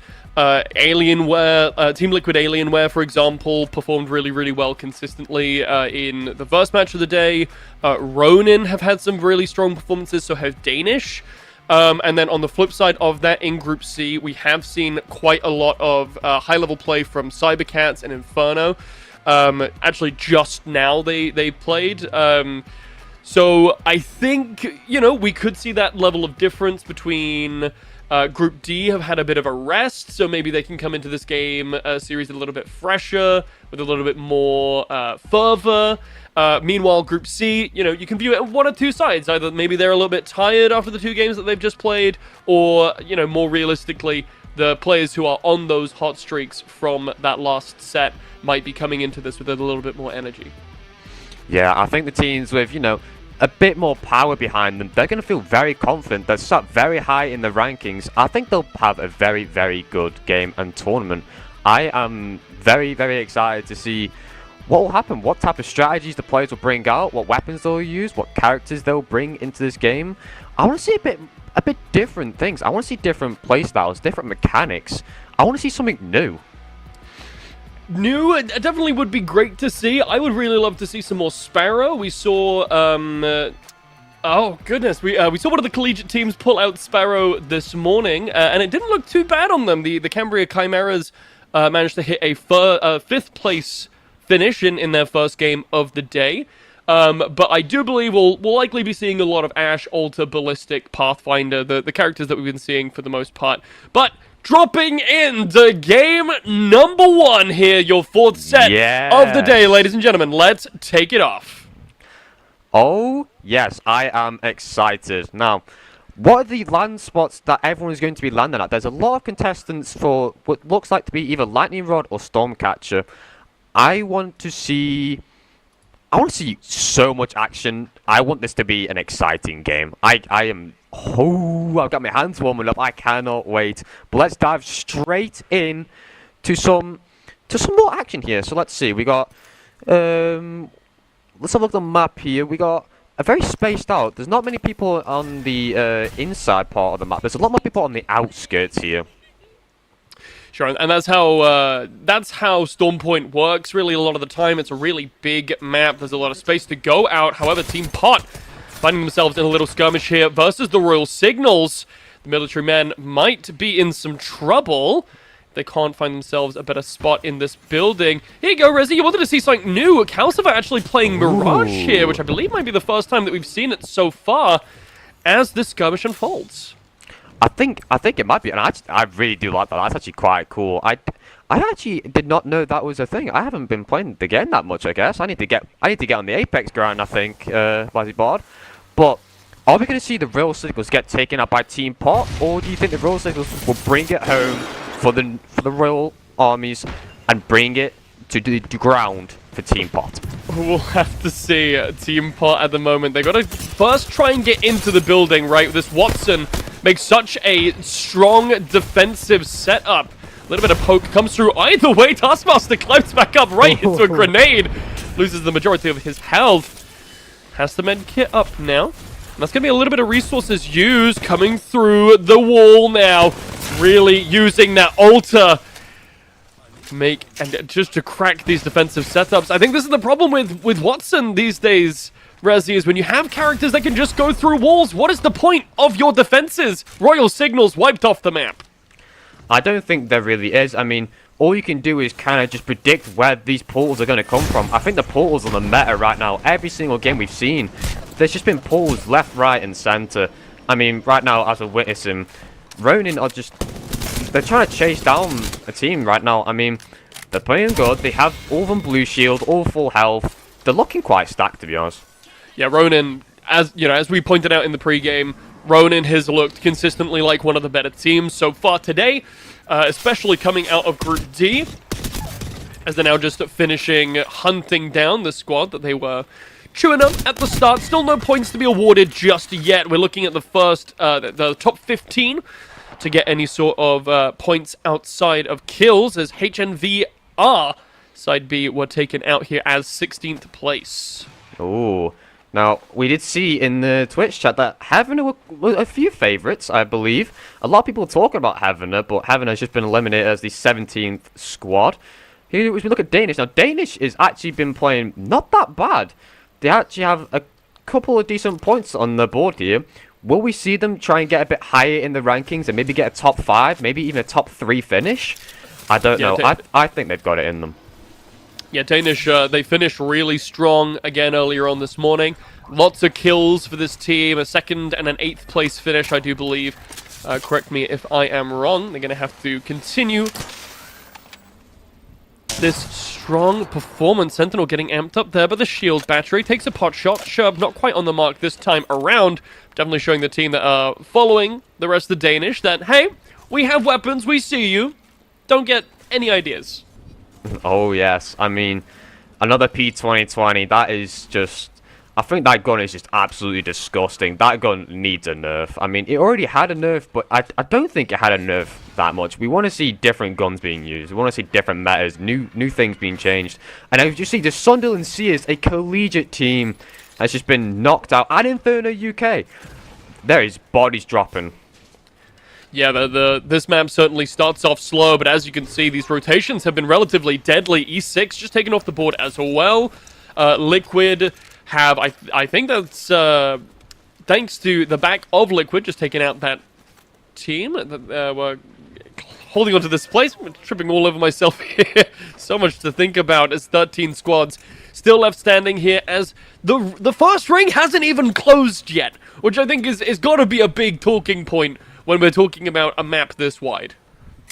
I mean, I think it's something to do with these groups. These groups just love to move fast-paced. They love to get into action.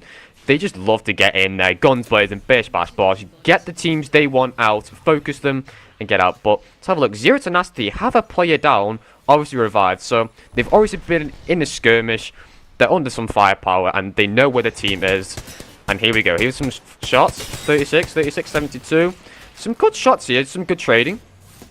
UAF takes a decent chunk of his health bar, but I think they'll be fine. Trading through. Here's an arc start to try and maybe halt any further progress. But when you've got an Ashe like this, I can just long-range stun and potentially even do this, teleporting to the other side of this engagement, keeping Bambino in that doorway by himself. There's going to be a full flank, and it's going to be Varkas first to take a spill. UIF goes down second. Red all by himself. What a masterful maneuver. This is the power of Ashe. I mean, this is Apex Legends. I mean, Ashe is just crazy right now. I mean, look at it go. Water Squirrels was just eliminated. I mean, Ashe is just absolutely broken. Can teleport to one side of the map. Give that character a P2020 and it will do all the business for you. But let's have a look at the map here. There is currently 3 teams in the middle. We have Cybercats, a great, strong competitor. Liquid Alienware, another great team. And R2PD, we've got Team Pot on the side. We've got Zero Tenacity, Reply Totem, Danish, and Banger all on the left side. That could be a great skirmish all over there. All those teams are very, very good at this game. Yeah, the top left-hand side of this map, just towards Sito Station here, is really about to heat up. Banger, Reply Totem, and Zero Tenacity all collapsing in on each other alongside TR. It's going to be a lot of action happening all at once as these 4 teams collide. And on top of that, it's right on the outskirts of this ring, so they got to really make their way out of here as soon as they possibly can to try and get in a little bit better of a position. Meanwhile, we're going to follow along with Zero Tenacity, who are in a bit of a skirmish of themselves. 12 squads left. Game slowed down a little bit, but I'm not sure that piece is going to last too much longer. No, I mean, as we've seen, this group just loves to move fast, and right now here comes the flank from Ash, and this Ash with P2020s is just so broken. I mean, how many times have we seen this play of Ash rushing in P2020s, flank around, move, agility, power? I mean, we have 4 kills on the board and the top 12. That is just amazing. I mean, we're looking at what, 6 combined for the team? Maybe potentially even more if they can eliminate this squad. Zero Tenacity heard us talking about them in the pregame. They were like, oh, you thought we were quiet? Yeah, we were just waking up. It was too early in the morning. Our contract says we don't wake up any earlier than 11 p.m. What time is it? 1:55. But then we start to bring the action, and that's exactly what they're showing us this time around. 357 on this Ash, really making an impact. Bambino's utility on the fuse as well has been incredibly solid. You can't discount that. Look at these long-range shots. Does find one, but not quite able to find the connection on the kill confirmation. Meanwhile, on the side, look, Sherb has managed to pick up 2 for himself. Oh, I mean, Twisted Minds just rushing in here. They are taking everything they can. Twisted Minds obviously heard me. They're not playing that well, and they are here to show why they are a professional team and why they are here to play and win this tournament. And right now, they are chasing down. They are hungry for kills, for bloodlust. But as you can see, they've rushed in for a team, but I don't think they see that there's another team to their left, and they are bound to spot them any second now. Bambino actually dropped there. There is more than just one team in this area, Rezi. There's a whole bunch all on top of each other, and there's shots start floating. Either way, enemy's gonna find one there. Arctic falls down. And look at the positioning here from Crook and Enemy. They're just waiting on this side. They're waiting for the rest of these teams to tire themselves out. Meanwhile, other sides of the map, we're seeing Danish. Serb already got 2 kills with this Sentinel just a few moments ago. And we are looking at some mastery with this sniper rifle is cracked, trying to cross the field. Oh my god, I mean, an Ash with a sniper rifle and then 2 pistols. That is just crazy. I mean, nice little door peeks there. Open the door, shoot, close the door back. Do not give that Ash any time to have reaction. Refueling this shield battery, but let's head back over to Twisted Minds now, where all the action is pretty much happening. There is just so much happening right now. I mean, you got 1 kill, 2 kill. Zero Tenacity and R2PD has just been eliminated. 9 squads left. How are we feeling, Blazibard? Yeah, I wish we could take a look at the kill leaderboards right now, because I would nearly guarantee you that Twisted Minds are sat squarely at the top by maybe even a few kills. These guys have been non-stop action so far. As we head into the back 10 of our lobby, 9 teams remaining. Twisted Minds certainly are giving us a masterclass here, but Danish, a team that were looking so strong just a few minutes ago, are now potentially in quite a bit of trouble. Serb has actually just been taken down, not even just dropped, but taken out of the game. Meanwhile, Alienware, Team Liquid, they're still pushing this aggression. They're going even further forward. They want to clean them off the map. Meanwhile, look at this Twisted Minds. They're still getting more kills on the other side of the map. This is just, you can't keep up. I mean, what is happening? There's one skirmish on the other side of the map, and then you have to pan over to the other side, and there's just even more happening. But hang on a second, a Twisted Minds player is down. Will we see this as the downfall of Twisted Minds? Hang on a second, 1 player left, and he is able to recover his teammate. Enemy in some trouble, trying to get the revive off, not gonna make it. Ozus cleans up practically a whole team by himself, but Crook, and look at that, he was able to grab one from the grave as Team Pot. They get taken into the board. Hey, we checked in with them earlier. How are they doing? Oh, they're dead. Phenomenal. Ronin, still alive, still claiming some dominance. Not quite in the ring just yet, but they got plenty of time to make it there.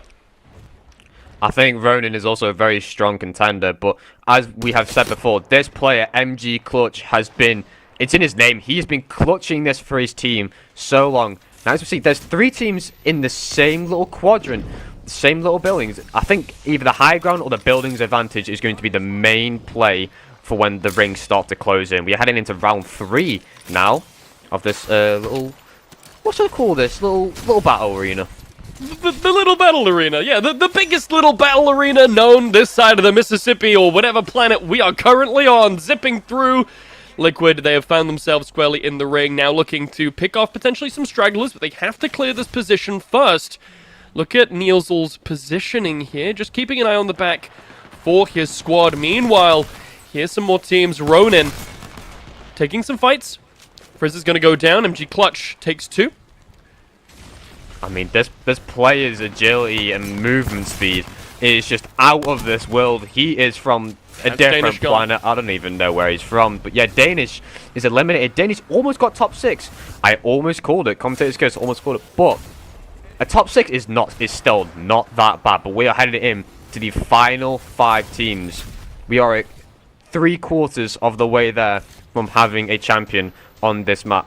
And as we can see on the Ronin's team's health bars, 2 players are very, very low right now.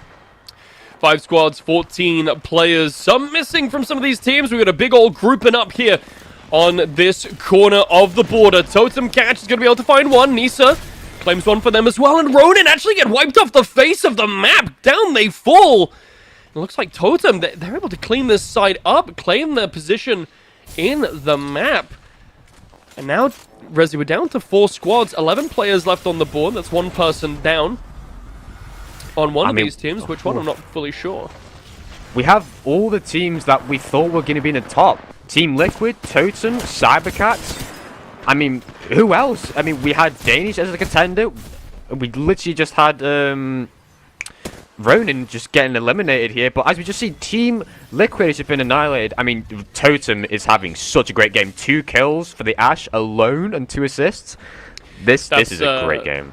6 total kills now for Totem as they look to continue on with their rampage. Only 2 squads left standing. Nisa stuck healing at the moment, but Catch trying to climb her up onto this. The 30-30, something that we saw a lot of at the Major last week, has made its way back into the hands of these players. Perhaps what's making them so dominant. Hux running for his life. Shots not quite on the mark there from Lisa. Got to be more accurate from those in this final circle. Round 4 about to start.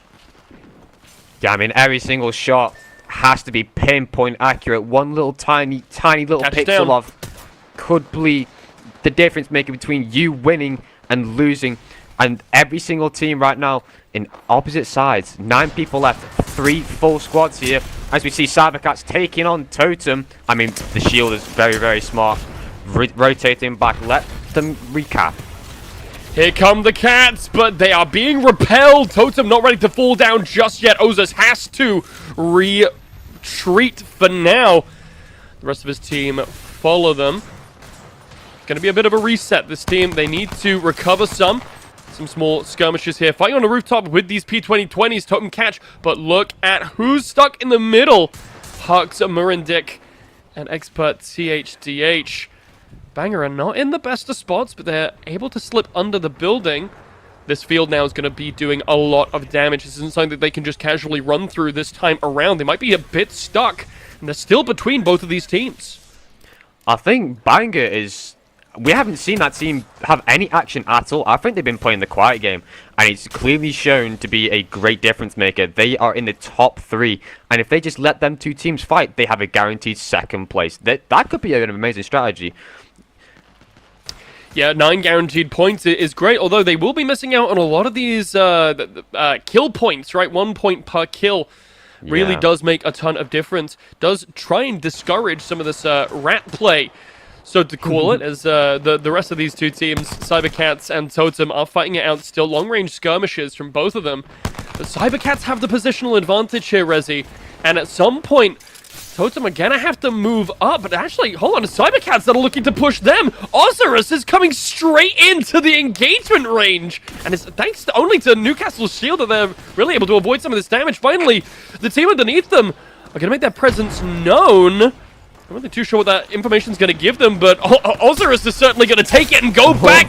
Take down Expertus and the rest of the team that have tried to take some more positioning. They're trying to make a run on Cybercat. The damage is coming through, but it's not going to matter. Osiris able to take both of those players down. Banger falls and out to 2v2.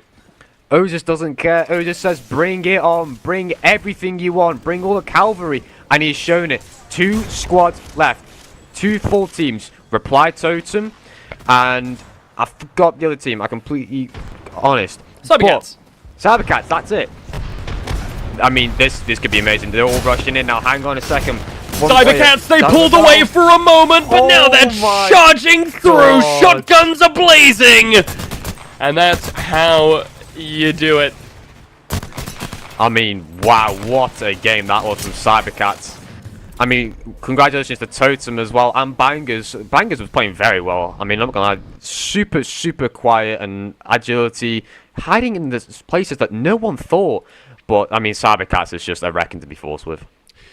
A reckon to be forced with? Yeah, I completely agree.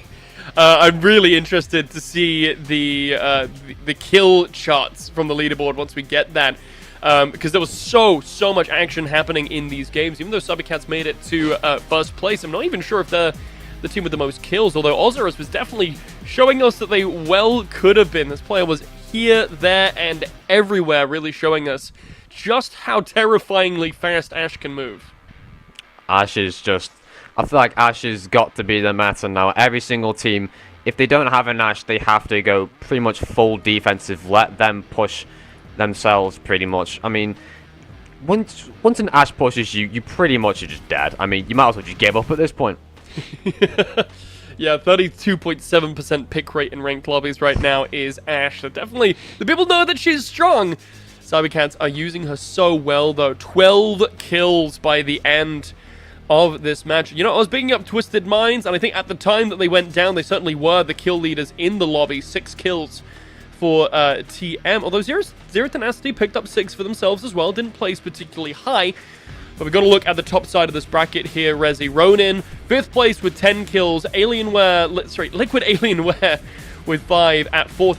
Banger, we kind of identified this during the play. We didn't hear a peep from Banger. 0 kills, but through ratty gameplay, they were able to make it to 3rd place, and you know what? That's a respectable 7 points.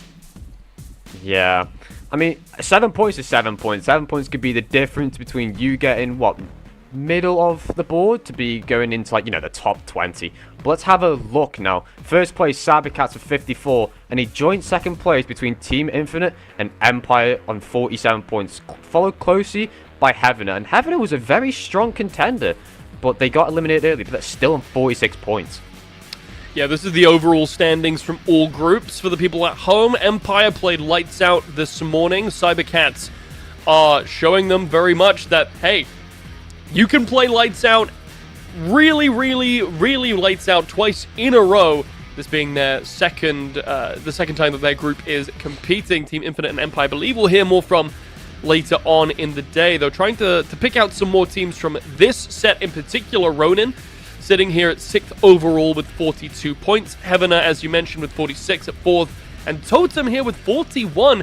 They did so well in that match. And hey, if that's anything to go by, I think we could be hearing a lot more action from Totem in the next map as well here, Rezi. 10 kills, 2nd place finish. I mean, that's strong. 2nd place finish with 10 kills. I mean, that's better than I could ever do in my Apex history. I mean, Jesus. Well, that's why you're up here. I mean, way. Yeah, so 2nd place, 10 finish. That is caster math. I believe that's 19 points for Team Totem. Replay Totem. We'll have to see how that goes into the 2nd map. Obviously, Rezi, the biggest conversation point here between maps is the difference in spacing moving from Storm Point over to World's Edge. Yeah, I mean, the maps is all that it takes, to be honest. Different maps means different plays, but the Storm is so dangerous. I mean, one tick from it, you get half your health is just in the door spin. I mean, what do you do against the Storm? You can't do anything. I mean, as we saw, some people just cannot revive their teammates because of the Storm, and that is the difference between losing and winning. That is correct. Yeah, the Storm obviously gets more damage as we go through the game. That 4th round Storm really is going to hurt. But early on, the ticks aren't too bad. You can play in there with your healing items. But yeah, touching more on the spacing for World's Edge, obviously a much closer, more compact maps, no cars to get around, and a lot more kind of centralized loot. I feel like we're going to see a lot more action early on. We're going to see a lot less breathing room for these teams. That's what I like to see. No breathing room at all action. Everybody is going to have a bubble bath. No one is going to be alive after this. And that's what I love to see. That is what I absolutely love to see. I want to see everyone just be decimated. Just everyone have a good time. Loads of gunfires, loads of shots happening. I feel like this is going to be a great game.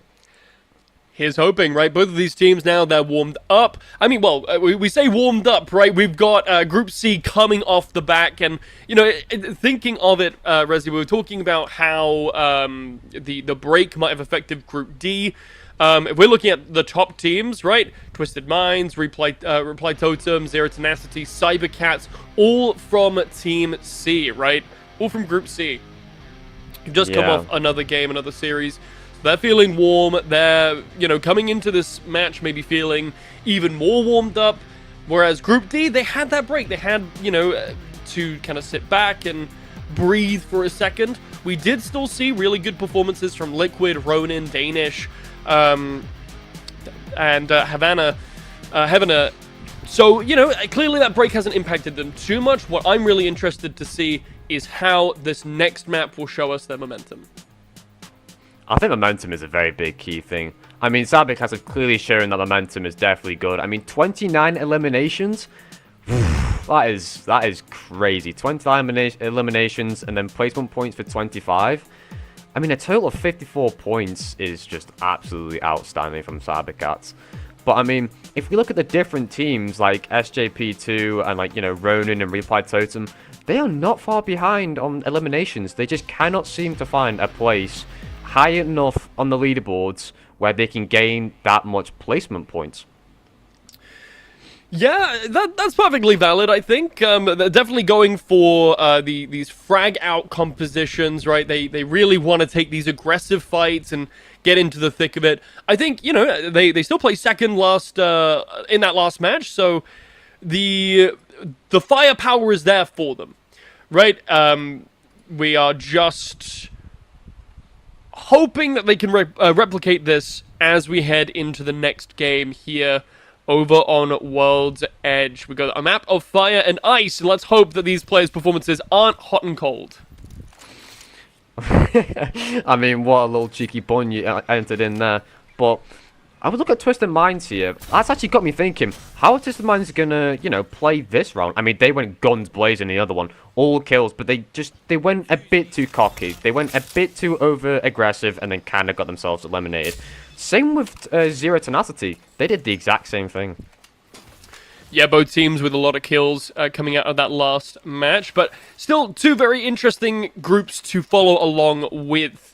Ronin as well here over on the side of the map. They're just, I think already, getting a couple kills here. A few teams already taken off the board down to 17 squads.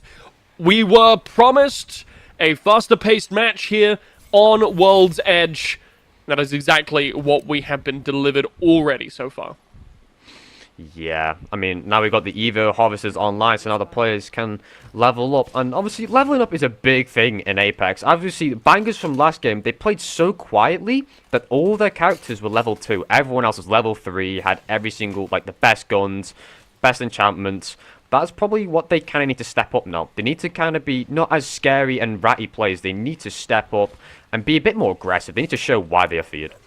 Yeah, a passive team for sure. Although it could have been, as you said, it could have just been a matter of circumstance, right? They might not have just had the opportunity to get aggressive. So I have to see. Maybe that changes, as already we're starting to see potentially a little bit of a fight over here towards the lava station. I have to see if that really engages. Reply Totem, Sunderland Seers, Team Pot, all up here around the Climatizer, about to come into conflict, same as Zero Tenacity and Royal Signals. Banger and Higgisid Hired. You know, so many teams already right on top of each other. It's really interesting to see the spacing. Ooh, Liquid Alienware and Twisted Minds down the bottom right. Two professional teams going at it. That could be quite good for all the other teams. Get one pro team out the way, but here we go. Zero Tenacity taking some of the land fire here, but no one's taking any damage just yet. That is a kill. I mean, yeah, unfortunately, Royal Signals are going to be in a lot of trouble here, coming up against one of the better combat-based teams that we've seen so far today. Signals, unfortunately, haven't had much luck so far in this tournament, and that is going to be their next elimination, going out 15th, which, 17th, so no points available for them either. Meanwhile, over here, Inferno UK, they're also in a bit of a skirmish, looking like a losing one, though. Micro Midget in a lot of trouble, literally 1 HP on this man. He is getting out of there. He obviously knew what was happening, and he said, yep, I'm going. Get me out of that place right now.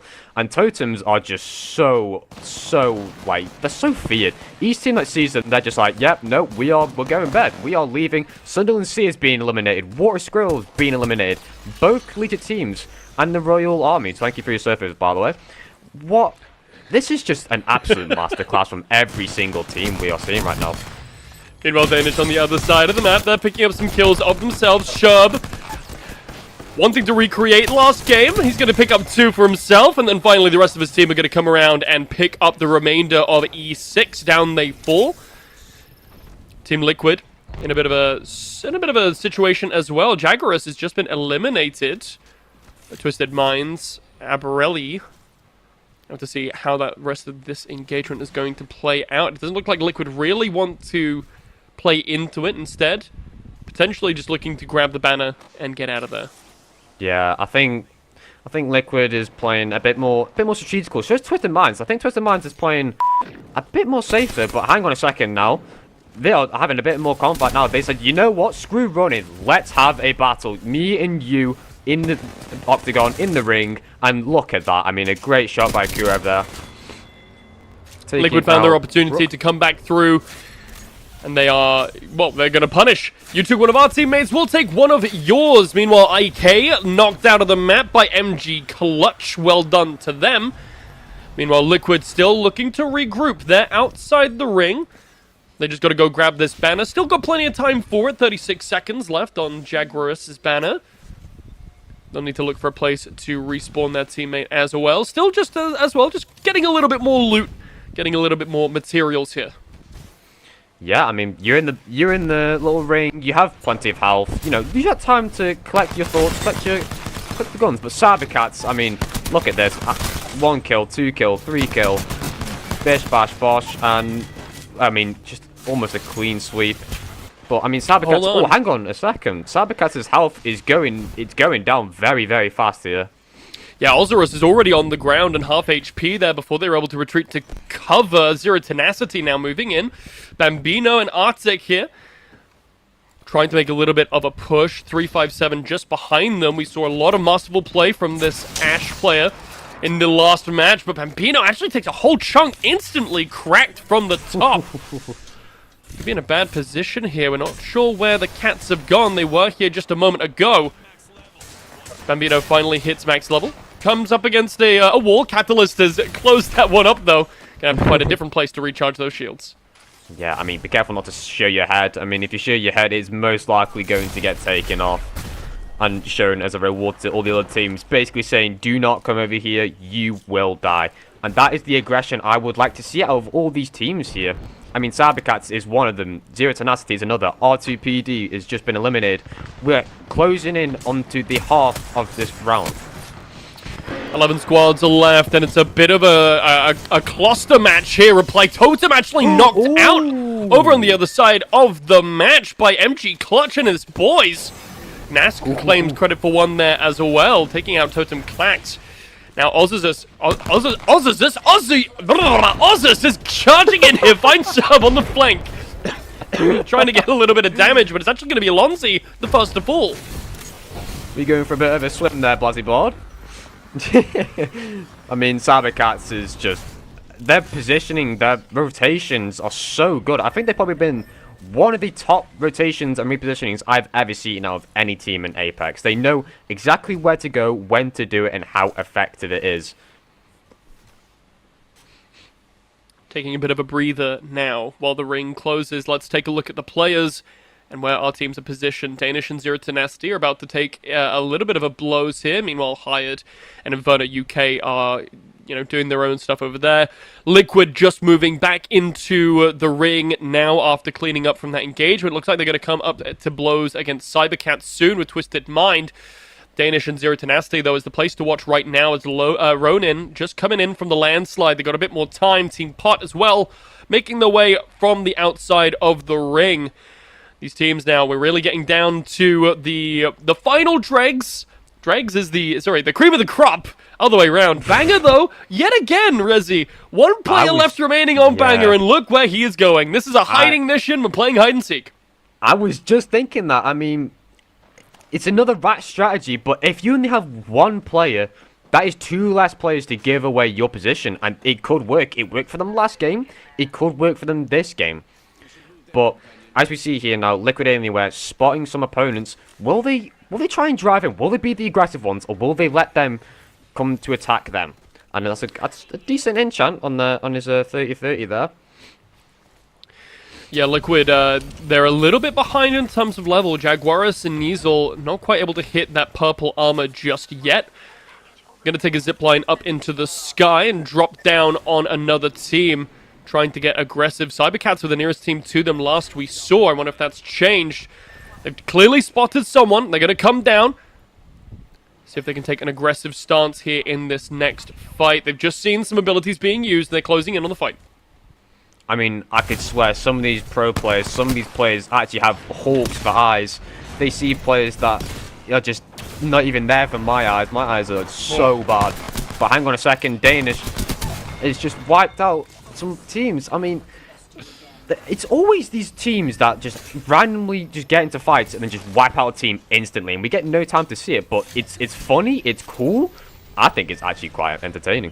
I'm just completely thrown through a loop every time I see people going back and forth through altar portals. Just complete. I don't understand how the players can realign their brains that quickly, but that's why I'm not a pro. Meanwhile, another engagement here, back over towards the factory. We've got MG Clutch trying to find some angles on some players. The armor is being pinged, but no cracks just yet. Meanwhile, we're still outside the ring. Is Ronin. Twisted Mind is able to find one. Crook is able to take a kill for himself. Bit of an awkward position now for Ronin. They're trapped outside the ring here. We're gonna have to find our way back in. Ronin being on the back foot, that is not something you see every single day. I mean, Ronin normally the ones going in, showing it all up, but I mean, Zero Tenacity is obviously a very strong team. Cracking a bit of shield up, no sign of hit points just yet, but that will come soon. I mean, look at the rush from Ash. Ash knows if he goes in, keeps them on their back foot, no time for healing, they will get one of the most anticipated teams in this tournament. And look at the headshots. I mean, not quite any hit points shown, but that is damage nonetheless. Misty brought down to literally all but cracked here as the rest of these teams file in around the staging harvester area. Ozus finds another one here. Fricks goes down. The Cats are putting on yet another strong showing. Banger aren't allowed to pull their ratty strats this time. They're taking off the map there. Thank you to Team Liquid. Kurev's the world of the Plague of the Rats, and down they fall. Now, Zero Tenacity looking to get an angle on this fight against Cybercats. Both of these teams incredibly strong in the combat. So I have to see how this goes. A Kraber in the hands of Ozus is incredibly dangerous. It's all about whether or not he can find this shot. Yeah, I mean, we've seen this so much. An Ash with a Kraber in P2020s. I mean, it's just the meta, I think. I mean, we're panning back over now to Zero Tenacity and Ronin. See what happens here. Who will be the ones to take out each other? My goodness! Look at the flank! They're coming in right from the sky! Look at the positioning, but look at the grenades coming straight back at them! Ganache in some trouble, but Bambino's caught them in the ring of fire! The grenades coming through! There's not a lot of places for them to run. Knuckle Cluster is going to get a pickup onto Hoodie. Niesel's going to fall in the meantime. Twisted Minds take up one of those players, and look at this positioning here. Tenacity, they're in a really good spot. Here they fall straight from the top rope down onto the enemy team, and there's nothing for them to do but go up But they're being followed, and Clutch, surely not every shot is off the mark. The knuckle cluster goes in, but it's going to be Arctic to claim credit for that one. Meanwhile, Twisted Mind still able to find a few more. Liquid on the ropes. 2 players knocked. They're going to have to find a way to fight back into that fight. Meanwhile, we're still on 0 tenacity. 3 players standing. They might be getting a little bit of a flank here. What is happening? There is so much action going on. My eyes are like, they're going in different places right now. One's going to the left, one's going to the right. I cannot keep up. There is just so much happening, and this is so fun. This is really wanting me to play Apex right now. I just want to hop on the game and have a bit of fun. Get in there, get a bit of firepower. That's the beauty of esports, right? There's nothing quite like watching the best of the best play to make you want to hop in a lobby and then immediately play 50 times worse and realize, oh, right, it only looked fun because they're amazing at the game. Look at this close quarters combat here. Twisted Minds, they're looking to find Team Pot. It's going to be successful so far. Shub, though, the next one taken down. The rest of that team still in the area. Liquid, 2 down, but they're certainly not out. Twisted Minds, they've got 2 players down, 2 players dead. Enemy, the only man left standing, has 2 banners to recover. Meanwhile, on the other side, Cybercats, they're in a position as well. Only two players left standing for them. They're okay for now. Lonzy, though, charging forward. Ozus has already been taken down. But look at these Mozambiques! Dual-wielding! Shotgun! 0 tenacity get taken off the map! Oh my god, 0 tenacity was so dominant. Everyone was fearing them. And Cybercat says, you know what?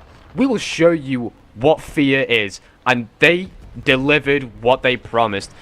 They should literally change their name from Cybercats to Feared Ones. Like, they are so dominant. Twisted Minds also up there, but he's the only one left here, enemy. But we have to push it into the final 4 squads. I gotta argue with you on that. What is more terrifying than a cat? What does a cat do? All it craves is rest and destruction whenever you have a cat.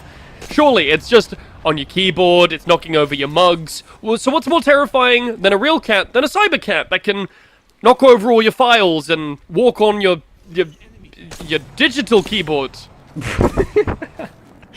Not quite, but yeah, I have experience with cats. They do like to mess up. Oh, 150. That is all the shield and half of the health gone.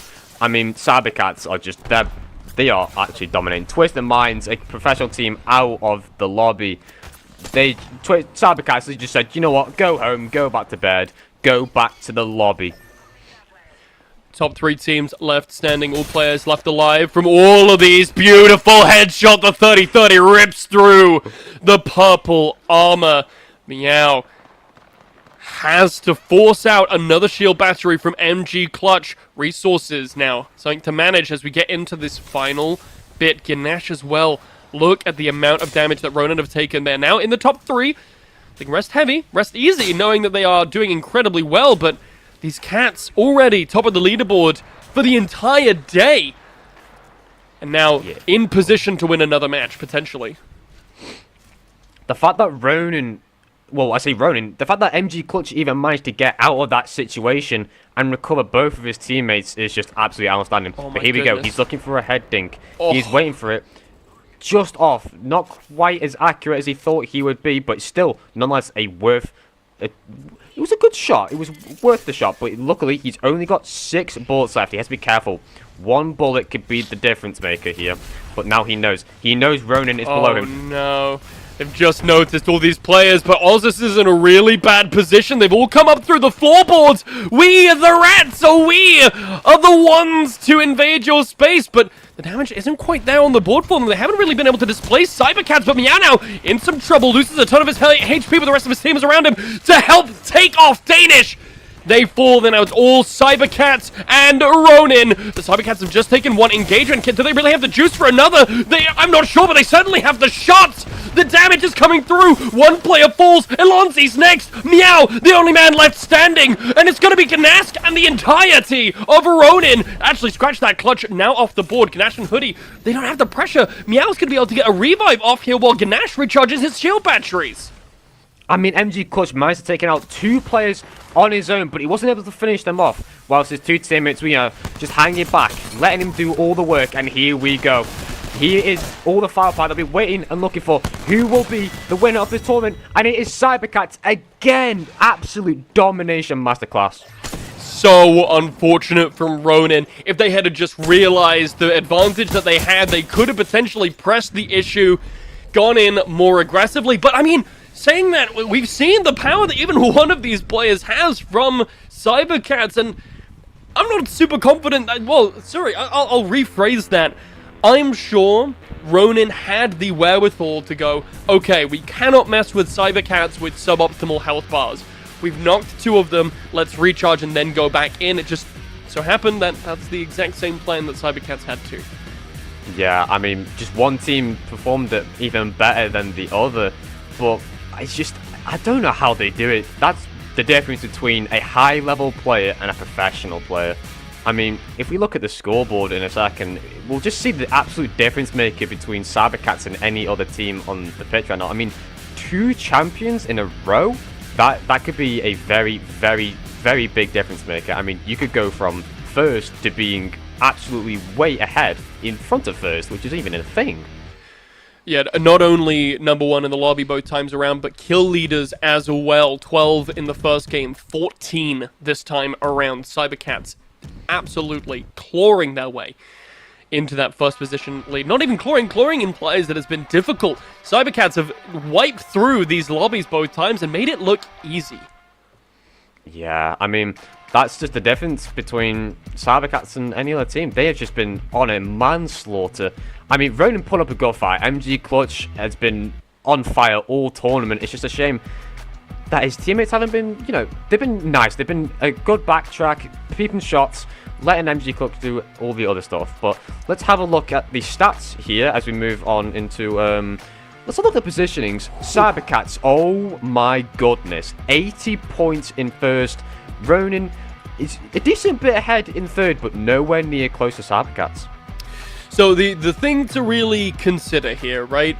We only have 2 more matches left. This was Ronin's second match, Cybercats as well. So there's still plenty of game to go. And the rest of these teams haven't necessarily played their second games either, right? So this is very much your back end of the first half of the bracket. As we head into the last 2 sets of the day, we're going to see these teams start to kind of even out a little bit. So some of the teams that are, in the bottom that maybe you're thinking, how did they get so far down there? It could just be that they haven't had a chance to play another game just yet.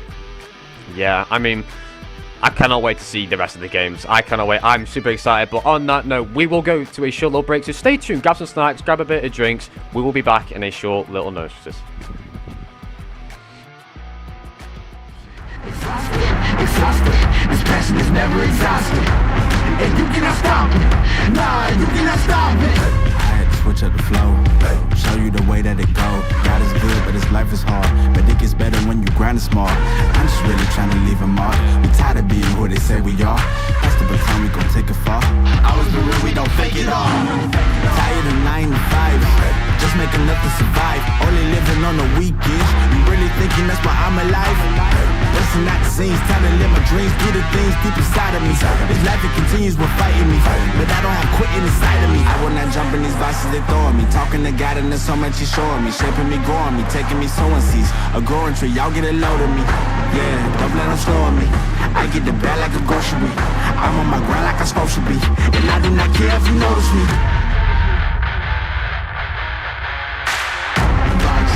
Boxes, I cannot fit in the boxes. Stop it, quitting was never an option.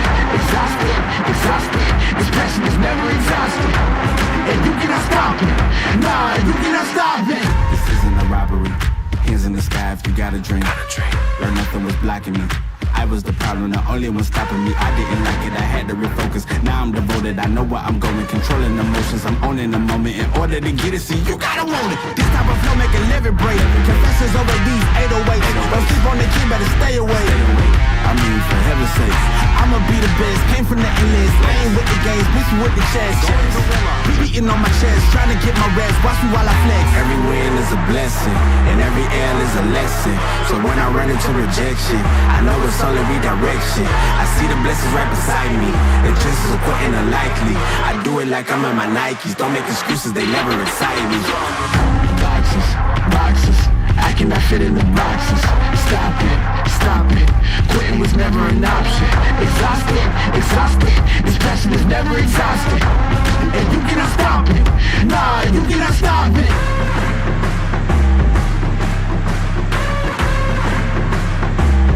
Quitting was never an option. And you cannot stop it. Nah, you cannot stop it.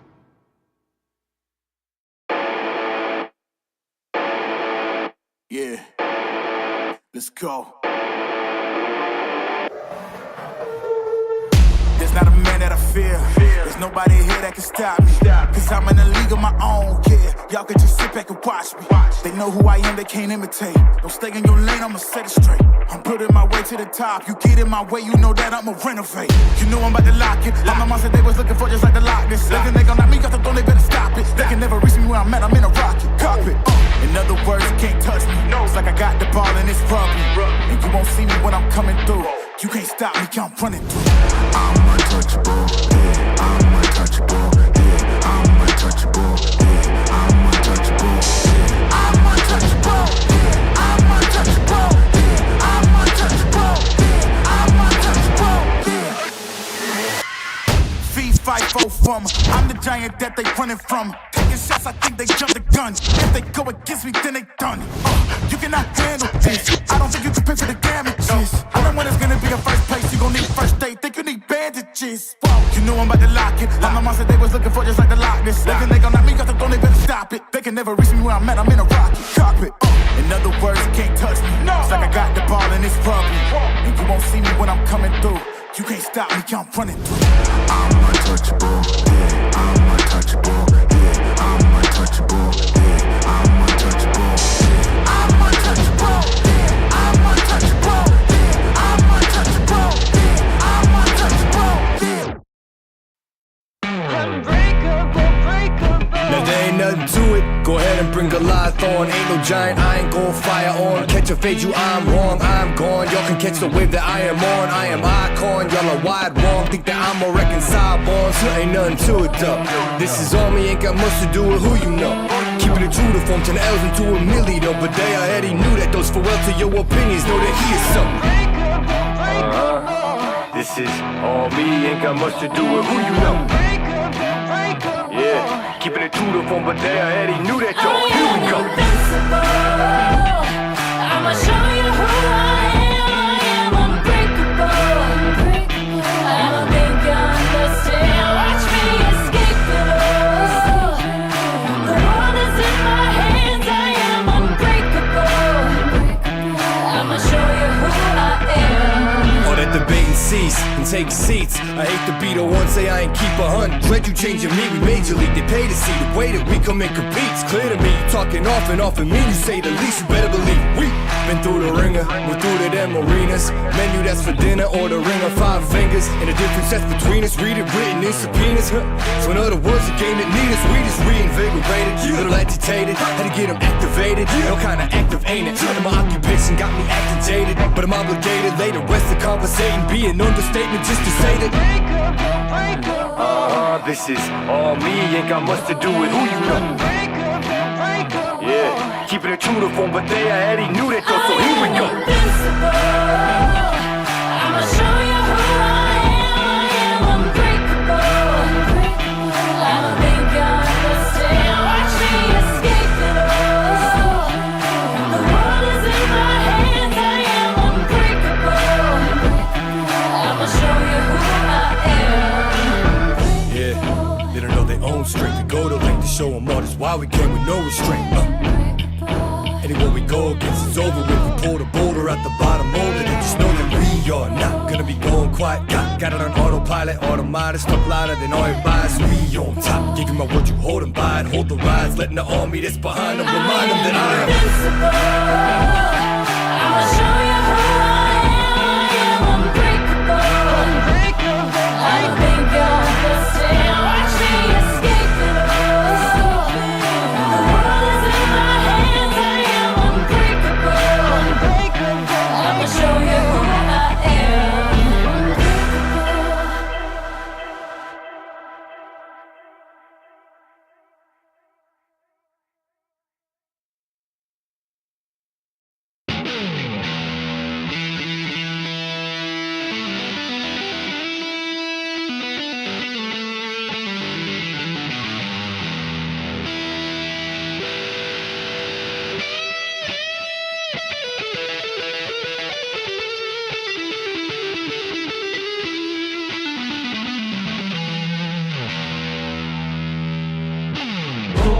It's guaranteed that I die a legend. Yeah, son God, homie, I'm reverend. Preach, just protecting my investment. Ask about me, integrity's not a question. Straight up, all the way up, with the same ones that was down from the jump. Day one, same ones, been around when there ain't funds. Even got love for fake ones that changed up like they break ones. Go on, you can charge it to the game. I'm all up in the photos, looking largest in the frames. Ayy, peep how I move, man, I'm getting to the bag. But the amount of work requires not a price you wanna pay. Tell me what I can't have a cop to. I ain't doing dirt that I ain't down to cop to. Living well, I've been selling the things I brought through. And if y'all don't know the name, then believe me that you about to. Let's go now. Oh, nah, nah, oh. Let's go now. Oh, can't stop us. Oh, let's go now. Oh, nah, nah, oh. Let's go now. Oh, can't stop us. Came a long way out the basement, that's facts. Made it to deals and the paid placements, all that. Think I made it and wishing you trade places, yo. You can't be half of me even if we related. Fuck. Nowadays we getting bread from the baker. 7 layers, man, I caught it getting cake up. Like a movie, done some things you couldn't make up. Y'all can put it on my tab and I'm prepared for when I meet my maker. Till then it's nice whips, no show. Yeah, homie, yo, bitch, my photo. It's big facts, I want all the smoke. I could go for broke, cause you know that the flow forever worth its weight in gold. Yeah. Let's go now. Oh, nah, nah, oh. Let's go now. Oh, can't stop us. Oh, let's go now.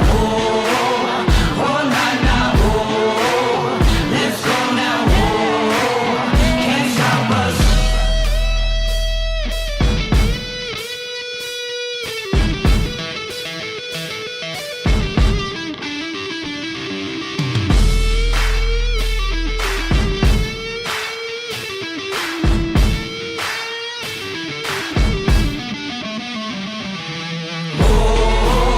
Let's go now. Oh, nah, nah, oh. Let's go now. Oh, can't stop us. Oh, let's go now. Oh, nah, nah, oh. Let's go now. Oh, can't stop us.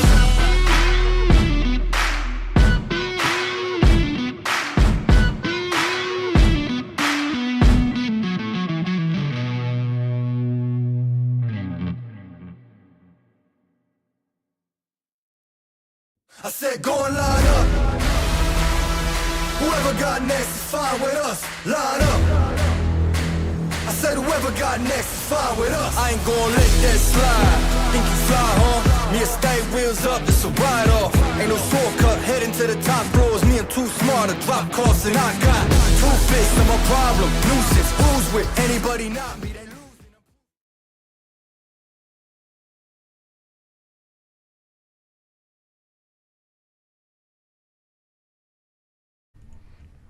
Hello ladies and gentlemen, my name is Purge and I am joined by the lovely Rezi once again. Say hello Rezi. Hello. I am back. Welcome back everyone to InCap Legends. We hope you've enjoyed the event so far. We're getting to those final chapters, so stay locked in and get ready to drop once again into epic strategy, action and just general good vibes. Once again, this event is initiated by Otto Puck, the president and CEO of InCap, a global electronics manufacturing company. He sees real potential in bringing the gaming, tech and educational communities closer together. InCap Legends is all about recognizing the skills that esports teams build, teamwork, the quick thinking, the strategic problem solving involved with it, and just the skills that go into this are equally as valuable in the engineering and electronics industry as they are in esports. It's also about providing a path to young people to explore their interests and might lead into potential careers in tech. And yes, Otto is still here. You'll be seeing him jump in real soon under the banner of Boss Battle. They've not been doing too great, but we respect them and we keep them here because they're damn good entertainment. Thank you once again for being here, and let's keep it going with some good vibes. Good luck everyone, and have fun. Alright Rezi, Oh, yes. How are we feeling about BD? We got some real powerhouses here. Cybercats already at the top of the board. We're not going to see them for a little bit here. Talk me through these teams, brother. What are we looking for now in this matchup? I mean, I'm looking at NX Esports, Spectre. I'm looking at Royal Signals. I want to see a bit more out of Sunderland Sears and a bit of Middlesbrough. I want to see a bit more of the collegiate teams. Obviously, Royal Signals, the Royal Army. We got a professional team. We got a bit of Team Liquid. We got Water Squirrels as well. That's another collegiate team. SJP2, they've been doing pretty well. Zipline Mafia, they've been doing pretty well. E6 been staying for a long time. Ronin, obviously, of course, one of the best. We got Project Heaven. People start to like that a bit more. But yeah, I'm very excited to see this next couple of games. I think there's going to be a lot of action involved, a lot of kills, and I'm ready. Oh, we've seen it already. Ronin absolutely bloodthirsty in all their games. We have Annex securing good positions throughout the tournament. But like you said, I've got to see something from these collegiate teams. Let them get top 3. I want that top 3 for the boys. But I'm excited. I cannot wait to see what we cook up in this game.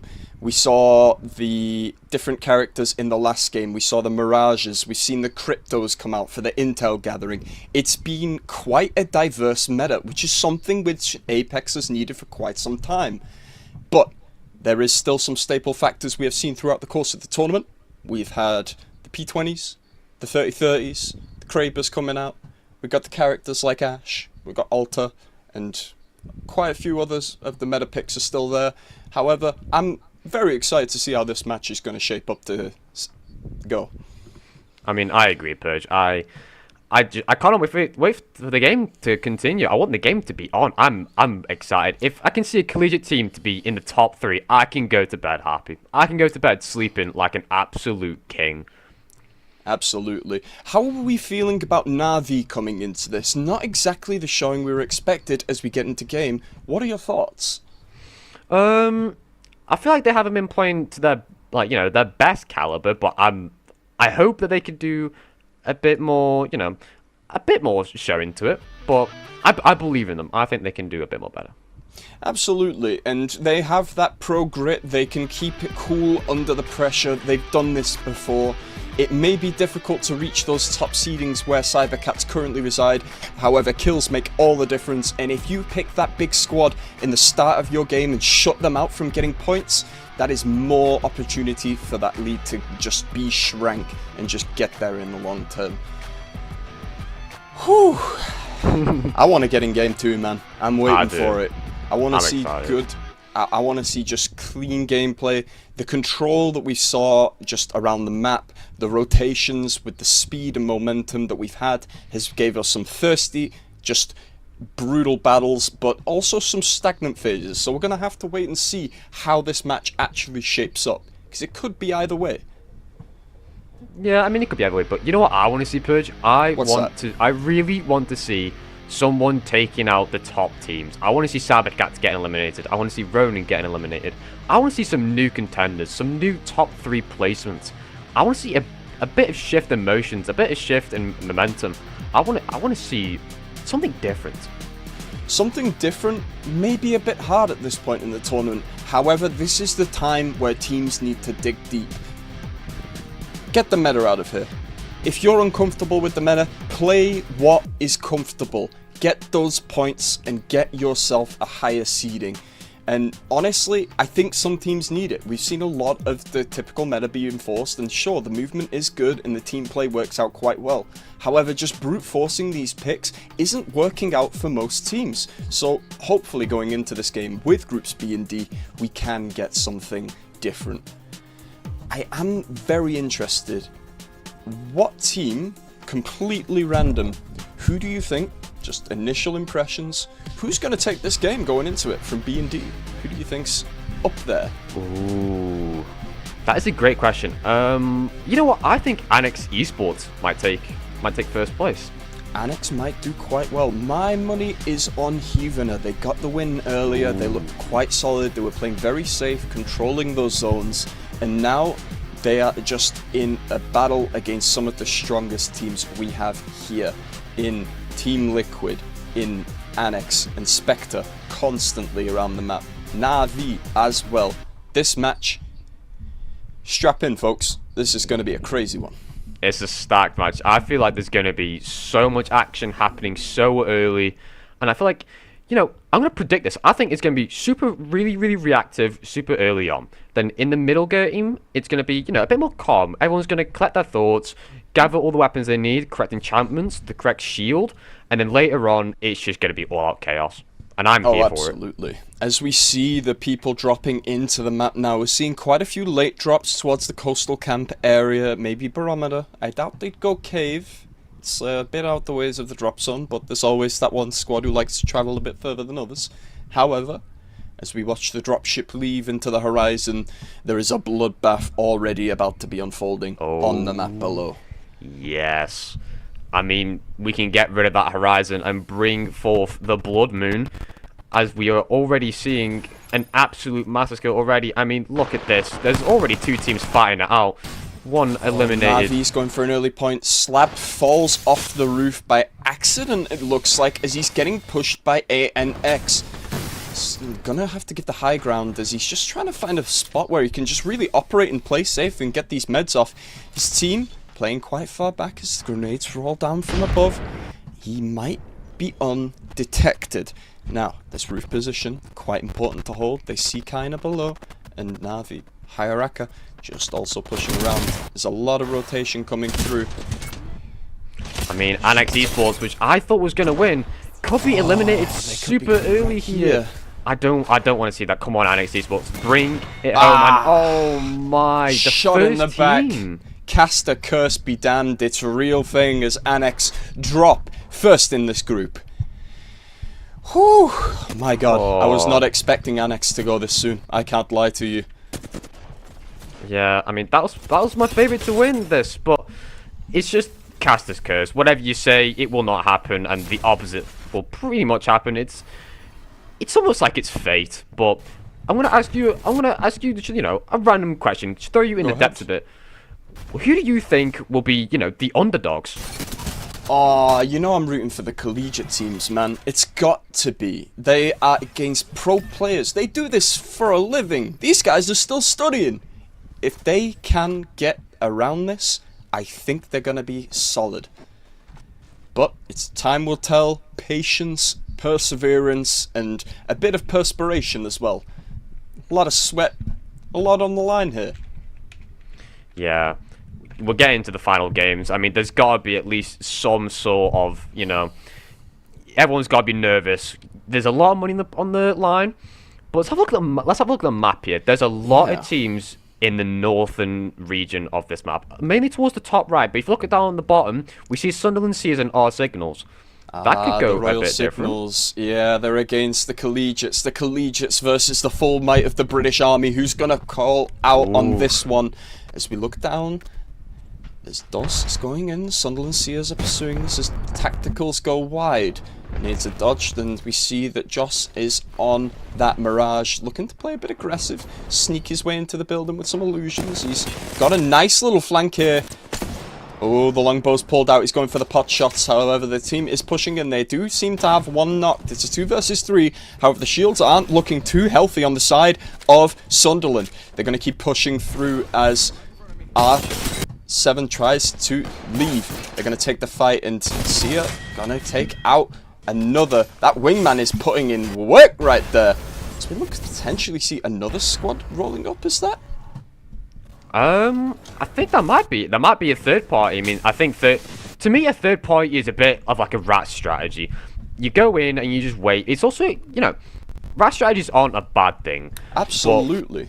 When you kind of abuse them, it's kind of like, okay, you've got to see something different, like Our signals go down and the Sunderland Sears both knocked out. Third party completely wiped up by E6. They're going to welcome these points very nicely as they get a pick onto R2PD, who looked to be just completely on his own. This guy's on a rampage right now as he's looking down. He gets the headshot peak, but still takes a lot of damage. He's going to pop the Phoenix kit. He has to jump to get away as the squad seems to be heavily pressured by not only the zone, but the high ground disadvantage. Whoa, that was an absolute slaughter right there. As Na'Vi goes down as well. We're losing all sorts of Titans early. Oh dear. I mean, we're looking at E6 versus SJP2 here. I mean, SJP2 has been super strong throughout the tournament. They just haven't been getting the correct things that they want. A bit unlucky. But let's pan over to the other side of the map here. We're looking at Heavener versus Zipline Mafia. Now, these are two Titans that have been... They haven't been, like, super bad at all in the tournament. They have been on pace to being, you know, a contestant to be a winner, a champion. Won a game. Heavener won a game, and Mafia have been trailing nicely behind. Not exactly your first places, but not exactly your bottom. They've been doing quite well, so I'd be interested to see how that one turns out. As we pan back to Ronin, one of our more bloodthirsty targets, well, teams, and they look to be targeting someone else. Who is that on the opposite side of the map? I don't know. But, I mean, we'll Ronin see momentarily when those bodies hit the ground. The Zaft Iokola goes down by Hondi in the chat. We're going to get a push up. They're playing the aggro. They aren't giving them time to get the res as he's going for the grapple. Charge shots goes through as the shadow comes through. Will he get on the... Oh, wow. Just before. You gotta feel bad. Is that a flying corpse?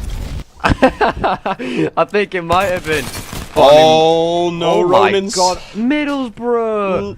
Both our collegiate teams are down here. It's unfortunate, however, Ronin, they like the freebies as Hanva side B was eliminated also. We're down to our final 10 and it almost feels too quick.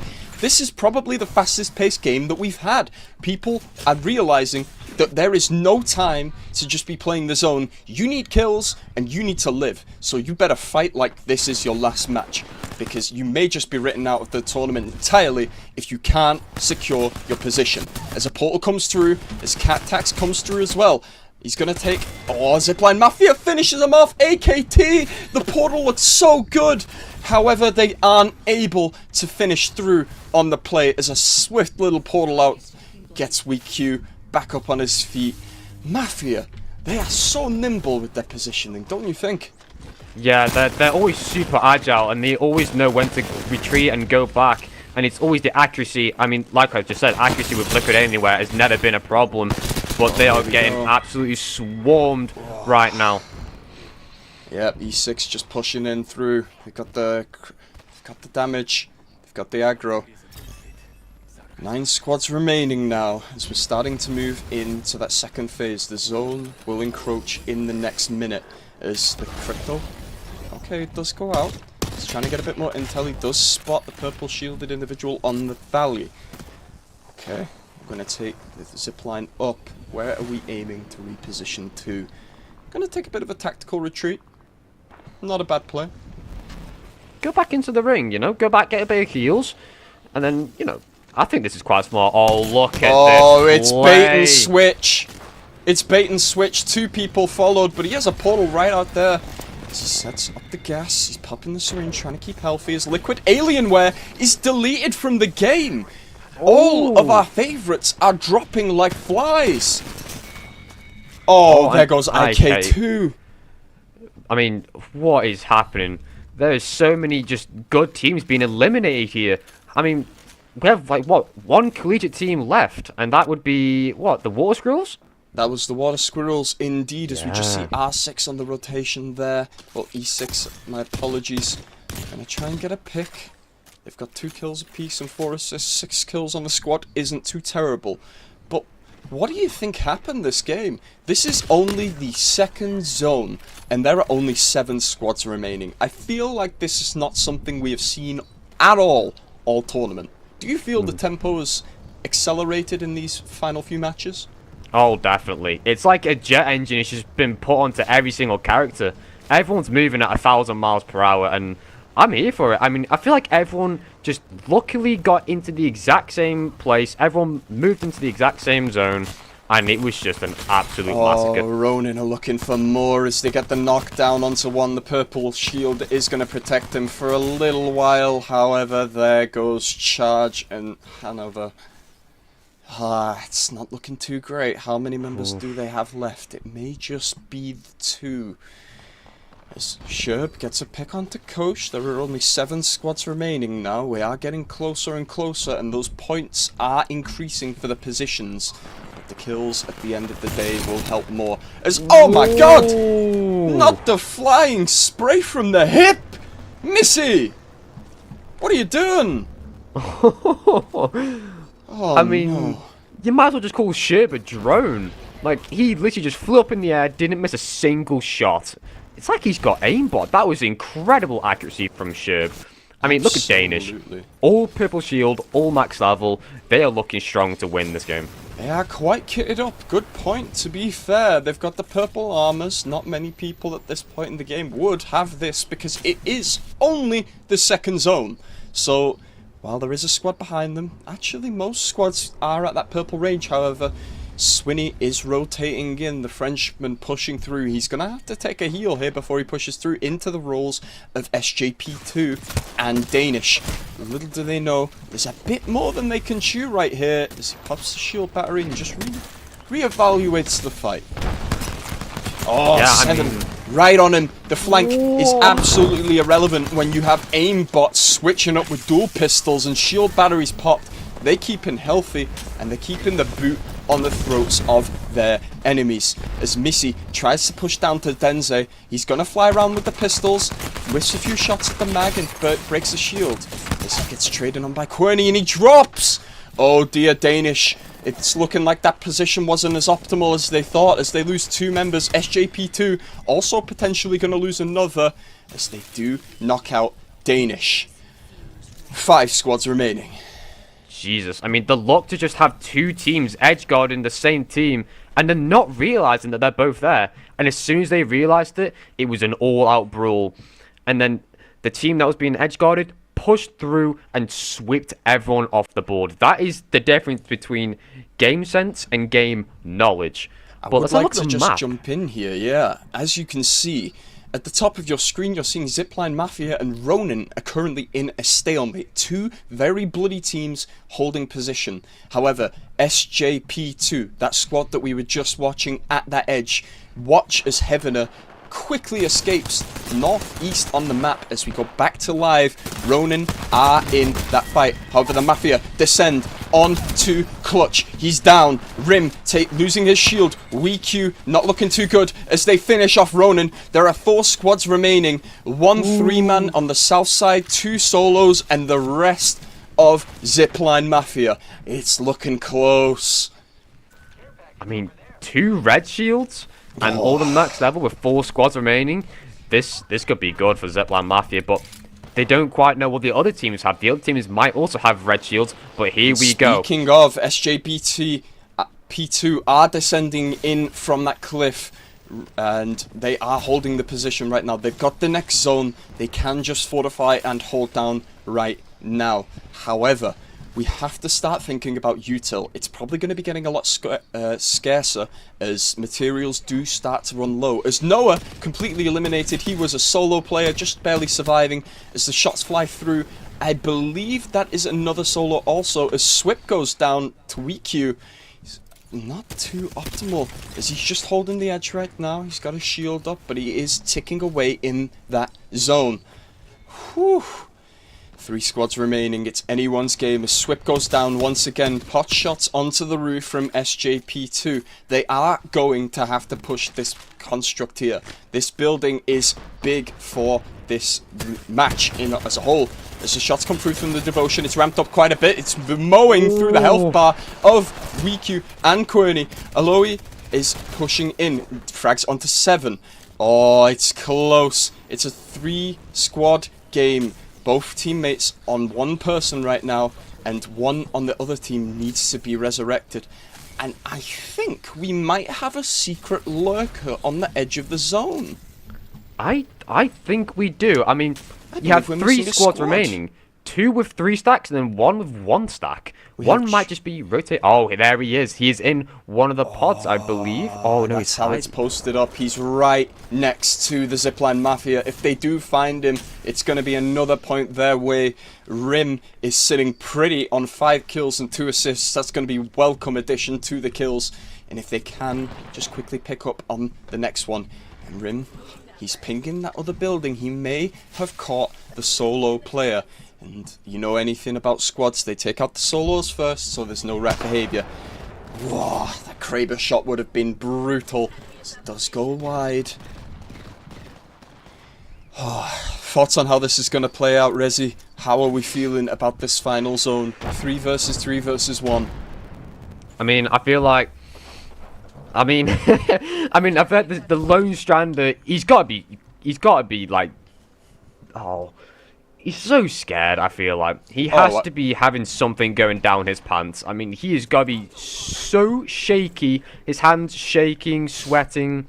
But he's just waiting for the two teams to battle it out. His knees are weak and his arms are heavy, alright. He's just pushed out and tried to claim the rock as his own position. Potentially forced out by the rotating trio squad as Zipline going to try and hold their position. They know that that rock is contested as, yep, absolutely split around the map right now. They are holding a very commanding position, but they are gonna have to move to that zone. It could be the decider. Just poking your head out at the wrong time, peeking at the wrong time, could be that difference maker as a rotation is lost, and that is the final shot in the Krabergon. Gonna be important, as now only left with the P2020s in akimbo, portaling out back onto the roof. They don't want to take the fight indoors right now. They just want to relax. And this 3 squad is going on forever. As SJP2, they're looking quite strong. Got the legendary and purple armors apiece. They're in 2 reds on the other squad. As 7 frags onto WeQ. 7 gets traded in response as by Rename. Rename is going to get he's getting some damage down as the follow-up. The wingman shots come through. SJP2 are fighting quite well. It's 2 versus 2 on all fronts. And there is still that remaining squad member as 1 squad versus 1 squad. He's going to get the res onto the second as our friend who's been hiding out this entire time, Mr. Juicy, is going to get aggressive as he pushes into the building. He's not got the time to heal. So this is the decision maker. He's got a dual Mozambique in close range. It's fragging time. Oh no, it's not looking too good as shots go wide. It's so good as SJP2 take game 1. Wow. A valiant effort there, though. From Juicy. I mean, he was waiting. He waited his time and he played it. He's probably played it as best as he could. Waited for the 2 teams to battle it out. And then the last tiny little time he had left, he went all out. But a valiant effort from Juicy. Absolutely. It's nerves of steel to know how to rotate around those final positions. And hey, he didn't get first place. He got second. And you know what second gives you? It gives you a fat stack of 9 points, so I'm sure they'll be very happy with that. We'll have the statistics for the game with kills and positions available for you in a moment. I'll let you know when they are through. However, this game did not shape up to expectations. Where do you think it all went wrong? I don't really know. I think that map was just a tiny bit of unlucky. Every single team mashed into everyone and all the good teams were just there. All the good teams got wiped off the board super early, and that gave the rest of the teams a bit of a chance, like SBJ2. They came out flawless on top, eliminating Zipline Mafia towards the end. Obviously Juicer, but he was a lone strider. What do you think of the game? That was absolute chaos for me, mate. This is probably the fastest paced early game we have had. We had 10 squads down in the first 10 minutes. And now, I don't know how to feel going into game 2. Because these teams that we thought were going to perform aren't able to translate their experience and just general mechanics into any real position other than SJP2. They did so well this game. I could not fault it. The movement was good. The rotations were solid. The picks were fantastic. I'm a fan. I was not previously, but I am happy to say I am a fan of this SPJ2 roster. I mean, that was just an overall good game, but yeah, I agree with you. No implementation from either of the pro teams. Just no good team had any chance to show off any of their abilities. But that's what we like to see. We like to see some of the pro teams getting eliminated early and showing some new talent, some new rosters, new up-and-comers. That is what all the esporters like to see. Show new talent, new players, and, you know, they might even be able to teach some pro players a thing or two. Speaking about teaching it how it's done, let me enlighten you with some stats for the game. Bring First it. place, of course, we had SJP2. They rocked an impressive and solid 9 eliminations. Second, Project Heavener. That was our solo friend, Mr. Jupe, I believe his name was. Their squad ended the game with 2 eliminations, so not too insane. However, they will take the solid points. Zipline Mafia, however, third place, 11 eliminations. Not bad at all. These are the matches you need to be having. Sure, you did not win. However, you secured a solid amount of kills to definitely upset those rankings. Following up in 4th, we had Noah. Noah, unfortunately, did not get any kills. However, they're more than happy with the points allocated from 4th place. And in 5th, we had Ronan. No, the only disappointment I have with Ronan right now is that they didn't get more kills. They ended at 4. No. It's probably just a bit of unfortunate. I mean, they had loads of teams near them, and they were trying to edge guard one team, and then didn't realise there was another on the left. Kind of a bit of a shock factor, I'd say, Purge. Yeah, absolutely overwhelmed. Some fun stats to highlight, however, other than our top 5. Number 6, we were watching them quite a lot that game. Danish, an impressive 9 eliminations. Followed up in 7th, E6, 8 kills. It's not bad. The thoughts are in the right place. It's just translating that aggressive, pick-heavy playstyle with also the positioning to know that you're going to be able to just go for the next fight and the next fight and the next zone. But honestly, stellar stuff from all teams. They're pulling out all the stops, and the heat is just rising in this tournament. Yeah, I agree. But on a different side note, Purge, what do you think about the other side of the teams? So we've obviously got the teams that are playing now. How do you think this will hold up against the other teams? So, we have some interesting rivalries at the moment. Cybercats are still at the top of the board, but look at Ronin. They got another game lined up right now. They are 11 points behind. So, going into this game, we need a high place, high kill game from Ronin to upset Cybercats' positioning. Other than that, teams I'm not really happy with, or would say I'm expecting more from, obviously is your Navis. Twisted Minds aren't doing too great. I really thought Spectre were going to pull something out of the bag, but there is always the next game until there is not. So just remember, these matches count, as we are already in our second game. Yeah, I mean, we need a big game out of here from Danish if they do want to upset the Cybercats, but look at this from Danish. I mean, oh my Jesus, destroying Royal Signals. That is a big upset for Royal Signals, though. That's unfortunate. Royal Signals struggling to make it through the first 5 minutes of the game. 2 games in a row now. It sucks for them. However, Danish previously placed 6th last match. They are on a hot streak, and they wanted blood from the get-go. They know what's at stake. They know how they're doing, and hopefully this time they can just get a better position. Here we see AKT not in a great position themselves.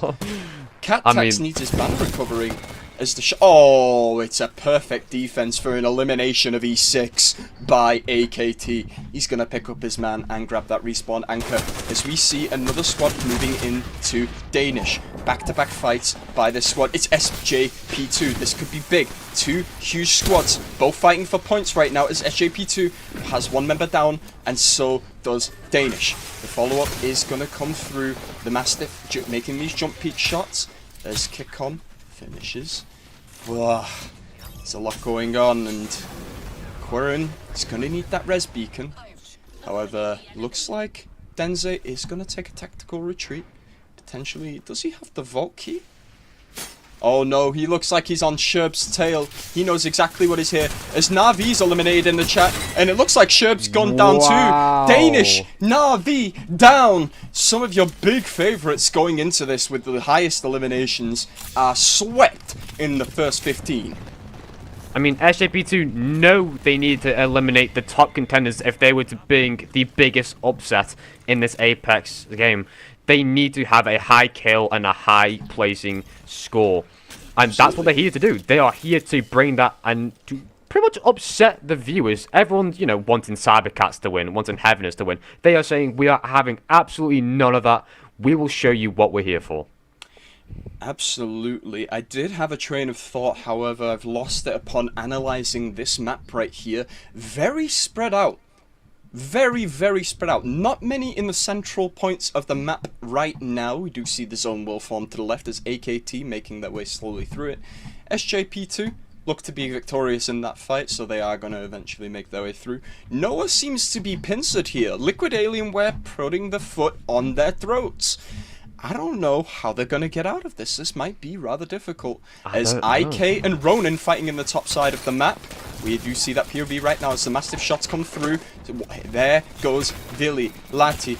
Vili's finished. And oh my god. Wow, Ronin are stacking up already. I think this game might come down to Ronin and SJP2. That's who's gunning for these kills right now. You think? I kind of agree with you, but I do want to see a bit of different things. You know me, I love to see, some other things happening, but I might have to agree with you. I mean, Team Liquid are also up there, but I don't know. We'll see here. I mean, I want Team Liquid to show a bit of a better performance. They're a professional team, and they haven't been showing me what I've been looking for. But here we go. Here's an Ash flank. We've seen this throughout the tournament every single game. Yeah, those portal choices just catching people off guard. You do see the trail, but don't see a trail if you're not looking in the direction she's going. So, now Noozle's probably going to drop down as we pan over to a very big bloodbath with Annex. Annex going to be chasing... Oh no, they're on the zip line. However, they're zip lining to their death. Goodbye, Sunderland. Wow. Middlesbrough also gone. That makes all 3 collegiates gone, with our lovely water squirrels getting eliminated earlier on in the match. So now it is all stakes, all business, all pro. So these 10 squads are lethal weapons. However, yes. Liquid, they've got a nice position. They are going to have to rotate with the zone. How are we feeling about this game? Are we thinking, are we expecting it to ramp up again soon, or do you think we're going to have a bit of a lull phase now? People are going to regroup, reloot, and just reassess. What do you think? I think we'll have a bit of a low phase, although... Ronin say no! Oh, yeah, Ronin's just completely shut my mouth, but Annex has been having a bit of a quiet game. We haven't seen any pans from Annex at all, I don't believe, unless my memory is terrible. Annex not really too busy in this match, however, we have mainly been watching the sides of Ronin and P2.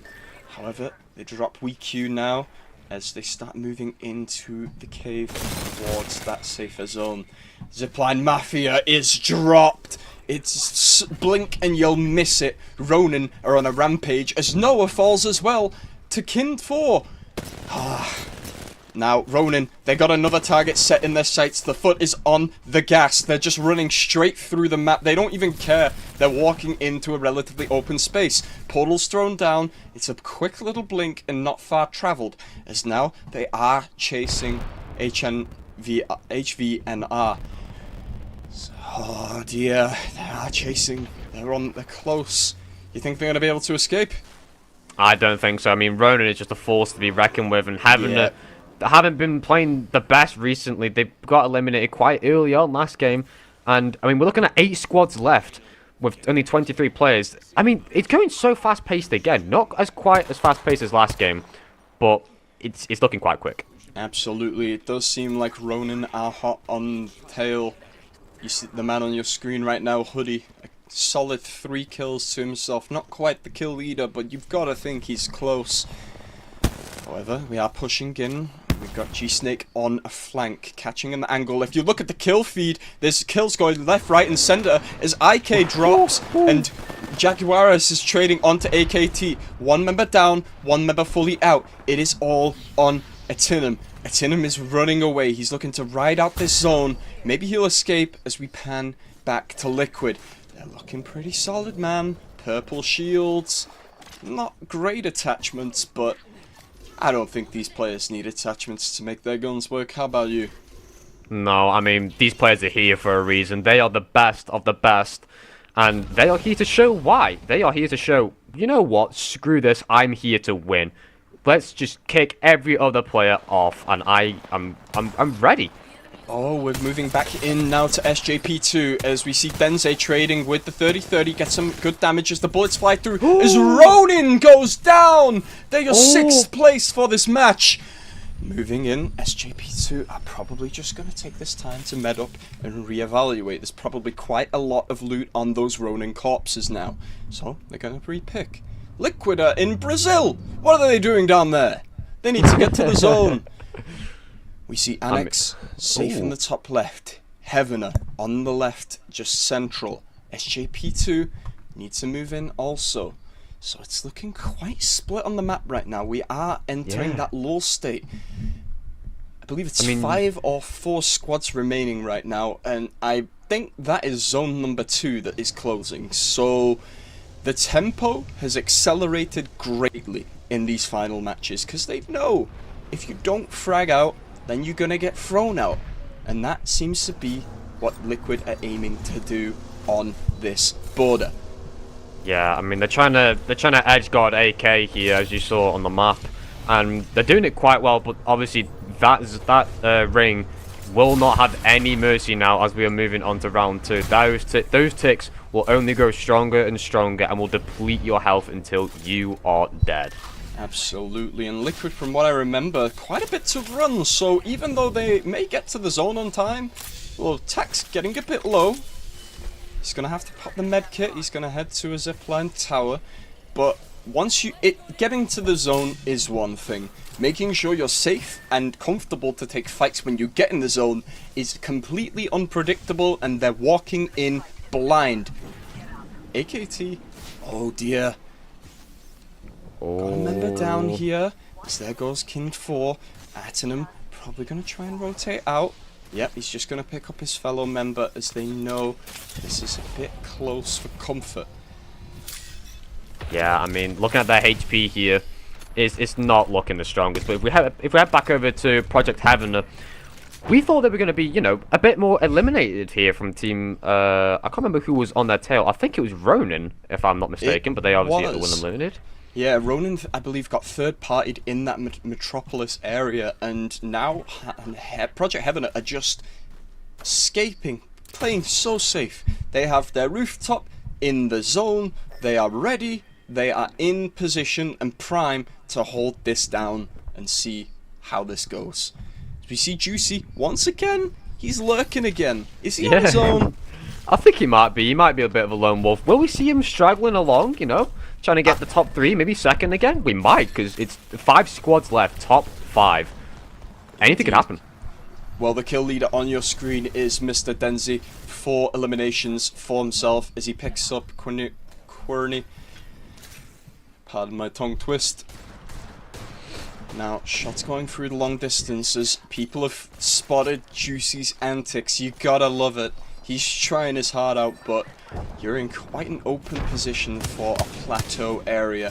Even if you are elevated, you only have that cover from one angle. As is that a wingman from long range? This man is a demon. I mean, here we go. Well, yeah, Juicy's just been annihilated. Juicy. Yeah. Rest in peace, 07 in the chat for Mr. Juicy. As Team Liquid Alienware, this is the form we wanted to see from them. Oh yes, I mean we're getting to the top 4 now. These are where the best teams will be, and this is the last game for this these 2 groups here. I'm excited to see. Oh no, 5 squads left. My apologies. SJP2. What are we looking through them, Purge? Honestly, I'm expecting the same methodical play they had in the last game. To be honest, control the zone, pick a house, hold the house. Do not leave the house. And here we are as SJP2 right in the thick of it, and everyone knows he's diving in, and 7 gets picked immediately by Cat Tax trades 7. It's not looking good. Equal picks traded as now Denze looking to hightail it out of there, followed closely by his remaining members. Now 7. I think he might be getting picked up by something. No, that's going to be a full-on elimination there. As fragging out is Querney in the chat. He's going to take some picks on GN Atenham. Oh, it was the zone. That's brutal. No. Oh, One thing I've been noticing in every single squad loves to have an Alter, a Ballistic, and an Ash, and that is the most common three we have seen out of all tournament. I mean, if we look at the stats here, Ash is 32.6%, Alter 14.4%, and Ballistic is 10.1% pick. Hold on, I think I'm going to have to cut you off there as Annex looks to be pressing the foot of their boots on to SPJ2. Or SJP2, yep. And they follow up, they pick, look, they see Denzi, they know where he is, he gets the shield going. And it's looking a little bit outnumbered here. That's probably going to get eliminated here as the Hounds are on the hunt. No time for medkits here as Annex just look to rush the final member of SJP2, knocking them out at 5th place. Now they're looking for another pick. They've spotted someone up on the rafters. Yep, it's Team Liquid, and they don't even see the individual hiding in the car right there. But Liquid does. It's Kim 4. Yep, that's going to be a devotion charged up, gun down, AKT taken out in 4th place. Yes, 4th place. Final 3. I mean, we've got another Straggler Purge. We've got 2 3-stacks and then 1 Lone Wolf. I mean, look at Team Liquid. One player has 4 kills and a top 3. Team Liquid get a bunch of points here. This is what we've been waiting for out of this team. The question is it enough? Only the leaderboard will tell, as the ultimate accelerants popped, as Kurev's aiming to get the ult ready for this final skirmish. Zone encroaching in 40 seconds. Well, the zone is currently closing for the next 40 seconds as it's getting tight, and honestly, I think Liquid might have this, just based on their positional factor. They know where the zone's going to be. They know that HVNR are going to pass through this area, and I'm not sure if Liffen spots Jans there. He's just cross-mapping, so he's holding that rock quite well. That rat strat, like you said, working out quite well. But talking about that rat strat, he has just revived one of his teammates. It is now an 8-player game instead of a 7. That could be very, very good for Heaven, I believe. Oh, there we go. Ash That's steps. unfortunate. That's portal through. It's Kurev, no shields, gonna take the tactical retreat, give up the position, but keep cover. He's not setting himself up too badly.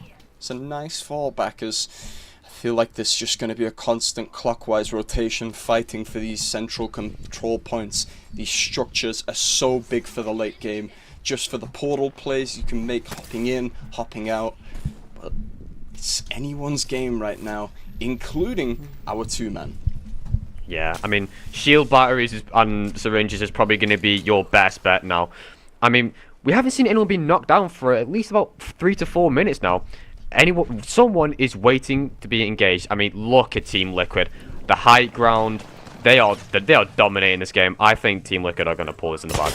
Alright, the Kraber shot goes on, pops for 150. He's going to have 50 left there as the frag goes through. Might land, however, looks to be a tactical retreat from his rival man. Oh, the shot goes wide onto the Pathfinder. Gonna peek between the bins, forcing the battery out. Does have 7, so he can quite literally do this all day. This looks so domineering from Liquid. I don't know how they're gonna pull this one out of the bag, but I am willing to wait it out and watch. As now, ANX moving through in... yeah. Oh dear. They've spotted the third party on the side, and they know that Liquid is above. They're going to go for the shield charges now, as health bars low all around the board. Less than 100 hit points across the whole team, getting absolutely shelled with artillery and nades. Liquid pressing the gas. Above is Kurev. He's going to drop shot. He's going to take a bit of damage for his troubles. However, he knows that Vaste is on low health. He's going to rotate around the opposite side of the rock. Pops the shield charge now. As Vaste is just going to push through. And they're looking for him. They're searching for him. As Annex gets knocked out, 2 squads remaining. Gets a 3 versus 2. Jesus, I mean, it comes down to this now. 2 teams remaining. Heaven They just versus Team grappled up. Liquid. Oh my god!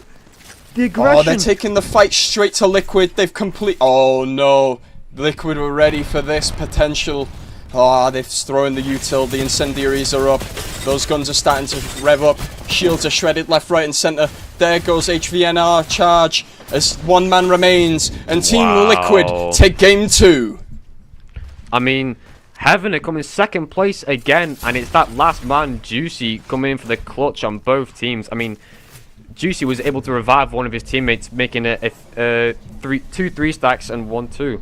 But I don't know. That was a very entertaining game, Purge. Oh, absolutely. It had everything I wanted. It had a team that wasn't really present, stepping up in the form of Liquid. It had, similar to the game before it, those cheese plays by the members of, I believe it was Hanva? Yes. Indeed. And yeah, that game for me was perfect Apex. I loved every moment of it. Any critiques from yourself? Anything you feel could have been done better by the other opposing teams? I don't know. I feel like Annex probably should have pushed Team Liquid a bit earlier, but if they did that, they probably wouldn't have let Team Heaven take the lead. But then again, if you knock Team Liquid out, then that's just going to increase your chances of getting a higher score on the board. Oh, absolutely. But speaking of high scores on the board right now, we don't have the full graphic for the current positionings. However, we can go over what just happened in that game. Team Liquid, obviously first place. Guess their kills. Guess their kills. I'm gonna guess 10 kills, Purge. No, 15 kills on a first place. That is a 27-point game for Liquid. Wow. They're gotta be happy with that one. That is a strong game, Purge. Very, very strong game. That could take them from like middle ground to at least like maybe top 6. That is very, very good for Team Liquid. Absolutely. Now going over the other teams, we have Project Hevner, we had Annex, and then we had AKT and SJP2 with 3 kills, 8 kills, 5 kills, and 9 kills respectively. However, that graphic on your screen are our current standings. Ronin able to steal away that first place seed from the Cybercats. A very close point difference between them of 2. How do you feel about this board right now? It still looks close. Call me skeptical. I think they were going all the way to the last game. I'm gonna have to disagree, you know, because I mean, Ronin, they got eliminated like what, in the middle ground in both games. I don't think they pulled enough points out of their back pocket, to be honest. I think Cybercats might have the edge on them, to be honest. Well, I think Cybercats Ronin might that game finishing 6th with a impressive 10 kills.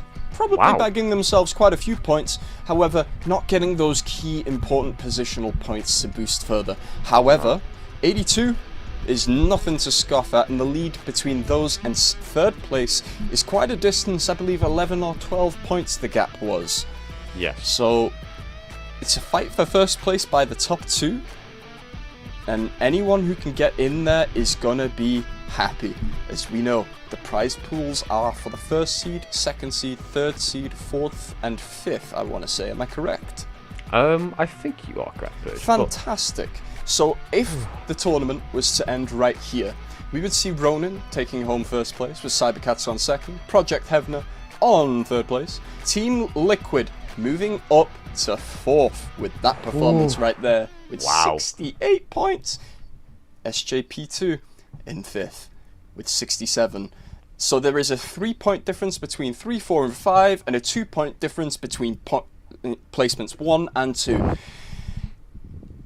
Anyone's game. I'm sticking around till the end. Have you any closing marks, Mr. Rezi? I do, because you know what? That is not the last game. We have still got 2 more games to go, so please stay tuned. We'll be taking a quick little 5 to 6 minute break. Stay tuned. We've got 2-minute games to go. Please stay around. Take care, everyone.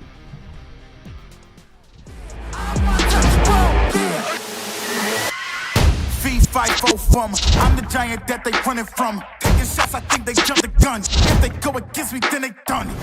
You cannot handle this. I don't think you can pay for the damages. I'm the one that's gonna be in first place. you gon' need first aid, think you need bandages. Whoa, you know I'm about to lock it. I'm the monster they was looking for just like the Loch Ness. They gon' knock me off the throne, they better stop it. They can never reach me where I'm at, I'm in a rocket cockpit. In other words, you can't touch me. It's like I got the ball and it's rugby. And you won't see me when I'm coming through. You can't stop me, I'm running through. I'm untouchable, yeah, I'm untouchable, yeah, I'm untouchable, yeah, I'm untouchable, yeah, I'm untouchable, yeah, I'm untouchable, yeah, I'm untouchable, yeah, I'm untouchable, yeah. Now there ain't nothing to it, go ahead and bring Goliath on. Ain't no giant, I ain't gon' fire on. Catch a fade, you I'm wrong, I'm gone. Y'all can catch the wave that I am on. I am icon, y'all are wide wrong. Think that I'm a reconcile bonds, ain't nothing to it though. This is on me, ain't got much to do with who you know. Keeping it true to form 10 L's into a milli though. But they already knew that those farewell to your opinions, know that he is something. This is all me, ain't got much to do with who you know. Yeah, keeping it true to form, but they already knew that, y'all. Here we go. I'ma show you who I am unbreakable. I don't think you understand. Watch me escape it all. The world is in my hands. I am unbreakable.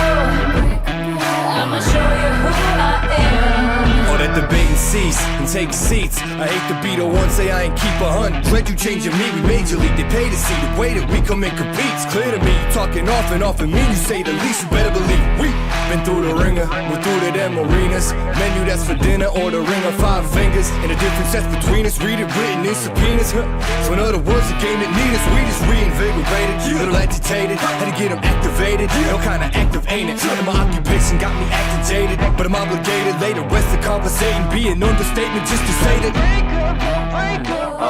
This is all me, ain't got much to do with who you know. Yeah, keeping it true to form, but they already knew that though, so here we go.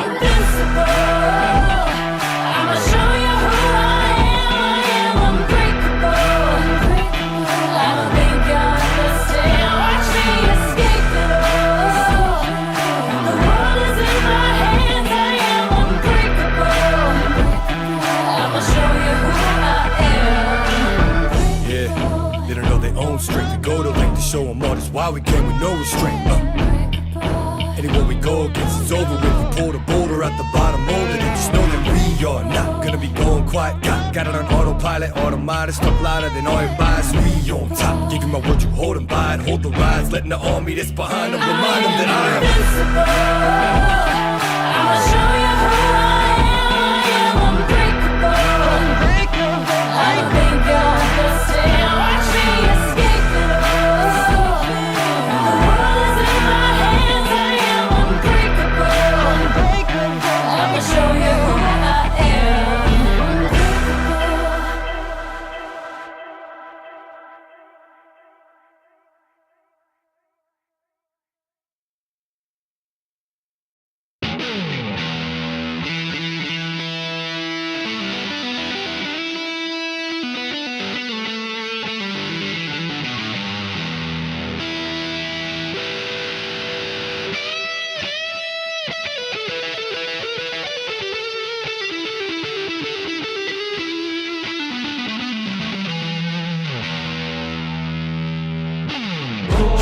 guaranteed that I die a legend. Yeah, son God, homie, I'm reverend. Preach, just protecting my investment. Ask about me, integrity's not in question. Straight up, all the way up with the same ones that was down from the jump. Day one, same ones been around when there ain't funds. Even got love for fake ones that changed up like they break ones. Go on, you can charge it to the game. I'm all up in the photos, looking largest in the frames. Ayy, peep how I move, man, I'm getting to the bag. But the amount of work required is not a price you wanna pay. Tell me what I can't have a cop to. I ain't doing dirt that I ain't down to cop to. Living well, I've been selling the things I brought through. And if y'all don't know the name, then believe me that you about to. Let's go now.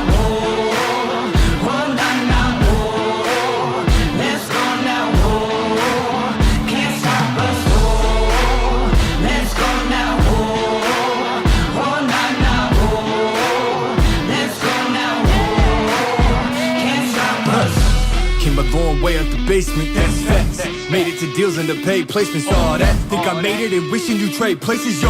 You can't be half of me even if we related. Fuck. Nowadays we getting bread from the baker. 7 layers, man, I caught it getting cake up. Like a movie, done some things you couldn't make up. Y'all can put it on my tab and I'm prepared for when I meet my maker. Till then it's nice whips, no show. Yeah, homie, yo, bitch, my photo. It's big facts, I want all the smoke. I could go for broke, cause you know that the flow forever worth its weight in gold. Yeah. Let's go now, oh, oh, now, oh, let's go now, oh, can't stop us, oh, let's go now, oh, oh, now, oh, let's go now, oh, can't stop us.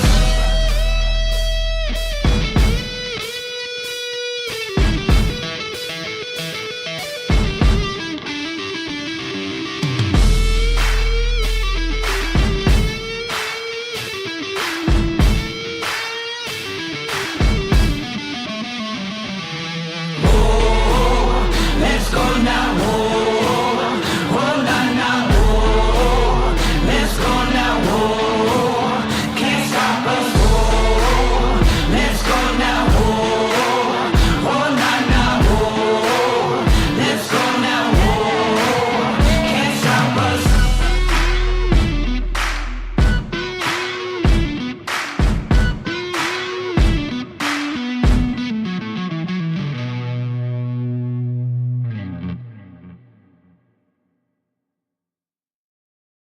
I said go and line up. Whoever got next is fine with us. Line up. I said whoever got next is fine with us. I ain't gonna let that slide. Think you fly, huh?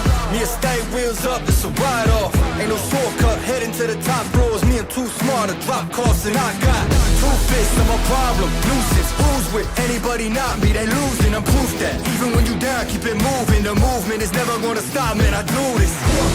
Go and line 'em up. 2, that's fine with us.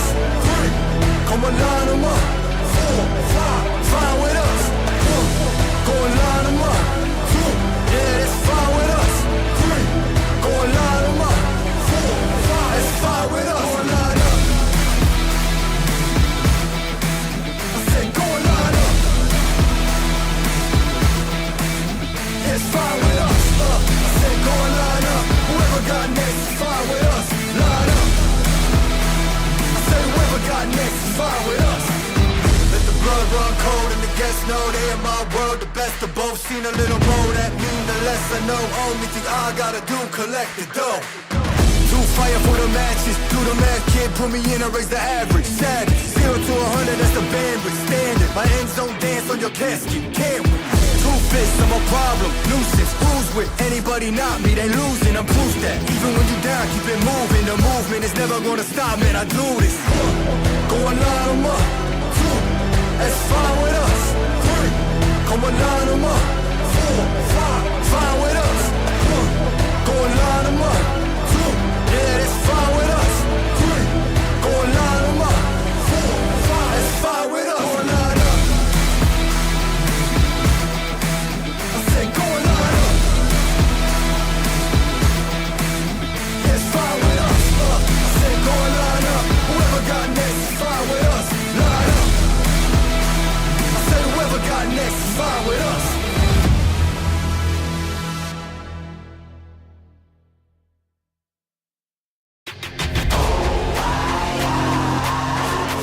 Never fall back. We will stay right where we at. We ain't never fall back. Yeah. We ain't never fall back. And you can find me where I'm at. We ain't never fall back. Ha. We ain't never fall back. And you can find me where I'm at.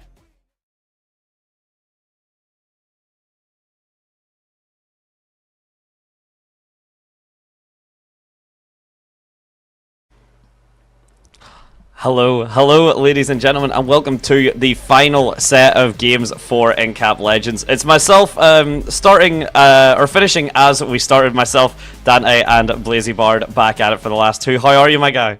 I'm doing incredibly well, thank you, man. I'm super excited to get into this last set. Indeed. So, just a quick overview of the event for the last time. So, event was initiated by Otto Puck, President CEO of InCap, global electronics manufacturing company.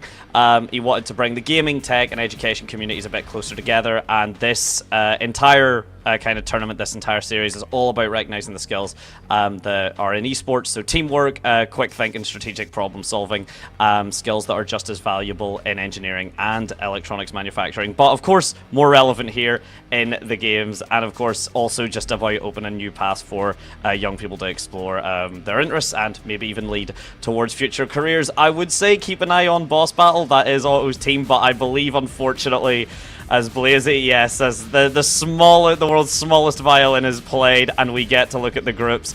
We will see. Moving on, Boss Battle are playing, but have been struggling. Is probably a polite way to put it.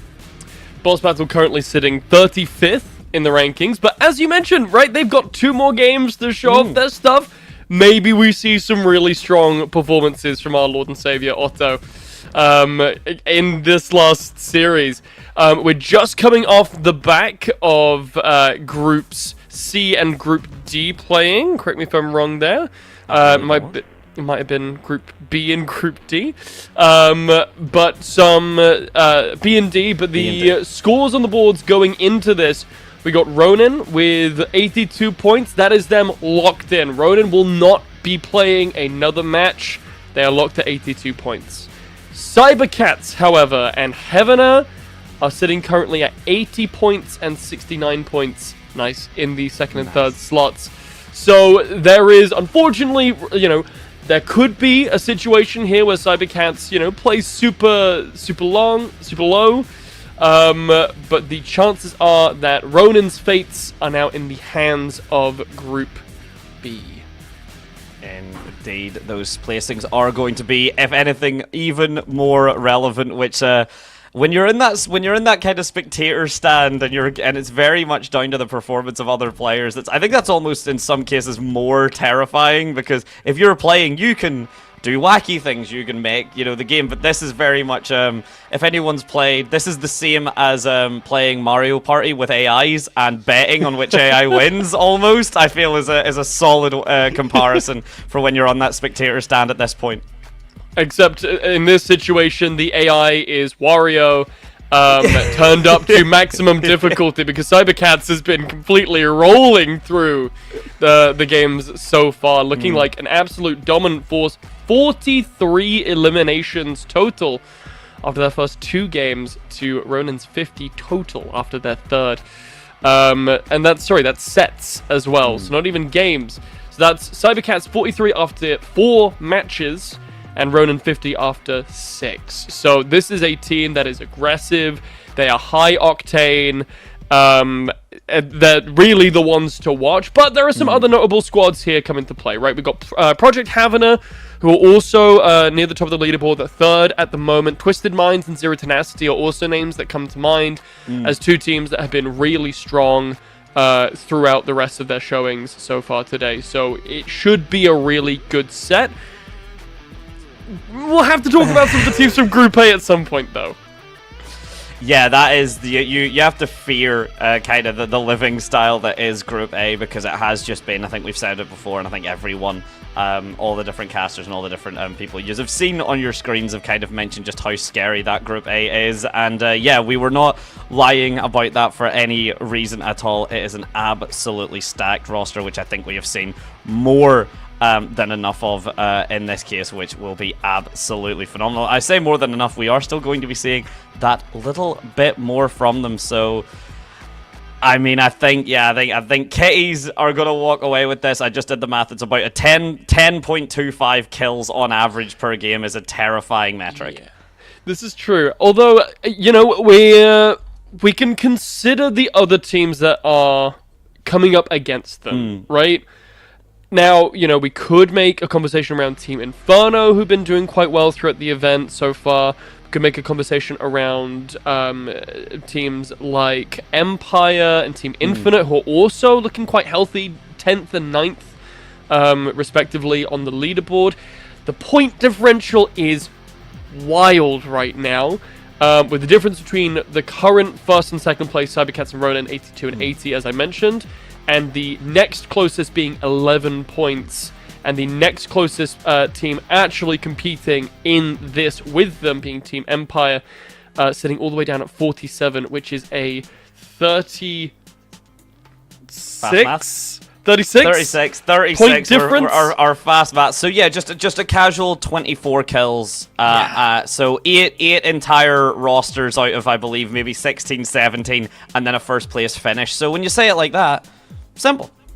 Done. There is certainly a mountain to climb for some of these teams from Group A. Not an impossible one. These teams have definitely shown us that they've got the mettle to, to take the conversation to these teams like Cybercats, like Havana, and really have their opinions and their thoughts and their statements heard. But it's definitely going to be a climb for them to line up with this team in the end. No, it is, and honestly, in terms of kind of one extra team, because we've mentioned the collegiates kind of running the whole way through. The Chimeras are still having a shot. I don't have the exact scoreline on them right now. 23rd. Thank you very much. Thank you, Blazy, for that. This is why I have such faith in you. But we have been seeing a phenomenal run from the collegiate side. Of course, 23rd, that sounds, like nothing, that kind of sounds. But again, for how stacked some of these rosters have been, for how stacked some of these servers have been, a 23 performance actually, pretty likely to increase and get higher due to the fact that they're still getting an extra 2 maps. But for the meantime, that is all speculation, and we have a game to get into. Yeah, there's a lot of teams between them and the top spots that aren't playing in this match, right? So this is, as you mentioned, a really good opportunity for the Chimeras to claim some points and get a bit higher on the standing. But what we can say, 14 points on the board for them right now over the games that they played. I think a very respectable slash line, obviously the highest placement being 5th. We'll have to see how they stack up to the rest of this lobby. We're following on with the Cybercats now as they're landing towards Echo HQ. Get scared, but get pumped, ladies and gentlemen. It's the final set. There's been some kind of shaky discussions of whether we'll see big fist fights or something, so we'll have to wait and see if some of the teams do honorably engage for that. Of course, there is still money on the line, so I believe we're going to be seeing aggression very much taken from the start, and that's exactly FG already looking to get their names on the correct side of this kill feed. Already some damage coming through on both sides. Expert half HP, the shield falling low. Feuda's taking a bit of a shot as well here. And how is it all of these teams already have P2020 dualies already? Expertiate in some duress, and that's going to be the first stock of the game so far. Feuda claims credit for that. I was going to say as well, it's almost like you drop with them, but speaking of dropping, Banger is already out for bid and have been able to put 3 kills on the board, 1 squad out, and we haven't even really been in this server longer than a minute. That's what we were talking about when we were saying this is going to be fast aggression. Teams are not really going to want to let anyone gain that comfortable footing. We see the circle, the zones kind of spread out right now. It's all or nothing on the dead center of the map, which is really, really scary, and in my opinion, no more fitting a way to finish off this set. And that team that went down was Banger, right? The team that in the match that I last commentated earlier on made it to second place, basically by wrathing the entire game, as 10K looks to be wiped off the map, potentially here by Twisted Minds. But a lot of space between a lot of these teams so far, as we mentioned, a lot of action around the outskirts of the map as these teams just look to take a little bit of poke on either side, level up a little bit, take some of these earlier fights as Twisted Minds actually already pick off one of the Cybercats players, I do believe, in Kaishia. Up in that, we'll have to see if it can get worked out. The revive having to come through, but already a knock that early might continue twisting some minds for the members of the squad. That cannot be a good sign whenever you're getting knocked that early on. We'll have to see if they can get that recovered, if it was just a little blip, or if it's indicative of something far scarier down the line. Still 16 squads, and after that initial kind of scrap, I will say for the most part, drop zones were not as contested as I was expecting. No, and that's the the main talking point with Stormpoint, right? It's a very open map. There's a lot of areas where you can basically go most of the round without encountering too many people. So we get into these situations where we have these teams that, if they would like to avoid fights, there is definitely that option of, we're going to play around the sides, we're going to gather loot, and we're going to come into a fight when we are ready to. And we will have all of this massive loot and a big treasure chest full of it to the brim, which, depending on how those fights then go, is either a lovely delivery for your opponents should they actually take the advantage and come out with a win, or of course hopefully a very easy stomp if you've got all that additional loot. And speaking of what you're hoping is an easy stomp, the Chimeras seeming to have a very solid position on this upper hill, but they are aware they're kind of trapped in between members beneath them, members above them, as Empire take the tripwire and immediately begin a very heavy engagement. Carter's taking some damage, though. He's going to have to stop and heal up for now. Though Z10, Bambino able to claim a kill elsewhere on the map. Bambino could be in some trouble, is able to crack in return. Shields down on both sides, but the gunfire continues. Grenades being thrown everywhere. Riley takes his spin, and it's going to be 357 with credit for that one. More kills coming through. As we see Carter trying to crack 357. He's got a little bit over-aggressive there. Down he falls, and Mav could be next. This pistol accuracy is insane. Everyone is refusing to miss shots. We'd mentioned the V2020 and Zero Tenacity will have little more to work with. It's going to be LOTR just living off the back, but now being dove again, having to just call out. That does mean they are going to be, I believe, the last man standing for Empire, but the longer you live, that positional advantage on the scoreboard, of course, is make or break at this stage. You've got enough frags if you're Empire. Now I think you just focus on surviving. Some trouble here for the members of Team Inferno as Viguk is going to get sniped down. Luckily, in a decent enough position to get on out of there and get to a safer spot where they can revive, but 15 squads, people are falling left and right, actually teleporting straight into an ambush. Exiteka could be in some trouble as well, as Nono picks up a kill for himself, charging forward, replay Totem. They don't want to let this team go out for free. Cracked and goes down. That's one. 11 up to the catch and Totem catch, and it is going to be Luxor that is caught. Inferno now wiped out, and basically all the time in the world for Totem catch and reply Totem in tow, just able to pick up that loot, able to get themselves all members fully locked back and fully caught back up with each other. And this position, very solid. They've got essentially all of this for free. We see the kind of the big zip lines, the big, I kind of call them man cannons, essentially, that can blast them from any kind of position to a different spot on the map. So Totem, all of a sudden, if they don't give this up, very, very solid. Quiet on the Western Front here as Empire in the whip. LOTR and Carter, both alive.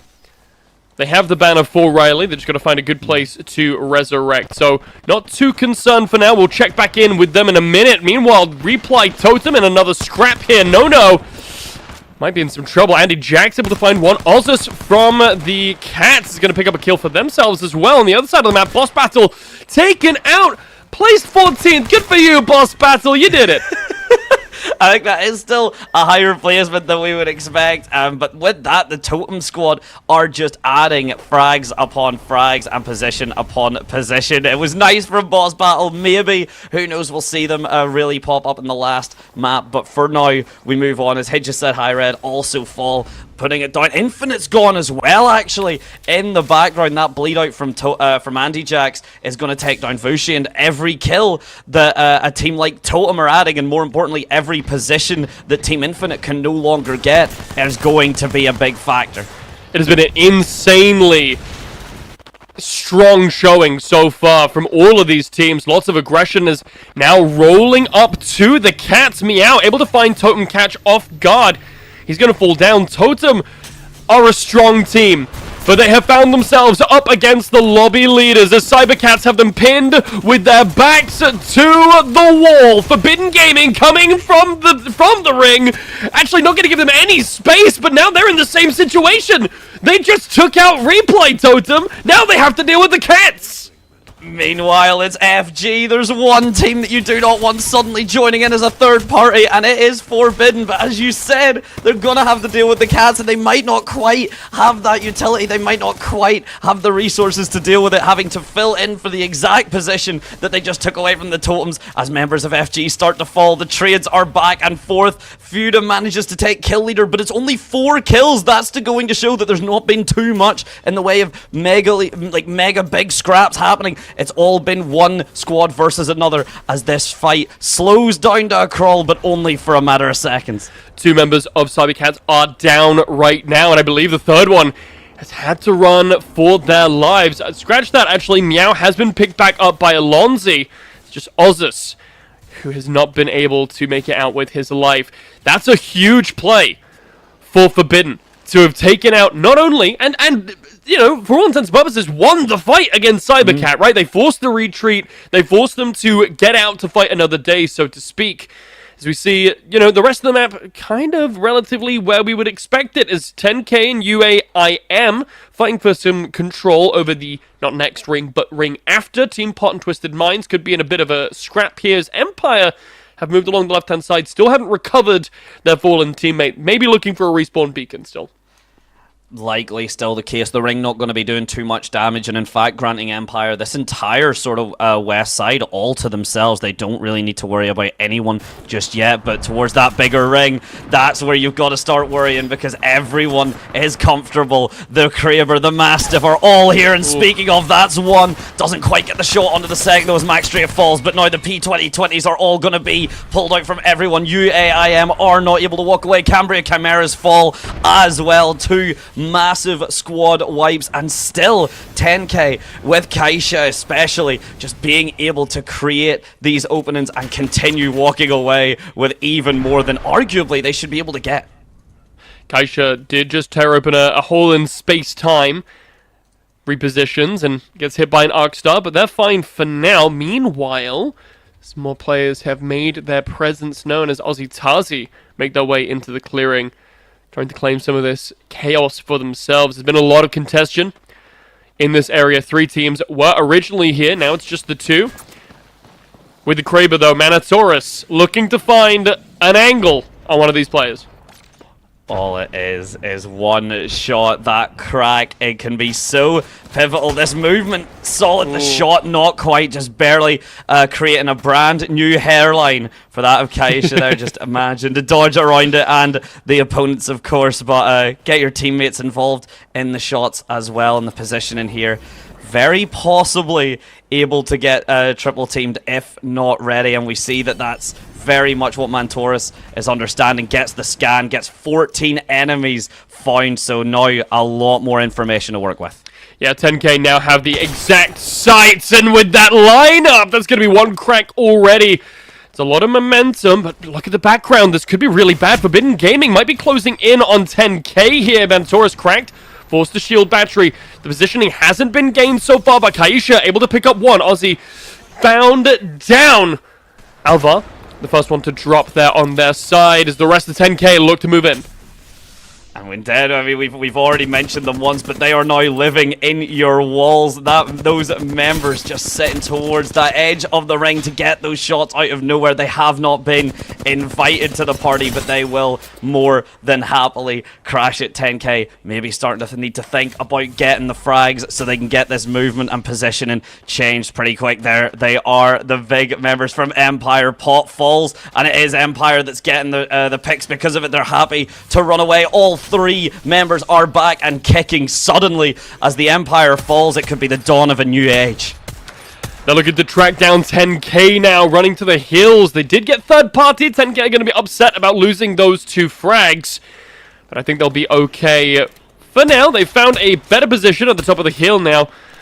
FG fighting into them though. They found them in the back. Aussie Tazi finally get taken off the board. Final kill credit goes to Twisted Minds. Crook able to find that one. Forbidden Gaming all in. So many teams in this one clearing. Kaisha falls down 10k under a lot of pressure, but Fuda able to find some more Minotaurus, keeping his team alive for now, but not quite good enough. Fuda claims credit for that.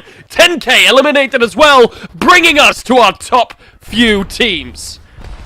But with Empire as well, just having to fight. They are all members alive, but they are trying their best. We see Riley try. He will fall as the shots from Fuda, the Kraber, finding its mark, biting down Empire, are going to fall. We see another shot come through. That's going to be a down on the enemy from Twisted Minds. And you can't really avoid when Fuda and the rest of FG are collapsing on you and the rest of your hopes and dreams for this map. It's Forbidden Gaming. It's Twisted Minds, and I believe Cybercats filling out that third spot. About to get down into the final ring, and there are all players left alive. More to find, and it's going to be Cybercats. I was correct there on that last team.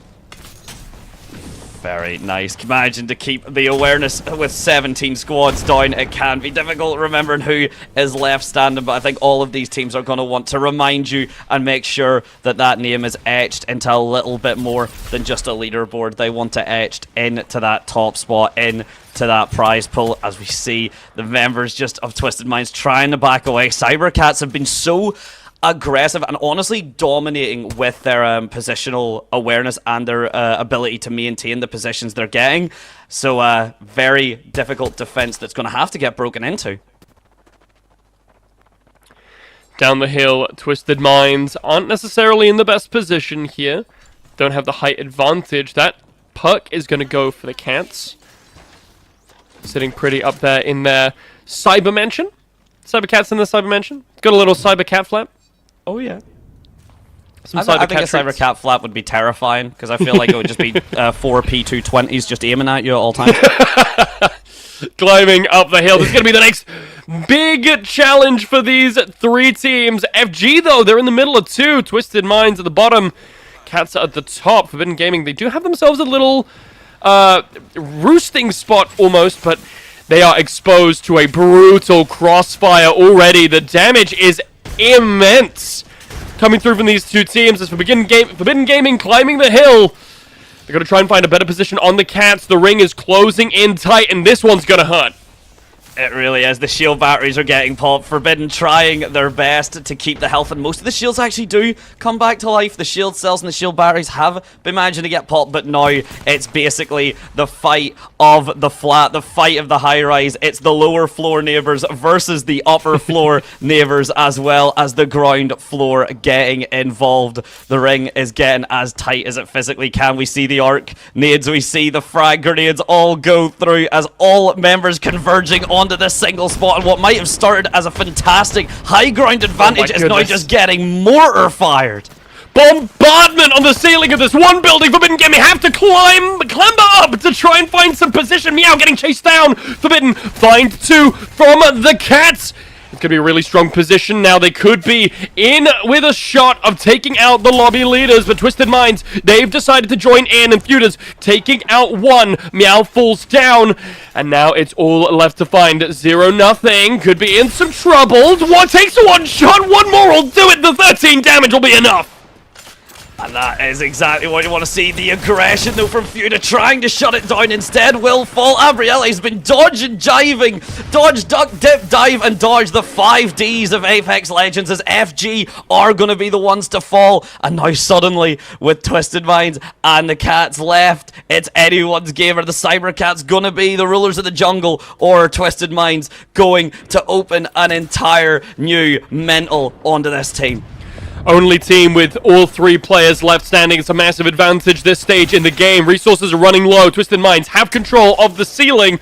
Look at this Peacekeeper. Long range. That's not what a shotgun should do. That slug moves a lot faster than any other slug I've seen. Last positioning here. 2 squads remaining. It's just Twisted Minds now. And their opponents. The Cats still looking to claim what would be their 3rd first place finish in a row. Circle's getting tighter. It's anyone's game.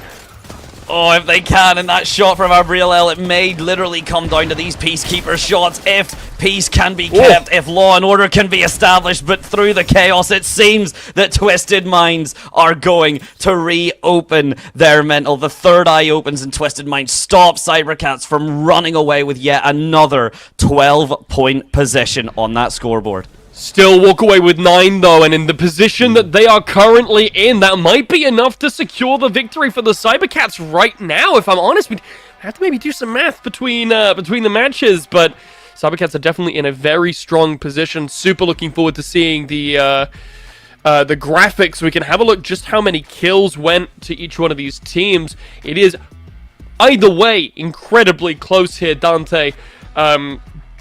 Forbidden Gaming making a really strong show of it, as well as the eventual winners, Twisted Minds. Yeah, and I'm glad FG got the shout because their third party on the totem might have actually been the kind of the big moment there, because the Cats all of a sudden did start to struggle due to that, and then because of that, they'd already burnt so many resources in FG, and then Totem got white, or they burnt so many on Totem, and then FG suddenly kind of say, okay, now you have to deal with us. They had to give up that position, and it did make life a little bit of a tragedy for them. But still, of course, they fought with, they played the hand that they were dealt. Blazy, we can see your reactions. Run me and the audience through. I'm having a look too. These are some scary numbers. Here's the big thing, right? We talked about the big thread, the big thing that you guys need to keep your eyes on right now, folks, is how far ahead Cybercats are. Right, head and shoulders above the nearest competition. They place second, they get 9 points, 5 kills for the Cybercats. That's relatively low, especially considering what we've seen from them in other matches. Meanwhile, both Forbidden and Twisted Minds, that's the players either side of them, first and third, irrespectively, the other way around.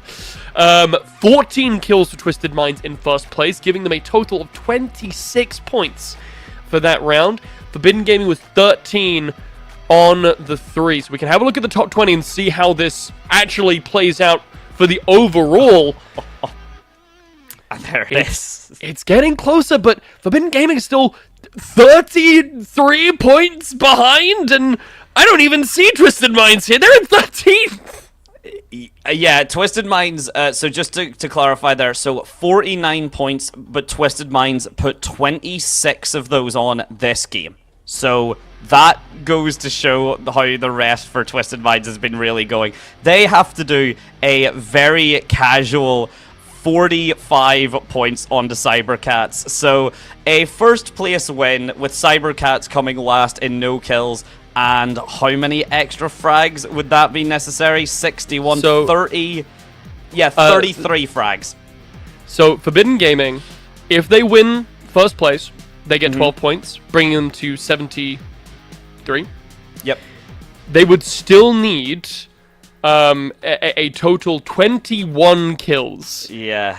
To beat Cybercats, and this is all hinging on the fact that Cybercats have to, at this point, do nothing. They have to lay down and physically choose to lose. And even then, throwing my pen on the floor, 21 kills to tie. He's rage quitting, ladies and gentlemen. He's not even in the server, and we are having a good old-fashioned crash out. And to be honest, I think it's necessary. I think it's very reasonable, because Ronin are even, you know, sitting there pretty comfortably second, but they don't have any more games. All of a sudden, you know, if you are able to put 26 points on the board, you may not beat the Cybercats, but you could suddenly easily find yourself in that third or fourth place. You know, one performance like that, and suddenly you go from 13th to walking away with some prize money. Maybe not as much as the Cool Cats will, but that will depend if they even load into the server. They may choose not to for a gentleman's sake.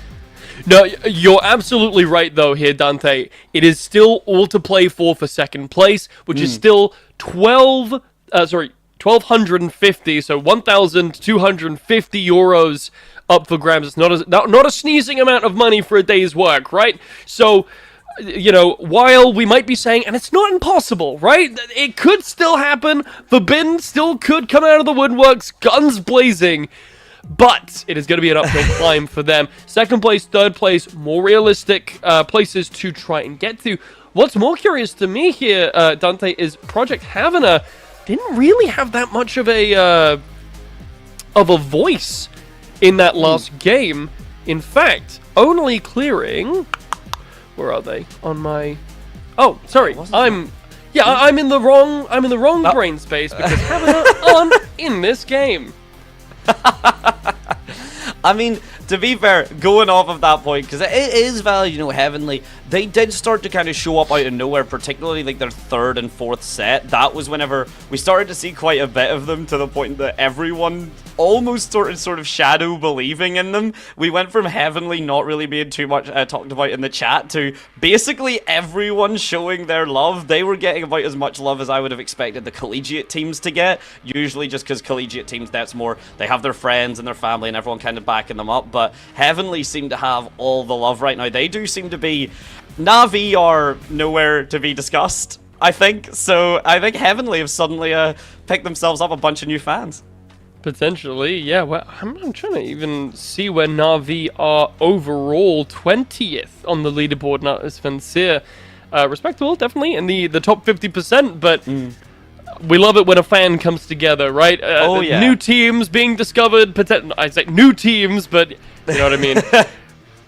I'm looking forward to seeing how this pans out. The main talking point, and I'll go over it every single cast, but the main talking point I want to bring up here, moving on to World's Edge, is the difference in map layout. This is going to be a lot more aggressive. So while we are talking about, how ridiculous it would be for 21 kills, if any map was the stage for it to happen on, World's Edge.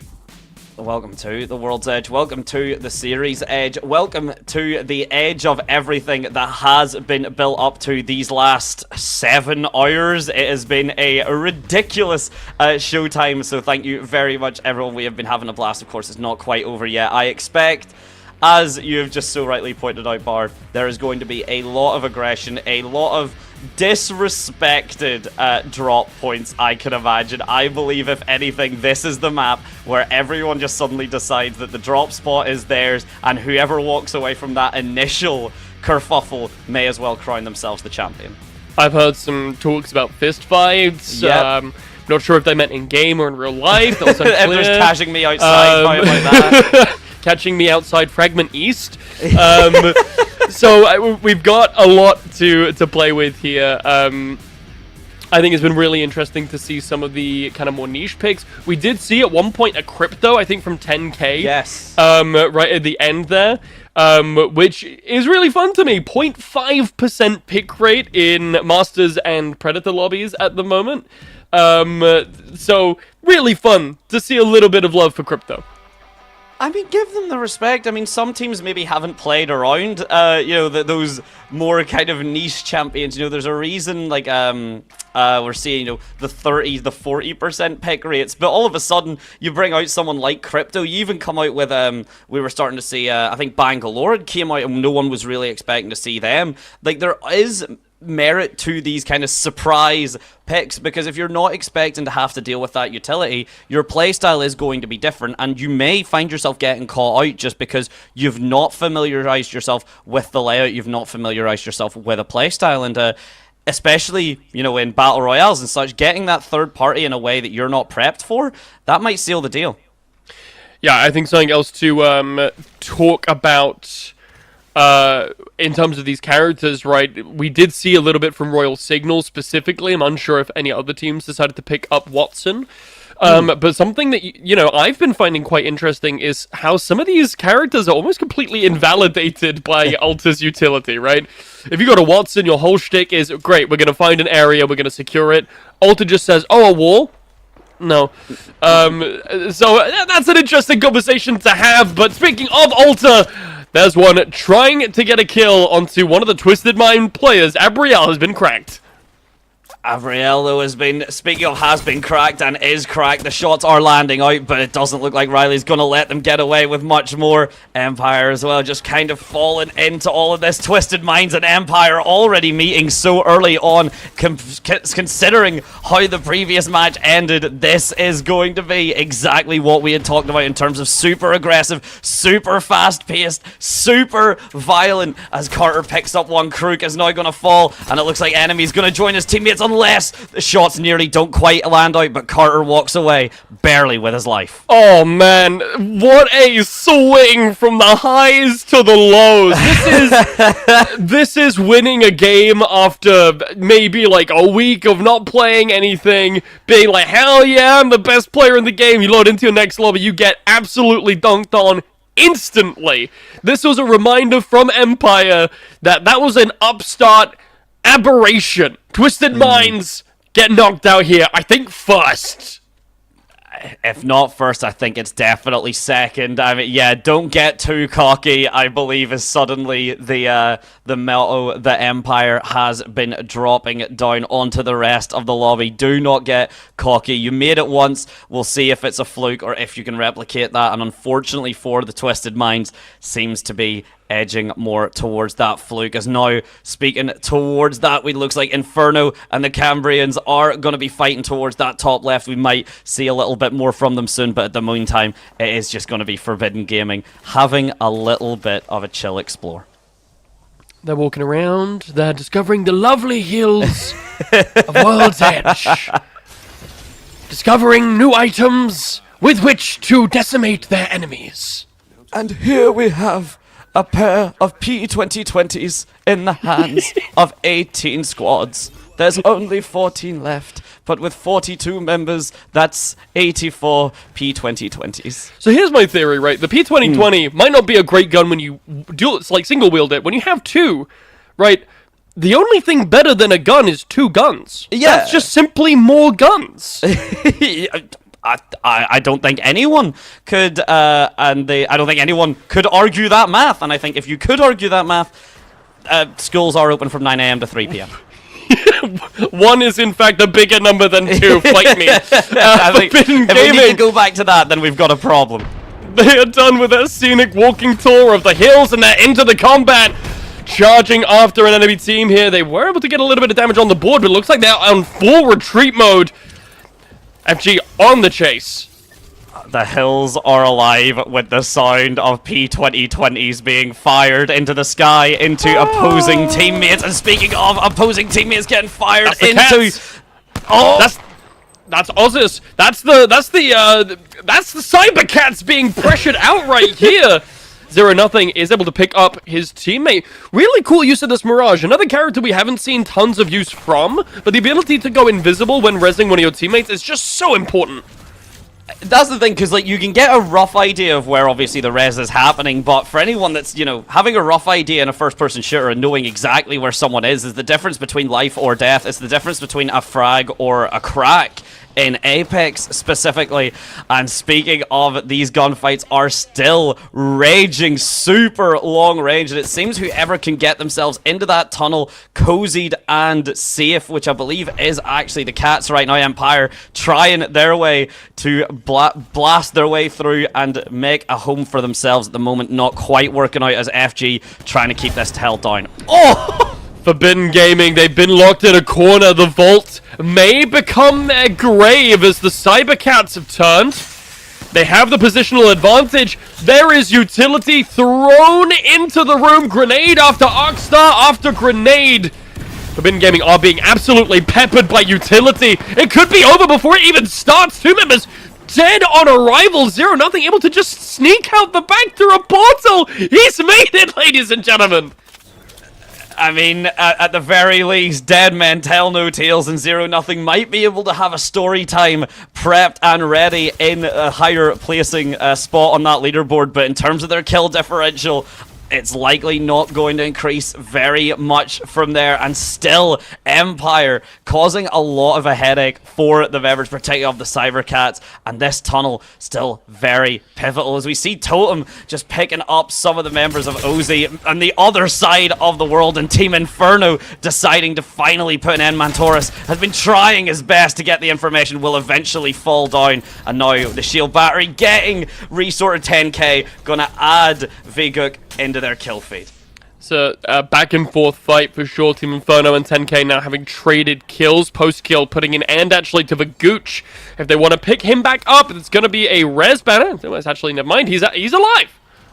He lives! He lives! Did you die? Yes. I lived! I think it's genuinely how that just went. And speaking of, Carter is trying to make sure that no one else gets to walk away with that as Team Infinite are taken out, it seems, by Carter, essentially all on his lonesome. I was about to say reports of his death were wildly exaggerated, but Empire came back through and went, no, it was all true. Unfortunately, the Cambria Chimeras are going to get put down as well, placing third. Well done, collegiate boys! You've done amazingly. You should be very, very proud of yourselves. And Taskmaster picks up Max Strafe. Down he falls. UAIM looking for a squad to pick for themselves. And of course, every frag, again, whether it's yours or something that you've stole, it's a point on the board, and this is the last time any of these teams are going to be able to add a point to the board. Getting placement is solid, but you can't afford. These frags are no longer just getting you like higher and higher on that leaderboard in terms of positioning. These frags are now a point that no one else can get. Team Inferno just picking up 3 members, not only removing UAIM, but making sure no one else can add those members of the team onto their points board. Oh, I know, here's Vigooch. Reports of his death were greatly exaggerated. He's fine. He's okay, ladies and gents. Yes, but I lived. And But Luxor, he lived. I think that is genuinely. We've seen Luxor do quite a lot in terms of just really devilishly fiendish movement. So Luxor has likely just been picking people up, picking the banners up, and going, "You're not dead quite yet. Wake up, samurai. We have a lobby to burn." A true hero that never dies. Taskmaster now and the rest of his squad looking to roll up on Team Inferno. As you mentioned, the movement very solid from these guys. Dropped down, looking to find a new angle. Boss battle actually made it to 11th spot this time around. Good for them. Improvements. Big improvements this time, but Luxor has just fallen, and Inferno could be in a bad spot here up against Team Pot. We've not seen much of, and there they are. Actually, Inferno, just as you say, bad spot. It's going to be that 10th place. It's an okay spot, but I think Inferno wanted more. Yeah, that's it. Now stay down. Be quiet. How many times do I have to teach you this lesson, old man? Post kill falls down, and 10K are in a lot of trouble. So much so that they're going to be out of this game. So long. Farewell, Forbidden Gaming. Make their way out of this one, looking to up their ante. Only 1 kill for the squad, though, so unfortunately, out of the running for first place.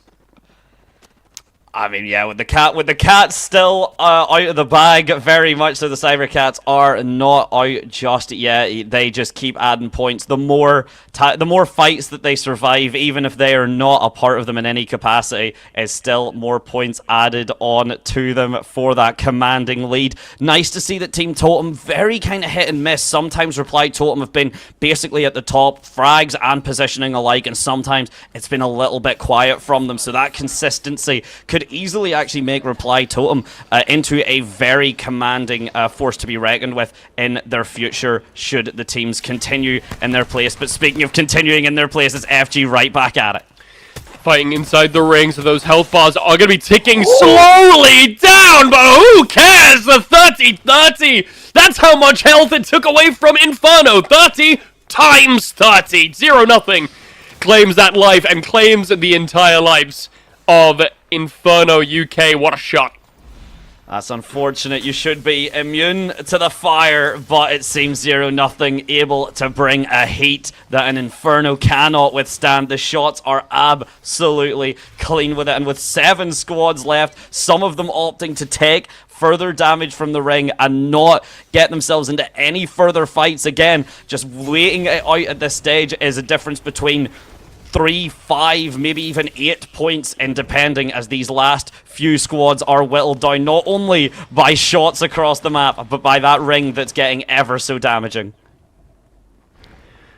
0-0 here, and the rest of his team down at the bottom of this hill. Forbidden Gaming have been doing so well so far. 7 squads left on the ground, 20 players remaining. Starting to get tight as the ring closes ever closer. 30 seconds until the next one starts to come in. Position, not too terrible for Forbidden Gaming. They don't have to go too far, but there's plenty of other squads currently being minced by Cybercats. And again, Cybercat's essentially just taking these frags to say that there will be no further points added on for FG, no further points added on for anyone else. This top score is very much for us, and we will continue to walk away with it for FG, able to add one more towards it. Any difficulty that can be made for the rest of the squads are so pivotal for everyone involved. That first place, unfortunately, as we've said, likely not going to be relevant for anyone else, but second through fifth is anybody's game, and Empire are certainly looking to build their castle on that second spot. They just knocked down one of the Cybercats players. Meow was on the ground, likely to have been revived by now, but a small win, taking some of those resources away from the dominant team. The lobby leaders still looking incredibly strong. Everyone on the map, though, rocking this purple armor. No one's coming into this late game under-leveled. It's all going to be about positioning now. 0-0 actually just took a spill. Someone's going to have to go and pick him up. I don't think we're really letting it, as Carter there is just trying his best to make sure no shenanigans will go through. 0-0 is getting pushed, kicked, beaten into the silo pod just to make sure he can be safely rezzed. But that means with one member down, you're going to have to rely on Fuda hitting these shots. A good start, in fact, an aggressive push for the follow-up, but they've walked right into another member. And now all of a sudden FG have to land all of these shots that they can. It doesn't look like they will, and suddenly over-aggression is FG's downfall. Team Pot, a team we have not heard from nearly at all. Bates, Forbidden Gaming, what would be the front runner for second place, into a terrible position. It's going to cost them their chance at second place, I'm afraid, this time around. Empire, though, as well with Aussie. We have not seen a lot of Aussie so far this tournament, really, and here they are in the top 6 of the final game. It just does go to show how much that you can have, like, don't get me wrong, Battle Royales, of course, as skillful as any other, but you can start to see different pop-ups. You can start to see different performances arise as nukes, as every piece of utility fall for Reply Totem. They very much are trying to gain as much of this control in this space as possible. The shots are finding true, not going to be enough to get any downs, and with Reply Totem having to fight towards this mid, stuck in between 3 other fights, it's going to have to be now or never. Nice cheeky little ox now that takedown Prestic. He's probably going to be revived by his teammates, but again, good use of resources. And he tries to go for a cheeky shot there, but the 30-30 not quite an effective gun at that range. Taskmaster's cracked, and Totem are in a decent position to take some really heavy aggression here towards the members of Team Pot as they try and reposition away from the ring as it closes. Pot are feeling everything kind of collapse on top of them right now. That's a beautiful shot. It can't be followed out. Here we go. Pot fall just due to those shots. Incredible stuff from Reply Totem there. Getting the bleed outs, getting the ring advantage, getting the position down now as Empire stuck on this kind of middle spot. Ozzy just chilling beneath them, but this ring is going to force the kind of the bottom dwellers of Ozzy into Empire's mansion, and we'll have to see how they feel about uninvited guests. Ozzy beneath them, Cats above them, Cybercats charge in, and they're going to get 2 knocked. Empire Riley's going to fall down here as well, and Carter's going to get sent straight to the grave. Lota is the only one left standing, and Ozzy Tazzy in position to potentially third party here. The Cats are weak, so are Empire. 2 members are down, but not out. It's a very rough spot, but the Cybercats have just been taken out of 5th. I mean, enjoy your 5th spot, boys. Enjoy that spectators' lounges are still going to take first. Meanwhile, LOTR is just sitting there, vibing off of his mind. He has no reason to move. No one has any idea where he is, and it's doubtful they're going to go checking for him. But he's only got 30 seconds before that spot is no longer a safe haven, and instead a crypt, a tomb closing shut on him as Reply Totem just suddenly really finding their footing here. This positioning is almost flawless from them. They've got a great view of the entire battlefield as Aussie take a little bit more. Empire and Totem are still in this match. These are the 2 teams that we've seen the most of so far of the remainders of this lobby, and it looks like Empire are going to be able to res up. They've got space, they've got time, they've got resources to heal back up to full. Meanwhile, Totem and Aussie are going to battle it out. We'll have to see which one of these 2 teams comes out on top, but so far it's a 1-for-1 trade. Indeed, but the longer they are fighting each other, Empire are only building themselves back up, and of course Reply Totem able to add all of these kills to the board. But you've still got a very deadly team to go up against as Empire get more and more comfy. There's only 4 squads left. The double teams, the triple teams, the fourth partying is going to be very real in a moment as Ozitazi falls. The P2020's loaded, the Akimbo is ready, and Silence is very close to falling on this next engage in what is the last map for these teams. 12 seconds left on the final ring. One of these teams is increasingly small. Empire charging forward. They're looking for the aggressive angle. Onto replay. Totem. Down falls Andy Jax. Nisa is able to claim one in retaliation, but it's not going to matter. Too little, too late. Riley cleans up the last 2 members, and there's only one man left standing to oppose the Empire, who claim victory today. Absolutely clean every time the Empire had crumbled. There was a new king, a new royalty that would stand back up to lead them straight into greatness. Yet again, the Empire, they do not fall. They simply re-elect a new leader. I am blown away. This is going to sound crazy, Dante, but it's almost a shame that this was the last match. I know we've been playing all day, but I loved seeing some of these teams that we hadn't really seen in these last situations, like Aussie Tazzy, Team Pot made an appearance. This was great. So many teams showed us that, hey, just because we haven't been placing necessarily super high in these games doesn't mean that we don't have the potential to absolutely pop off and show why we are here. Don't doubt the capability of anyone. I think it's gone to show, if anything, that basically any team near enough at any standing had the capacity to go first if luck had maybe just been on their side slightly. If anyone, I mean, people talk about this moving over. It's a small tangent, but it is relevant. You know, moving over to fighting games, and people say, "Oh, that seed worked out, that bracket worked out." You know, any time that you go against a certain team that may just be your kryptonite, that may just be able to out-aim you, that is going to cause an issue. And yes, with the last time we'll see it, and Bard, your reactions not subtle at all. Run us through the last scoreboard of today. I gotta hold my horses here, but Empire obviously landing first here at the title. We've just been told to not jump the gun, but just for the moment, I mean, everyone's saying that Empire was vibing very comfortably at first. We haven't. We're not going to talk about the kills just yet. We want to make sure that the math is absolutely accurate, which I think is what happened. Bard almost getting coat hanger. For anyone that's seen that gif of the guy with the coat hanger, he like puts it in his mouth and drags himself off camera. That very much happened to my co-host. The only thing I wanted to flag out, we were talking about how outlandish 21 kills were for Forbidden Game to receive in this final match. They didn't. I'm not going to tell you which team did. None of them. But one team did claim 19 kills in this round. It was feasible for Forbidden, who unfortunately, you know, they drop out at 7th there. Weren't a part of that final recognition, but incredible stuff. Incredible stuff.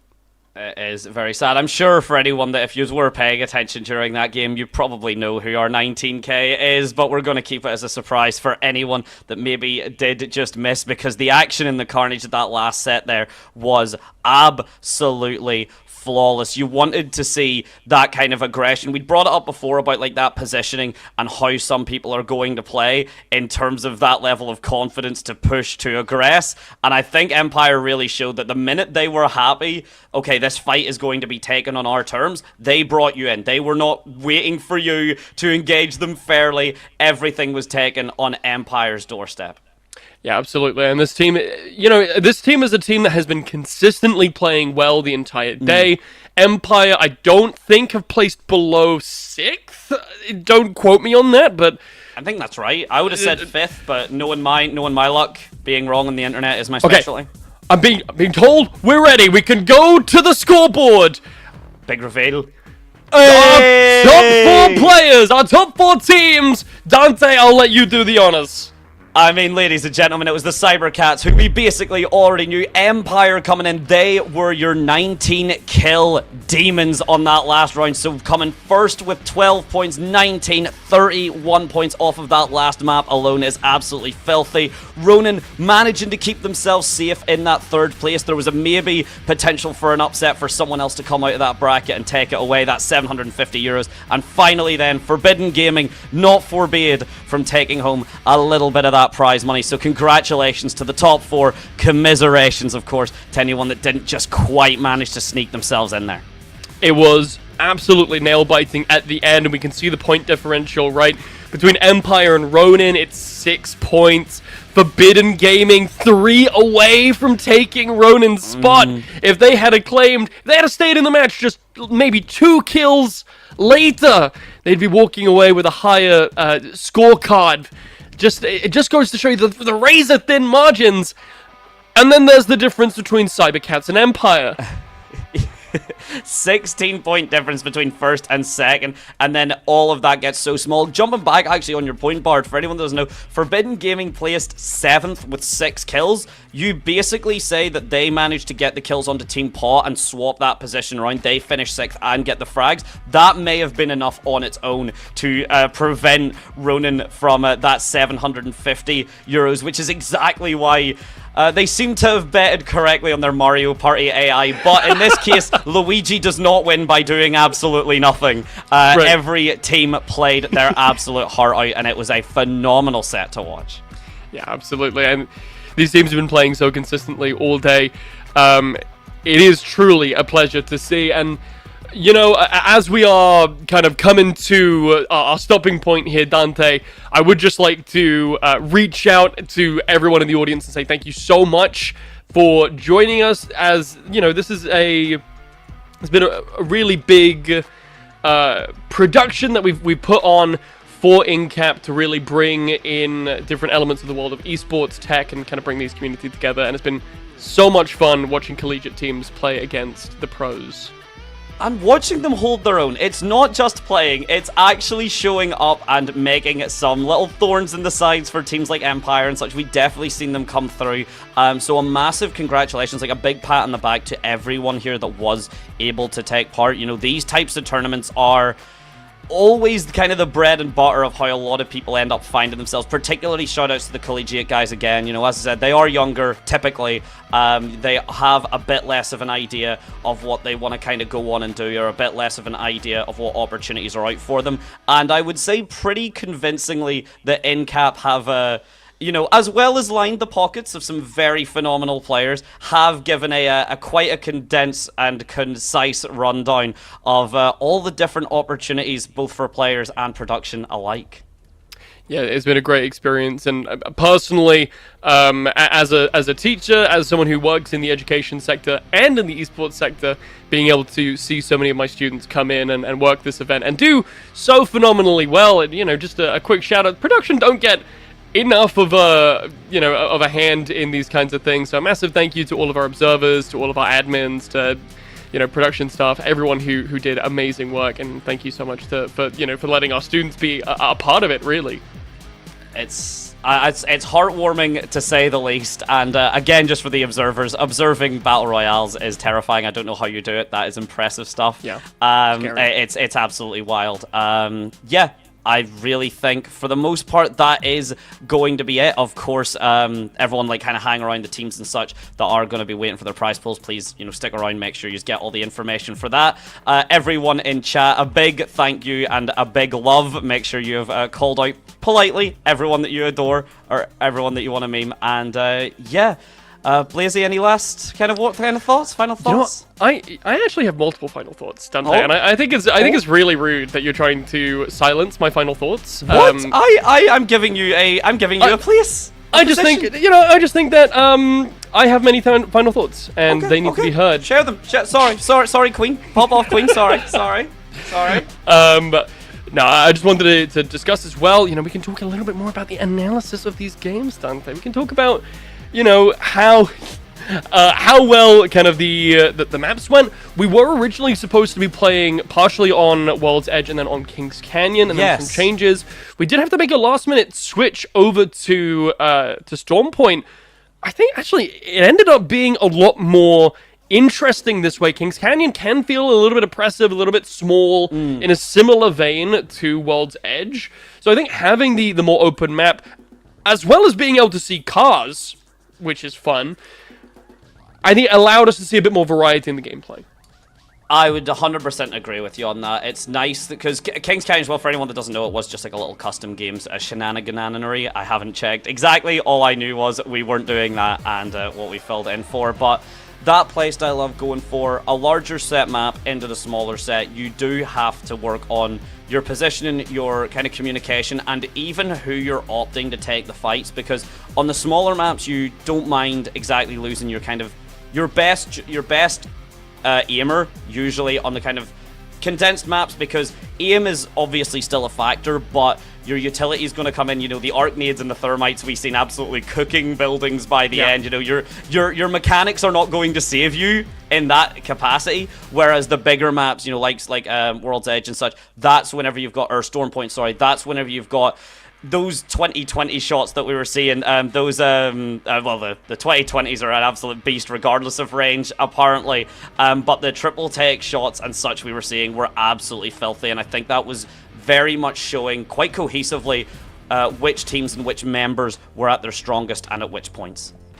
And we can sit here and we can discuss the fact that 1 is a bigger number than 2, and how powerful the P2020s are, simply because they are multiple. But unfortunately, that was my final thought. You asked me for my final thought.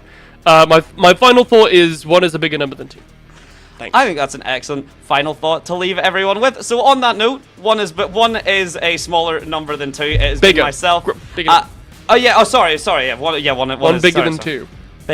One is bigger than 2. But with that last school lesson, ladies and gentlemen, it's been myself, it has been Blazy. Thank you all so much for joining. It has been an absolute blast, and we hope to see you in the near future for even further shenanigans. Until then, see you around.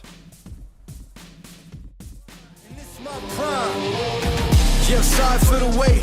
Didn't think I'd come up, y'all just need a little faith. I've been patient, just waiting on the river with an ace. Gotta move real careful, we coming surveying the place. I touched down in your city, that's a rival. Y'all got one thing on your mind, it's survival. But if you wanna take a shot at the title, call the medic, we checking your vitals. Let me tell them one time, I've been on the grind, this my prime. Let me tell them one time, I've been on the grind, and this my prime. Let me tell them one time.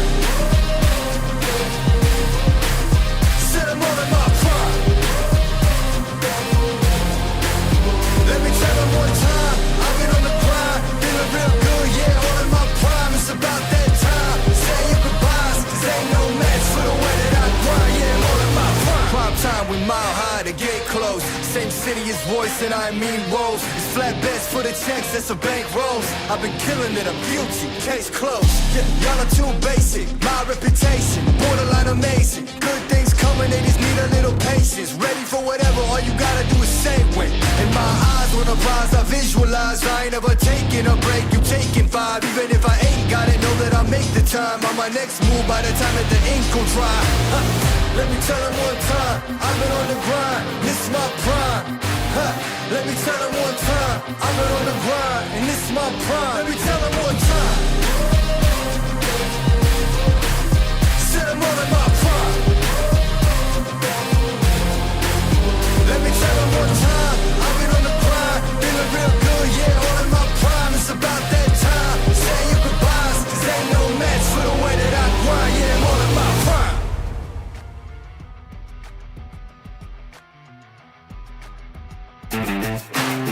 Are you ready?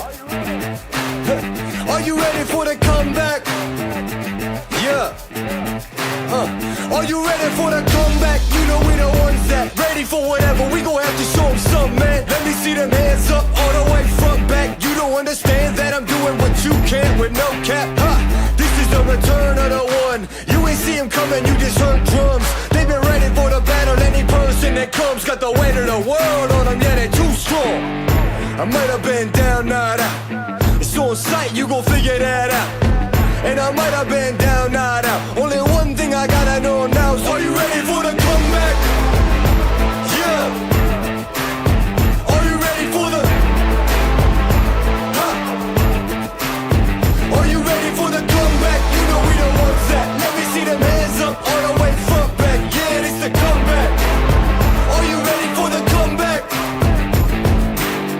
Now I see you with your bad self. If you into taking L's, then I can't help. I'll be the self-made champ, look at my belt. I built this all from the ground up, that's all by myself, y'all know. This is the return of the one. You ain't see him coming, you just heard drums. They've been ready for the battle, any person that comes got the weight of the world on them, yeah, they too strong. I might have been down, not out. It's on sight, you gon' figure that out. And I might have been down, not out. Only one thing I gotta know now. So are you ready for the comeback? Yeah. Are you ready for the? Huh? Are you ready for the comeback? You know we the ones that. Let me see them hands up all the way front back. Yeah, this the comeback. Are you ready for the comeback?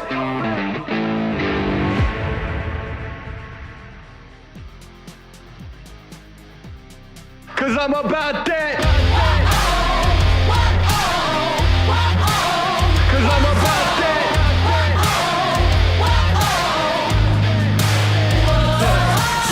I'm about that come up, running up on them fools that are talking foolish. Try to get them buns up, killing the mic just like I ran the jewels in. Y'all gonna get done up front, knowing that kid with an attitude. But you can't really blame this motherfucker, he's doing what he had to do. I'm about that cash stripping, I'm getting it on and off the market. Not about that VIP, not me, not never been a fan of carpets. All about that RIP for all of my Jesus gone departed. All about that finish what I started, I'm about that. Top down, I know you're not ready. We ride, we go heavy. So high, we see the whole city. We own the night. Top down, I know you're not ready. We ride, we go heavy. So high, we see the whole city. We own the night. Know that I'm about it, want it, man, I can bring the drama. But it ain't by chance, I'm fucking rapping, you don't really want a problem.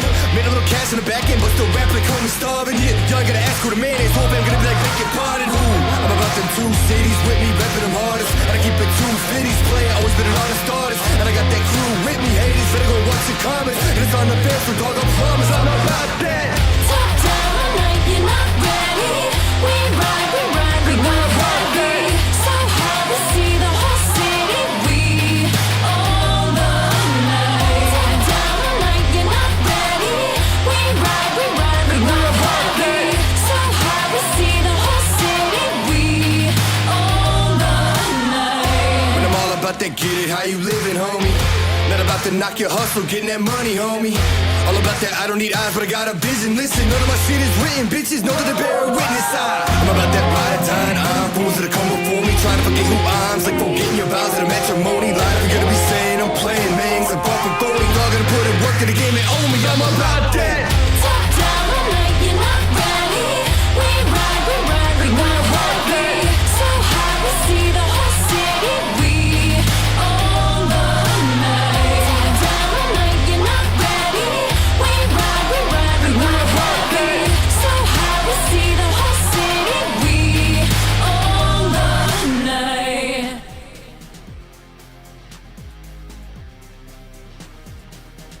I give it all that I got will never stop. I give it all, straight to the top, will never front. I give it all that I have, I let it be, cause nobody's better than me. What do you see? Give it all. Yeah, all that I got, I give it everything.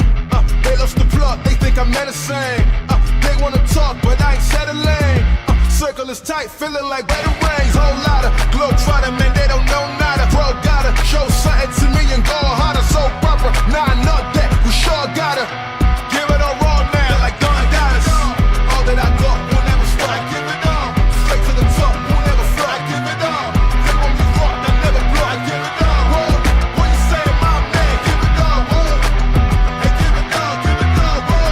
Yeah, stand tall, give it all that I have, I let it be, cause nobody's better than me. What do you see? Give it all. What do you think when people look at me?